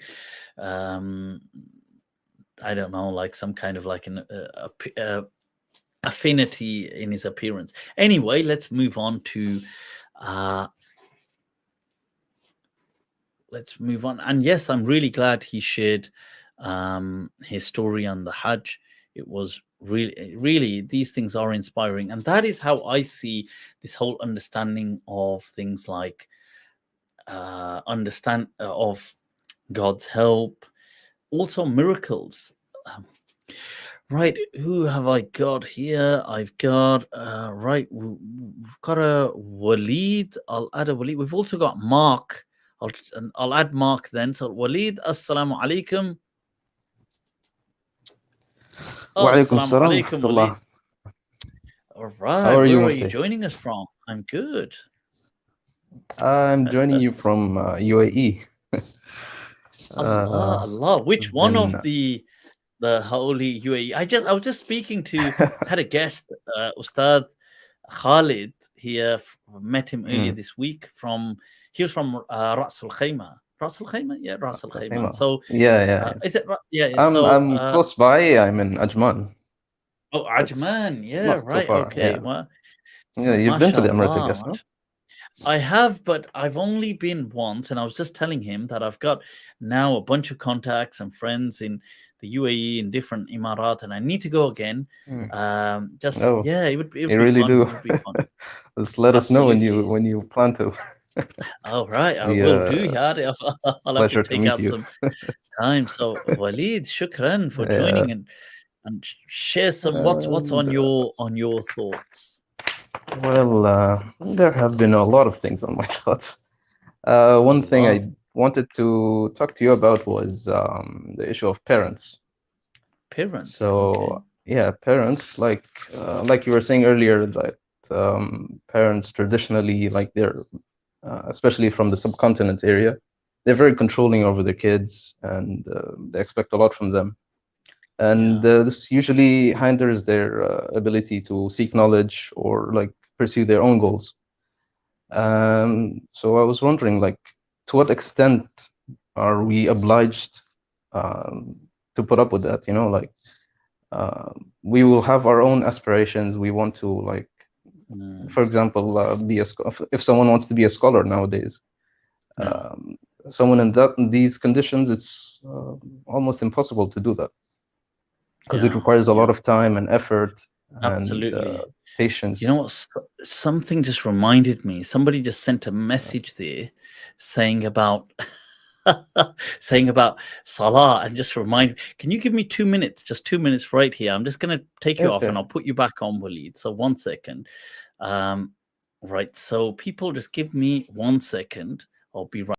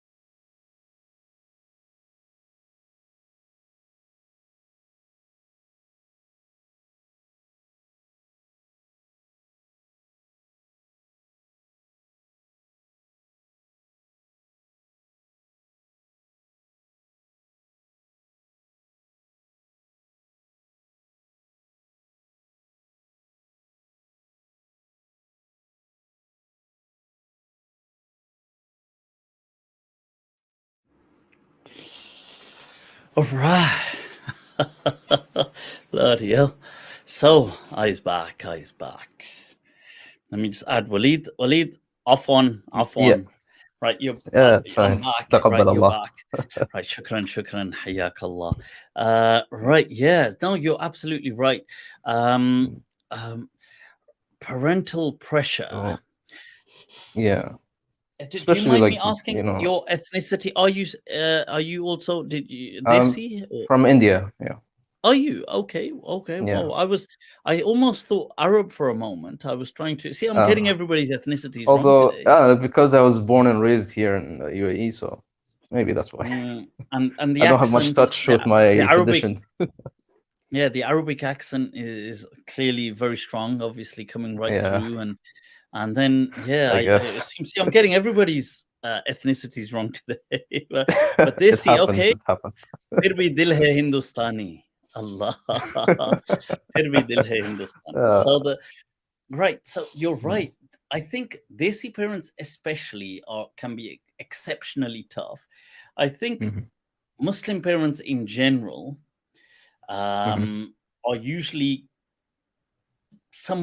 are quite tough parents, and Desis can be slightly extra. They can have like some more layers of that. And so when it comes to, so your question was that how do we reconcile that with what we want to do? Exactly. Yeah. Yeah. How can we, reconcile between having to pursue our own goals, like seeking knowledge, and also at the same time not be negligent of their duties? Right. Okay. So if you wanted to seek knowledge, as by that you mean to go away and study for several years, and they, in this example, in this scenario, are not happy with that. Is that what we're going with, that scenario? Yes. Yeah. Sure. Right, now that makes sense. You see, look. Right. Okay. This is a really interesting question. It's a really delicate one as well, because we know the maqam of parents, one in Islam and in the Muslim community, the concept of parents, and then disobedience to parents is deemed as a blasphemy or sacrilege, and in a way that's I think that's a wonderful concept, and it should be enshrined. However, what does disobedience mean? So here there is a difference between what we're talking about, the kind of takhrijul manat and the tahqiqul manat of where we're saying, well, okay, disobedience to parents, I think it's a great thing in Islam that this is a great taboo, and it's a sacrilege to do something like that, and it's enshrined in Islam, and it reminds you. Now the question is, what constitutes disobedience to parents? So when we apply this in real life, what does that mean? So disobedience to parents, or obedience, it's opposite, the converse or the inverse is, well, obeying your parents does not mean that you as in it robs you of your free will. What it means, first of all, as a child, sure, and it may vary as a child and as an adult. Okay, so there is an understanding that naturally as a child you are more, you are obviously subordinate to the rules of the home. So that makes sense. So for example, that's like, okay, you can't play outside now. You can't ride the bike. No, you can't. Now these things, obviously you're a child, and so that's regardless of religion. Still that's learning about the world. Yeah, so you're still learning. But as you become an adult, now you honoring your parents is what the obedience means, is the respect you give them, which is from your heart, but also it's also manifested in how you interact, like you speak respectfully to them. It would mean that, let's say, you offer them assistance where needed in certain things where you can do it, like, let's say, whether that's financial assistance they need in something, or whether it's things, whether it's physical assistance, maybe they need help with something, you can help them, maybe you can arrange things for them, let's say, whatever it is, that kind of common sense, without narrowing it, but that common sense, being there for them if when they need it. Now, this doesn't mean maybe you can't always be there for them, but in your way, Yeah, whatever exactly. the means are, you can, let's say, you try to help them Because with whatever you can. oftentimes usually they go overboard with that. Yeah, Because so there will always it be something doesn't you can mean, do. so this will always be, yes, exactly. That's a good point, actually. In fact, let's caveat that. So when it says being there for them within reason, okay, so this doesn't mean, so you always be there, because then you would not have a life anymore. Exactly. It doesn't, because your parents would say, you should live here. And you say, Exactly, no. yeah. Like, so now when you say no to, I'm not going to live there, that's technically disobeying your parents. This does not fall under disobedience to parents, because you are your own person. You must decide all matters to do with your life yourself. Sure, you can take their input, but you are not obligated to listen to them. And this is where you get the famous mas'ala as well, that, you know, if a parent says to his child, who's not a child, who's an adult, that divorce your wife, must he obey? And no, he must not obey. And this, and Ghumari, I think it's Sidi Ahmed al-Ghumari has a whole risala on that you see, and quoting from all the four madhabs, that it's not, you don't, sure, if you were going to divorce her anyway, or you were going to do that, that's your obviously choice, but it's not by the obligation. You're not obligated by them mandating. They don't have a right to mandate it. And if they claim to mandate it, it's irrelevant. It does not become a mandate for you to divorce, because this does happen in a lot of, especially Desi communities. You'll get the parents who say, divorce your wife, you know, she's no good, so and so, doesn't cook me roti properly, roti isn't perfectly round, 360 degrees of the, you know, only Leonardo da Vinci could draw with his bare hand. But this is how you know, so obedience, disobedience to the parents, first of all, it's nothing to do with your life, to be clear. This doesn't fall under that remit at all. So all your choices in life are irrelevant. This does not this is not impacted by obedience, disobedience. So for example, if you want to become a doctor, you want to go to university, if you want to apply for this job, if you want to get married to that person, if you want to go buy this car, if you want to go buy that suit, if you, whatever you're doing, if it's your capacity and your parents said don't do it, or they said do this one instead, that is not a religious imperative. That's just them being your parents. You can choose to listen, you can choose to not listen. It is so anything to do with your life, there is no religious imperative on it. You are only responsible for your own life and how you live it. So because the way that it's is just preached to us, the way it's preached to us is like it's even if you disobey them in these things, in these matters, it's that like is wrong. it's a major sin. That is a huge mistake, because whereas what it is you, where you listen to them. Okay, so where are we? Where does this apply? That you listen to. So first of all, in the Qur'an, it doesn't address it generally as obedience, as ta'ah. It addresses it as birrul walidain.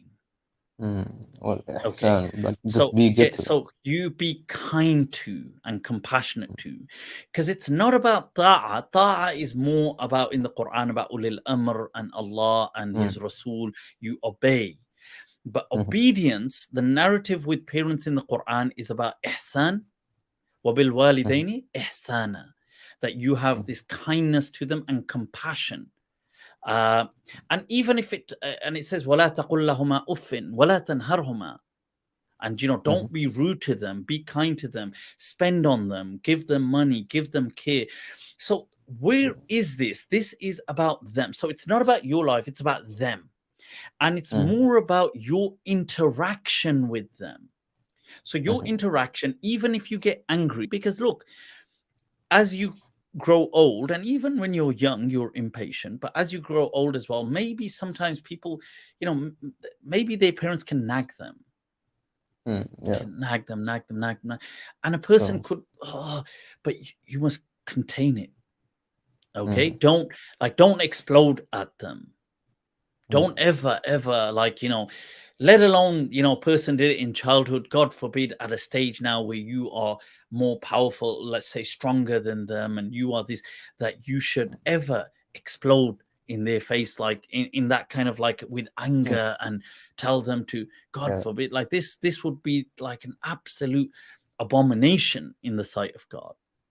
That you because these were the parents that gave birth to you, were kama rabbayani saghira. Now, true, many parents as well, especially this, the tarbiyah is not one of kama rabbayani saghira. They, as it's mentioned in the Qur'an, the train, it's more like they take you, drag you through Jahannam, and then, but alhamdulillah, look, whatever they did, they did. Well, they produced, you made it. Like, that's the main point, and you got to this step. Now it's not about holding grudges, and it's not about you need to now understand that people did what they did with the best ability they had. Maybe they did a poor job, maybe they did, but khair, at least Allah's given you the reason to be able to see through it and understand it. So you be kind, you be compassionate. You help them however you can within reason. Now, when you help them and you assist them, this will be within reason. So by reason, I mean like common sense, what people will define. Obviously, otherwise, there's always, like you said, there's always something else you can help with as well. Like you said, well, and help me go get that cup, and go get that plate, and now sit here and fix this, and go and paint that room, and go and do. You'll be like, yeah, I've got nothing else to do. It'll never end. This is not what is meant by that. It means within reason, true. You should now, as an adult, you should be an independent, separate entity. But they do their own things. You do your thing. But you can, if you can assist, you assist with things. If you can, do try to be kind when you can. Always, when in your interactions, this is where that birrul walidain, ihsan bil walidain, or even if you're going to say ta'a, is to do with. Ta'a bil walidain is nothing. Otherwise, it's not. It's like if your parents said to you, do a handstand, and if you don't do the handstand, then you're somehow doing a haram. Or they say, stand on one leg, stay standing on that leg. No, you don't need to stand on one leg. It's not. You see, Islam is not irrational like that. It's not saying, it's speaking within common sense structures that you be kind to your parents. And this is why it's better to use birrul walidain. We often in our culture will use obedience as the popular term, farmani, disobedience to the parent. And this then changes the narrative a bit, because parents then think, oh, I have every right. I told you not to marry that person. You disobeyed me by listening. This is not, you're an adult. If Allah gives you the right to choose who you want to marry or choose where you want to go, another person doesn't have the right to tell you. Sure, they can give you their opinion. Say, look, my opinion is you shouldn't do this. Tika, it's your choice. It's your mistake to make. Sometimes you have to make a mistake. It's your mistake to make. Right. So we learn from our mistakes. So with that setting, I would say, I just realized this stopped as well. That I would say that if you're, let me just bring this up. So when it comes to, right, I just got to switch this on. Here it is. Connect. Right. So if you wanted to study Islam and your parents said you can't study Islam, then yes, you can study Islam. You don't need your parents. You don't need their permission to be able to study Islam. You don't need their permission to become a doctor. You don't need their permission to go to university, to go to. It's not. I also I tried like going through like the history of the great Imams of before, and I never see this as an issue, like them. It's not obedient to their parents or something. People will say that there are a hadith where a person, there are different varying transmissions, sometimes to do with Hajj, sometimes to do with jihad, fi sabilillah, actual battles where people were told, have you not got a parent at home, go serve them. Yeah. But these are different issues because look, first of all, these things are very dangerous in the sense that, you see, let's run with this jihad example, ignoring for a moment whether the chain is authentic or not, but let's just take it as a given, as if it is. You see, you there are not, this is not something for you. If you, let's say you take this example that there was this hypothesis that the Prophet ﷺ called for a jihad. Now, all the jihads in the Prophet's lifetime were because armies had mobilized and they had moved to a certain point, and the Muslims went there because otherwise there would have been an attack. Now, support is needed for the cause, so people went with the Prophet.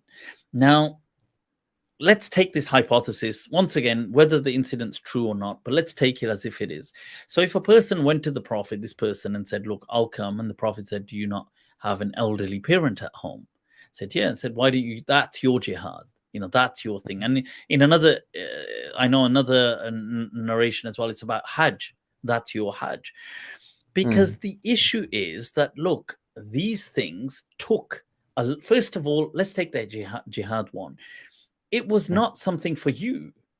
You were just offering a support to a cause, which was was Islam. So it wasn't a personal thing for you. It wasn't, you weren't going to, this wasn't about you. This was about some people needed help. And therefore, not just some people, the Muslims. And here, it's not just Muslims, it's the Prophet, sallallahu alaihi wasallam. So it's his cause.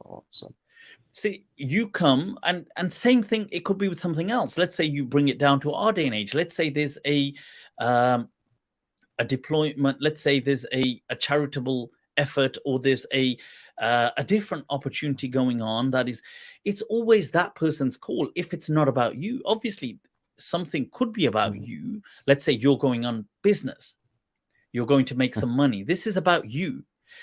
You going on this project, it's about the project. It's not about, you don't come back with anything. I'm sure maybe you get paid for going, but like if they win, maybe they give you something, but it's not about you. So it's that person's call, and it's the right call to say, well, wait a minute.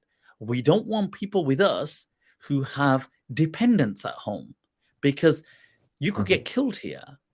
What are they supposed to do? Especially in that volatile time of the Prophet.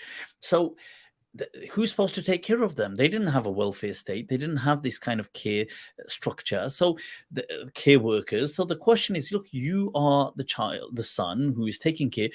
Don't worry about the battlefield thing. We've got people doing that.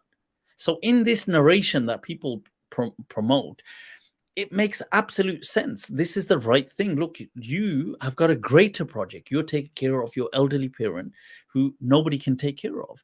And even the Hajj scenario back then, the Hajj scenario was about the two key things, about azad wa rahila. It was a struggle. People had to, because if man istata'a ilayhi sabila, if you don't have the camel and you don't have the thing, don't even go on Hajj. And people would set out Ashhur al-Huram, the months of Hajj. Why? Because it would take months sometimes. People would go, it didn't have to take months, but it could take weeks. And it was a struggle. You had to go through deserts, and there was always some risk of certain things. And maybe you'd come back okay, but in the meantime, how are your family doing? And you say, well, that's okay. They've got people.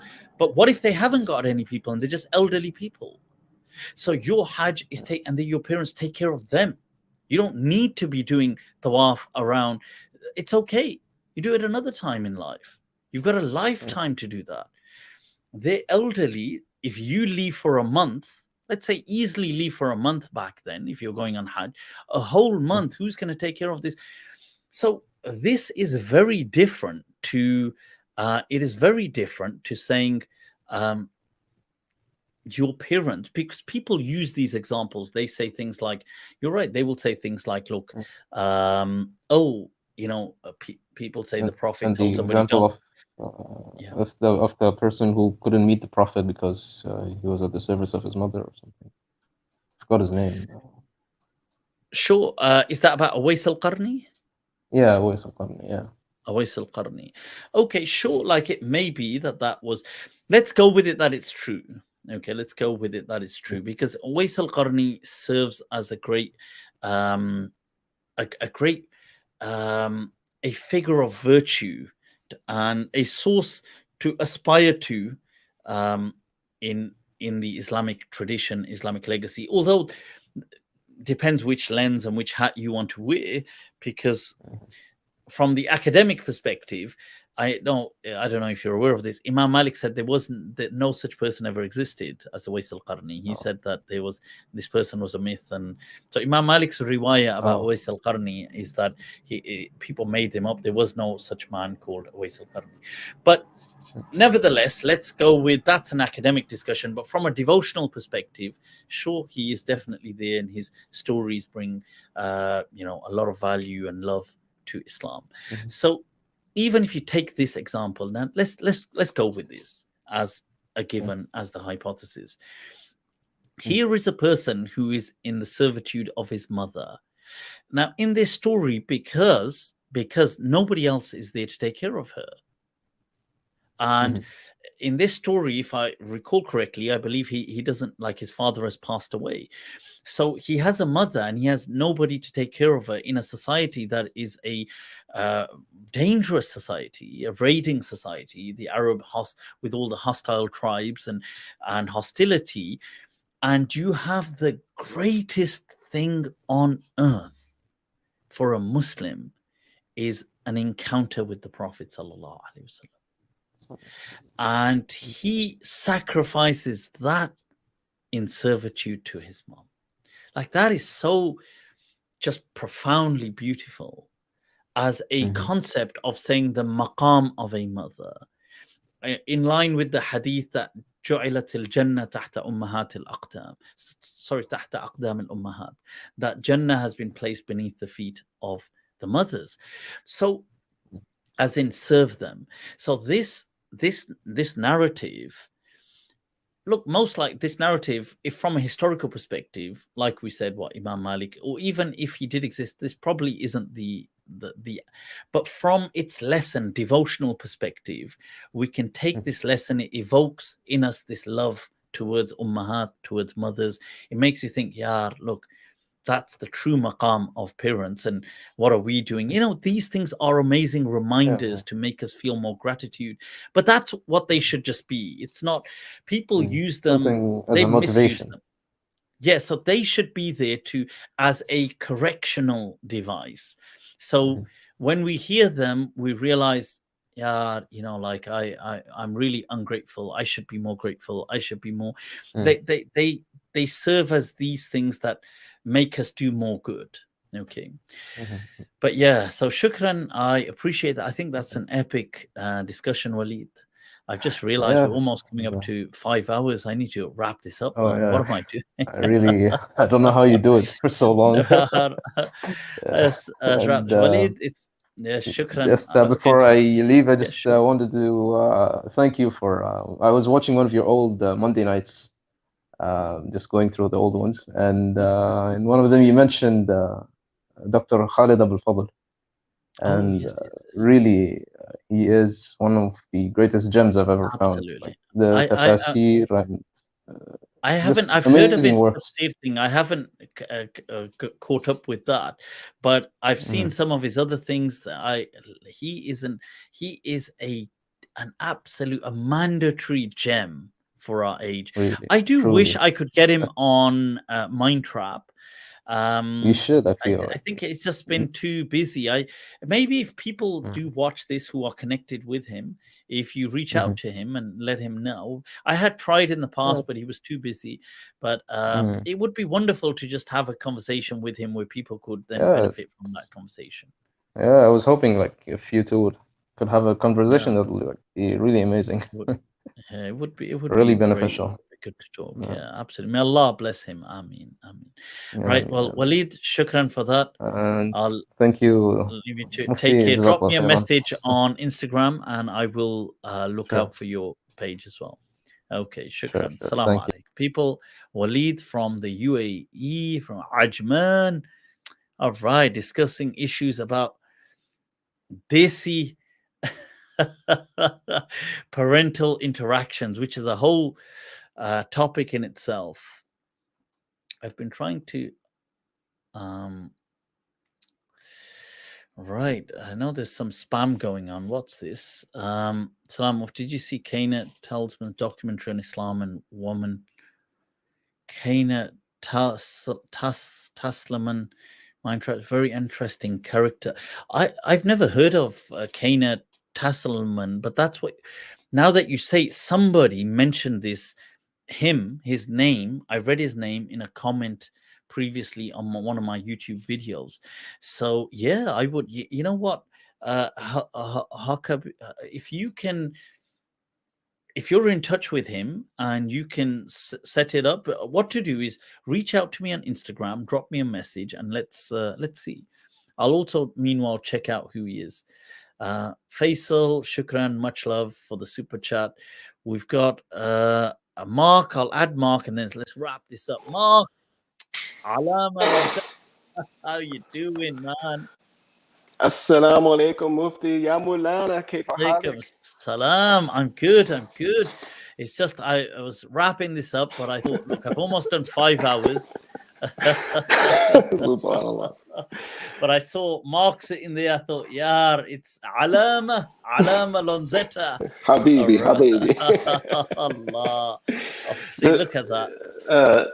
First of all, Jazakallah khair for all your time you're giving tonight. I feel real bad now because for keeping you with me. And the question it's an honor. I feel that energy coming right through the screen. It's amazing. I think we underestimate even, like we think certain things are virtual, but somehow we still share whether it's a vibration, frequency, and energy, or whatever it is, however it is, we still do it. On a side note, if people check Dr. Rupert Sheldrake's studies on what is PSI, which is inexplicable causality in psychology, where there isn't a direct link, and he's done many studies on being able to feel knowing when you're being watched. Yeah. So we can tell usually when somebody's looking at us, but they found the studies to be equally true above probability when somebody was watching through a screen, watching someone. They could still feel eyes on them. So let's say whether somebody was being watched through a camera, and they were somewhere else, so there wasn't actually any spatial. Even if you were in a headquarters watching security, seeing a lot of CCTV from a different place, as a security team, people could sometimes tell they could tell above probability they were being watched. But yeah, coming back to, sorry, I digress. Yeah. No, this is part of the problem. I digress too often. No, and that's why I'm worried, because the topic was kind of philosophical, so I didn't know if it was going to go into a rabbit hole. But subhanAllah, I'll try to hit the track rolling. We generally we live for the rabbit holes. We'll also be talking about this stuff in this ungodly hour. Allah. SubhanAllah. Yeah. So basically, what I wanted to talk about is right now, especially in the West, there's kind of been a rise of Christian nationalism. And it's kind of like really hit its boiling point with the overturning of Roe versus Wade, and kind of like this impression of religion kind of imposing on people. So it's kind of reflaming these conversations between anti-theists and theists. And because that kind of argument had kind of died down for a little bit, because it is kind of played out, because anti-theists don't like really kind of engaging with theists, because it's about the metaphysical, and it's hard to kind of like argue about the metaphysical. We're kind of like pulling things that we don't have any way to observe, so it kind of doesn't really serve a point. But I came across a debate recently of an anti-theist and a theist, and it went pretty bad for the theist as far as trying to articulate, because it seemed like the anti-theist was really pinning him on the point of God or morality being independent of God, and because this guy who was actually coming from a pagan religion, trying to argue with from that kind of aspect. So his religion had more kind of obvious holes in it and stuff that you could easily point out and say, like, yeah, thunder's not from Zeus being mad at you, or these type of things. So it was easier kind of like to deconstruct, because, and he was trying to combat that. What I think he was trying to do is the trajectory hermeneutics, which you've talked about in the past, and kind of really appeals to me as far as like kind of addressing modern issues. But what I wanted to ask you is, and since he wasn't really able to defend the theistic position as well as I said, probably you can, through trajectory hermeneutics, would that, if you were to follow that, and I guess like even Sheikhs like Sheikh Abdullah bin Baya and others who kind of like said we needed to update the hudud and stuff, does that put you in the camp of believing that morality exists without God? Right. So here's how we'd frame this. It's not about people who believe in God would not say that it exists independent of God, in the sense that nothing can exist in sheer independence of God, because people who believe in God believe that God brought about everything. So whether he set about certain forces into play for things to manifest and come about and set things into motion, but things only exist by God. So nothing would be, so in that sense, just to begin, that the statement would be a misplaced statement to say independent. Yeah, I wouldn't mean to frame it that way. Yeah, I wouldn't mean to frame it that way, because like then, from my perspective, I get it. I get it. Exist without God being able to exist. So I get. I guess from their perspective, I was just correcting it because I felt it's an important one to, it's oh right, I tapped this. So I felt it's an important thing to clarify. Secondly, now the question that is being posed here is, just to be clear, is morality learnt through scripture, or is it something that human beings innately know?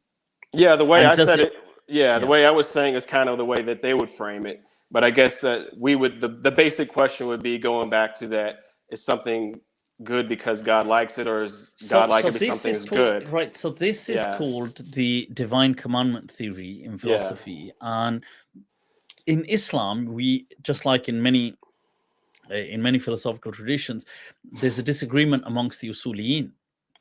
So certain scholars felt, amongst them Imam Abu Hanifa as well, that look, there is already what they framed it in the old usuli debate as at-tahsin wa taqbih al-aqli, or al-aqliyan.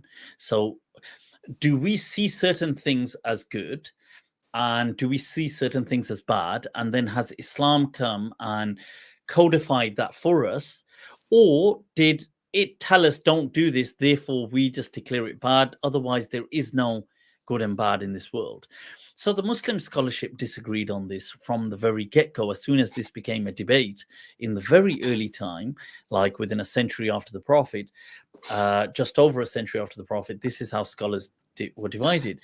What I would, where I find myself on this debate is, yes, of course, I agree with these people that that human beings, and it's not just human beings, but let's beginning our discussion with human beings, that we have some innate sense of right and wrong, that we already have this. So the way I, this is me personally, would frame it, is that we have a morality kind of instinct, or a morality compass. It's as it were akin to the language instinct. So we have this universal grammar that is embedded in us when it comes to language. But what language we learn and how we learn it is shaped by the environment that we find ourselves in. So if you were born in China, you would speak Chinese. If you're born in America, you'd speak English. Now, it's not to do with your kind of you are hardwired to pick up language wherever you are. So this is why people who are even those people who'd been born deaf, dumb and blind, in the sense they're completely cut off from the world in picking up those sensations or language in any, whether it's visually, auditorily, or through speech. Yet when they do learn how to express themselves, they fully pick up language. Helen Keller, a brilliant author, was born deaf, dumb and blind. And she authored magnificent books. So the thing is that language, it's within us, regardless of which one you end up picking up. So now, and all languages will have some crossovers and similarities, and language with the day and age will also change. So similarly, now you shift it over, morality, we have this kind of a base, a compass, if you like, a base structure, which is hardwired in our brain. Then what happens is we have the ability, and this is with animals too, obviously it varies where you go in the scale, whether it's going to be primates right down through mammals or going to others. Obviously at reptile level, you wouldn't really find it at all in that way, but you will find it with mammals and definitely in primates, that you find, you see, they identify hurt. Like we can, so this is coming back to us. Two key things: we recognize pain through empathy, and through empathy we have this because of our feeling of empathy. So we understand pain in ourselves, and through empathy we can see it in others, and we want to avert it, like prevent it or mitigate it.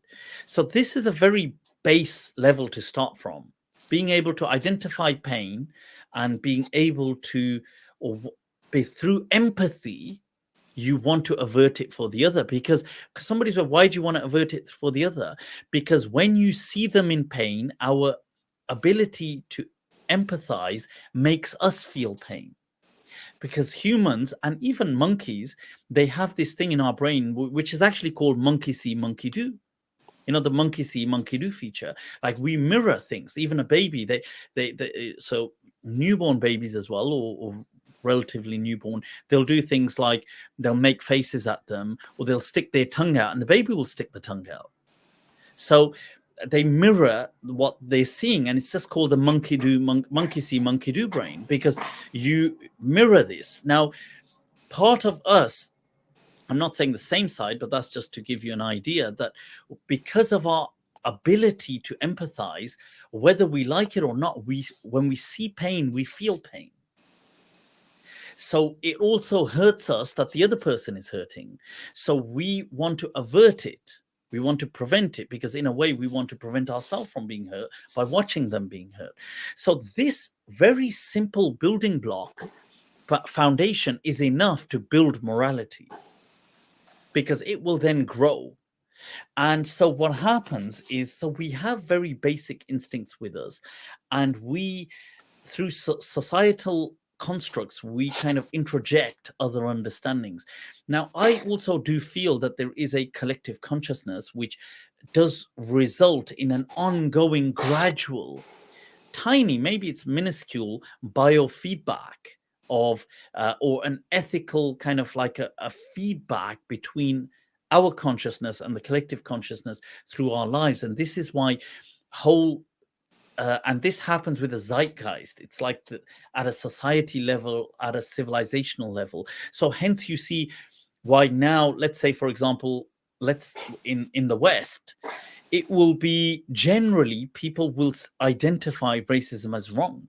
They will see it as, and I'm not saying it doesn't exist, but people for the most part will feel in their gut that this is a wrong and bad thing. Whereas let's say you went back 30 years, 40 years, it wasn't necessarily evident. Like, sure, maybe they thought, okay, maybe some people thought, okay, you shouldn't do it, but it wasn't that evident to them. And now it's very evident, like they feel it in their gut that this is actually, no, this is a bad thing. And that's, I would say that the zeitgeist has changed, the collective kind of conscious feedback. That the consciousness of people has evolved, the ethics has kind of digested that. And so, yeah, so that's how a kind of loose structure of how I see things. So coming back to scripture, scripture works on the assumption that we already understand we already have an understanding of morality. So when the Quran tells you that, look, Islam has come to forbid you from muharramat, from bad, al-khaba'ith, yuharrim alaykum al-khaba'ith, bad things, disgusting things. It's come to tell you that they are haram. It's using that because it understands that the Arabs understand disgusting things. Otherwise, it wouldn't make any sense, because if you don't understand what disgusting is, and I say, well, this is big. So when the Quran says, don't do this, this is a fahisha. This is a disgusting thing, obscene thing. It's going by the assumption that human beings understand what disgusting means. So the Quran has come to, it's not, so to me, sure, some people might take the other philosophical tradition in saying human beings have no understanding of right and wrong. We only pick it up because the Quran. So, for example, if I'd never been told in Islam to murder is wrong, I would never have known to murder is wrong. Some people can hold that. I don't hold that. Many Muslims, Imam Abu Hanifa, other people didn't hold that view. They said that, look, human beings already knew this, but the Quran came to on certain things. It didn't come for. So the rules of ahkam in the Quran are very few. Some said they were between 130 or something to about 500. That's it. Out of 6,600 verses, or 6,200 verses, sorry. Right. So that's a very small percentage, or about ahkam.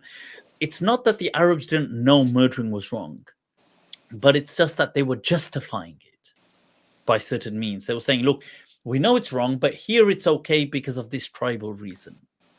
So the Quran came to say, look, stop justifying it with your silly means. Okay, murder is murder. Whoever kills one person, it says, though he's killed the whole of mankind in the eyes of God. So these were the things. It's not that the Arabs didn't know stealing was wrong.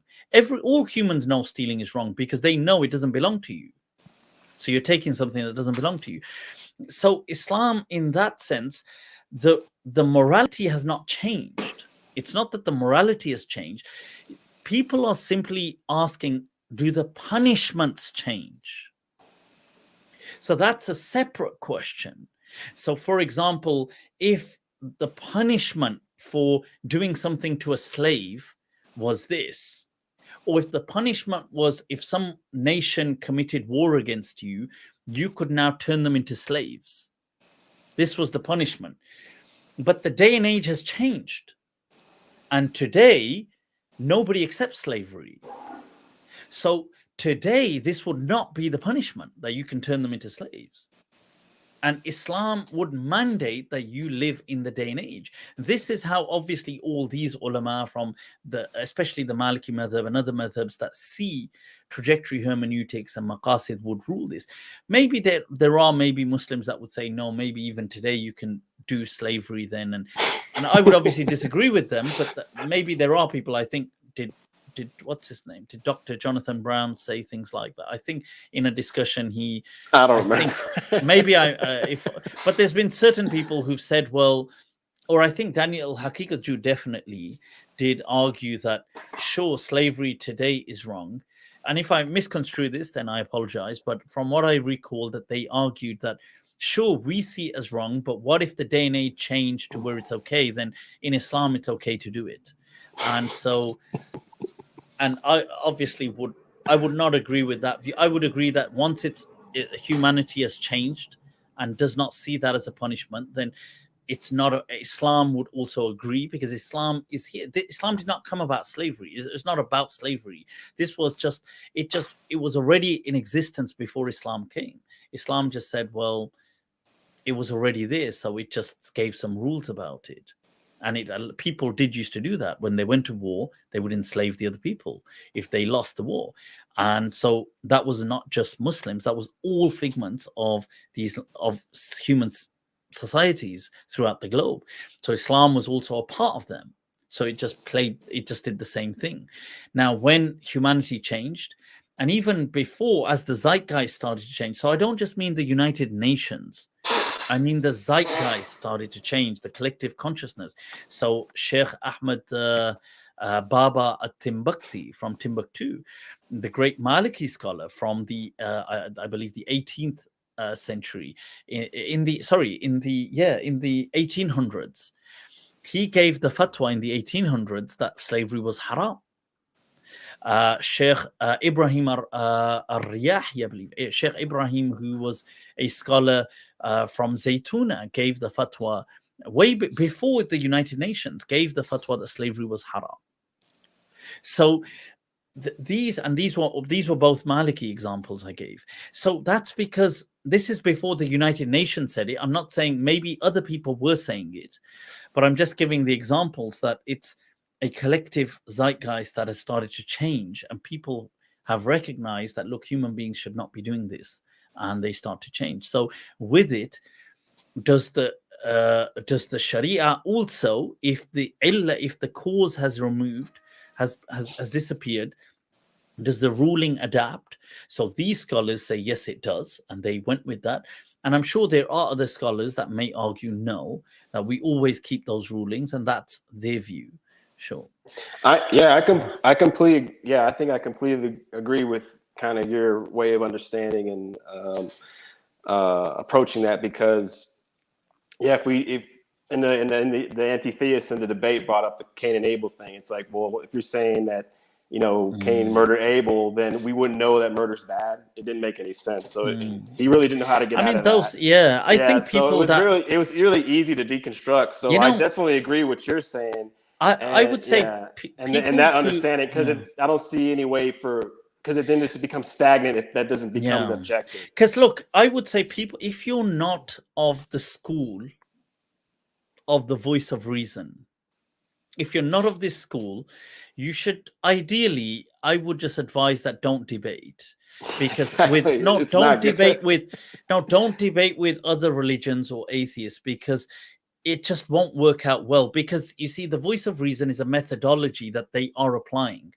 So if you're not applying it and you don't believe it, like let's say for some reason you don't believe that this is something I adhere to, or I'm not bound by it, like I don't bind myself to the voice of reason, then in that case you will most likely do a very poor job, just because of your own, just because of the constraints. Even if you're a very intelligent person, you won't be able, because that game is a game of the voice of reason.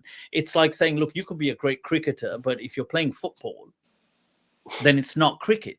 So if you say, look, I don't play football, I'm never trained in football, then you just play what you play. Because if you go to debating is built on philosophical reasoning and the ability to use the voice of reason to overpower the other person's argument. If you don't abide by the voice of reason compellingly, then you will, for the most part, do very poorly in that game, if we can call it a game.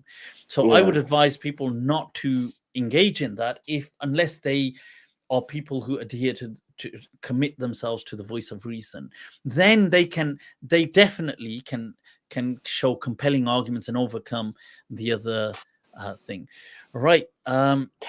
And just to kind of wrap it up, and just kind of tie it to, so since I'm on the same page as what you're saying, and I find that completely convincing. The last question is, if we're tying that in and kind of like people's consciousness change and society changes, and we understand that the hudud, at a certain point, if we implement it, might have a net negative on society, then, and that's why they decide changing it. Does that start to kind of seep into other aspects of like Quranic morality? Like, for example, like how the Quran sets up the concept of Nikah and marriage. Like, if society seems to be moving in a set of direction that has better maybe results, like, mental health wise, economic wise, the whole reasoning of having a relationship, if that seems to outpace kind of like the Islamic way, does that Yeah, mean I do we don't up feel like that. how does that kind of isn't that So same thing or no? Yeah, so I don't feel Islam highlights sets out any of these things. I don't feel Islam, in fact, not just I don't feel, the Islamic literature clearly shows that for example, in Sahih Bukhari, I believe it's in Bukhari, the hadith of Aisha, but there's a hadith of Aisha where she's explaining how nikahs were from Jahiliyyah time. So she says in Jahiliyyah there were 4 types of nikah. 3 have been cancelled and 1 remained in Islam. So now, whether the hadith is weak or not, but you have several books describing all the nikahs before Islam. Islam did not introduce the concept of nikah. It did not even introduce how to do nikah. The Qur'an never taught you how to do nikah. The Prophet did not. In fact, we have no report of a description of the Prophet's nikah. Not even one. We don't have we don't have that. So because why? Because the people knew how to do nikah. It's like the Prophet did not teach people, for example, how to eat dates. They knew how to eat dates. They knew. It's like it's akin to me saying, okay, so imagine I've come here to teach you something so spectacular, and I say, okay, well, let's start off with how do we eat cereal? And how do you pour cornflakes into a bowl? So what's this got to do with it? People know how to do these things. Now, I'm not trying to trivialize the concept of nikah, but the concept of nikah is a marriage. Then you've got the concept of marriage existed way before. Islam did not introduce the concept of marriage. It just simply said, oh, in the parameters of marriage, some people are committing abuse by doing this. So we'll just curtail that. It did not introduce anything. Everything within the nikah shar'i, the Arabs were doing prior to Islam. The only thing was the things that were abusive, Islam just said, okay, don't do them. That's all. So it did not introduce nikah. It did not introduce talaq. It did not introduce these topics. These topics were not new to the Arabs. They knew, they were already married. So people who convert to Islam, let's say a couple convert to Islam, a whole tribe converts to Islam, they were never asked to get married again. Never. In fact, this is a well-known discussion within the books of Sharia and Fiqh, that when people embrace Islam as a couple, their marriage stands. You do not ask them to renew their nikah. So this is why all the tribes of that entered Islam, the Prophet never said to people, renew your marriage. He never went, like, let's say Abu Bakr became a Muslim, he never said to him, go home and renew your nikah. That never happened. When, in fact, the apostates, the Hurub al-Ridda, the battles of Ridda, when many of Bani Hanifa and these people re-embraced Islam and kind of had a compromise, they were never asked to renew their nikah. This was never, and in fact, this is a known thing within Islam that when people, it's in all intermediate and advanced level books of fiqh, that when a couple embrace Islam, their nikah stands. We do not ask them to renew their nikah. It's a different discussion. They say if one embraced Islam, that's a different discussion, and the other rejected Islam. We're talking about if they both embrace Islam, they never asked to renew their nikah. This is not, because it's not something Islam introduced. It's just a human thing that humans have been doing. Islam just said, stop these elements about it. That's all. So I would say that question it's not, it's like, I would problematize the kind of premise in saying, well, Islam never introduced any of these things. It never introduced marriage. It never introduced divorce. People were getting married from before Islam. The Prophet's parents were married. How did they get married? They knew how to get married. It's not that nobody before Islam didn't have a nikah. They had a nikah. And even so, it's not about these things. So Islam just simply said it's about acceptance, ijab al-qabul, how it manifests, the rules of what I mean, it doesn't even, so relationships, how you have a relationship, this would obviously be shaped by your understanding of the day and age. People's expectations of relationships would change. People's kind of how they treat each other? What do they provide for each other? What do they? This would all change with society. So, Yeah. so for example, in the past, this was written in many of the fiqh books that, oh, if a woman was, let's say, she wasn't poor, she was of, let's say, some reasonable standing, that in the fiqh books they say if you marry her, you have to provide her a slave, to a maid, and you have to provide her a. Today, how are you going to do these things? Well, what are you going to do? Nobody's going to expect you to provide a slave or provide a maid or provide a. These things don't happen today. You don't provide, if you get married, you provide someone a maid. Sure, maybe some people do, but yeah, but some people would say, wait a minute. If I had, some people would say, if I had a maid, why would I get married to start off with?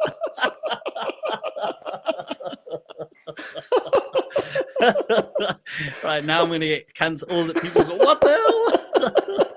They go, wait a minute. If I had maids already walking around doing everything for me. I'm joking, guys. We've got to wrap this up, right? So, Mark, it's been too long. No, so I've got to wrap this up. Shukran for the question. Much appreciated. That's kind of the conclusion. That's kind of the conclusion I came to. But it's good to hear someone articulate it, so it kind of helps, kind of helps to put the thoughts back, in order. Does. So Jazakallah for all your time, Mufti. Very much welcome. love. Take care, man. Much love. People, right? Shukran for really bearing with me. I've really overdone it once again with the time. Going to sign off. Those of you that want to reach out to me, more than welcome to connect with me on Instagram. If you don't already follow and subscribe to my YouTube channel, then please do so. Click the notification so it gives you an indication of whenever I do stream.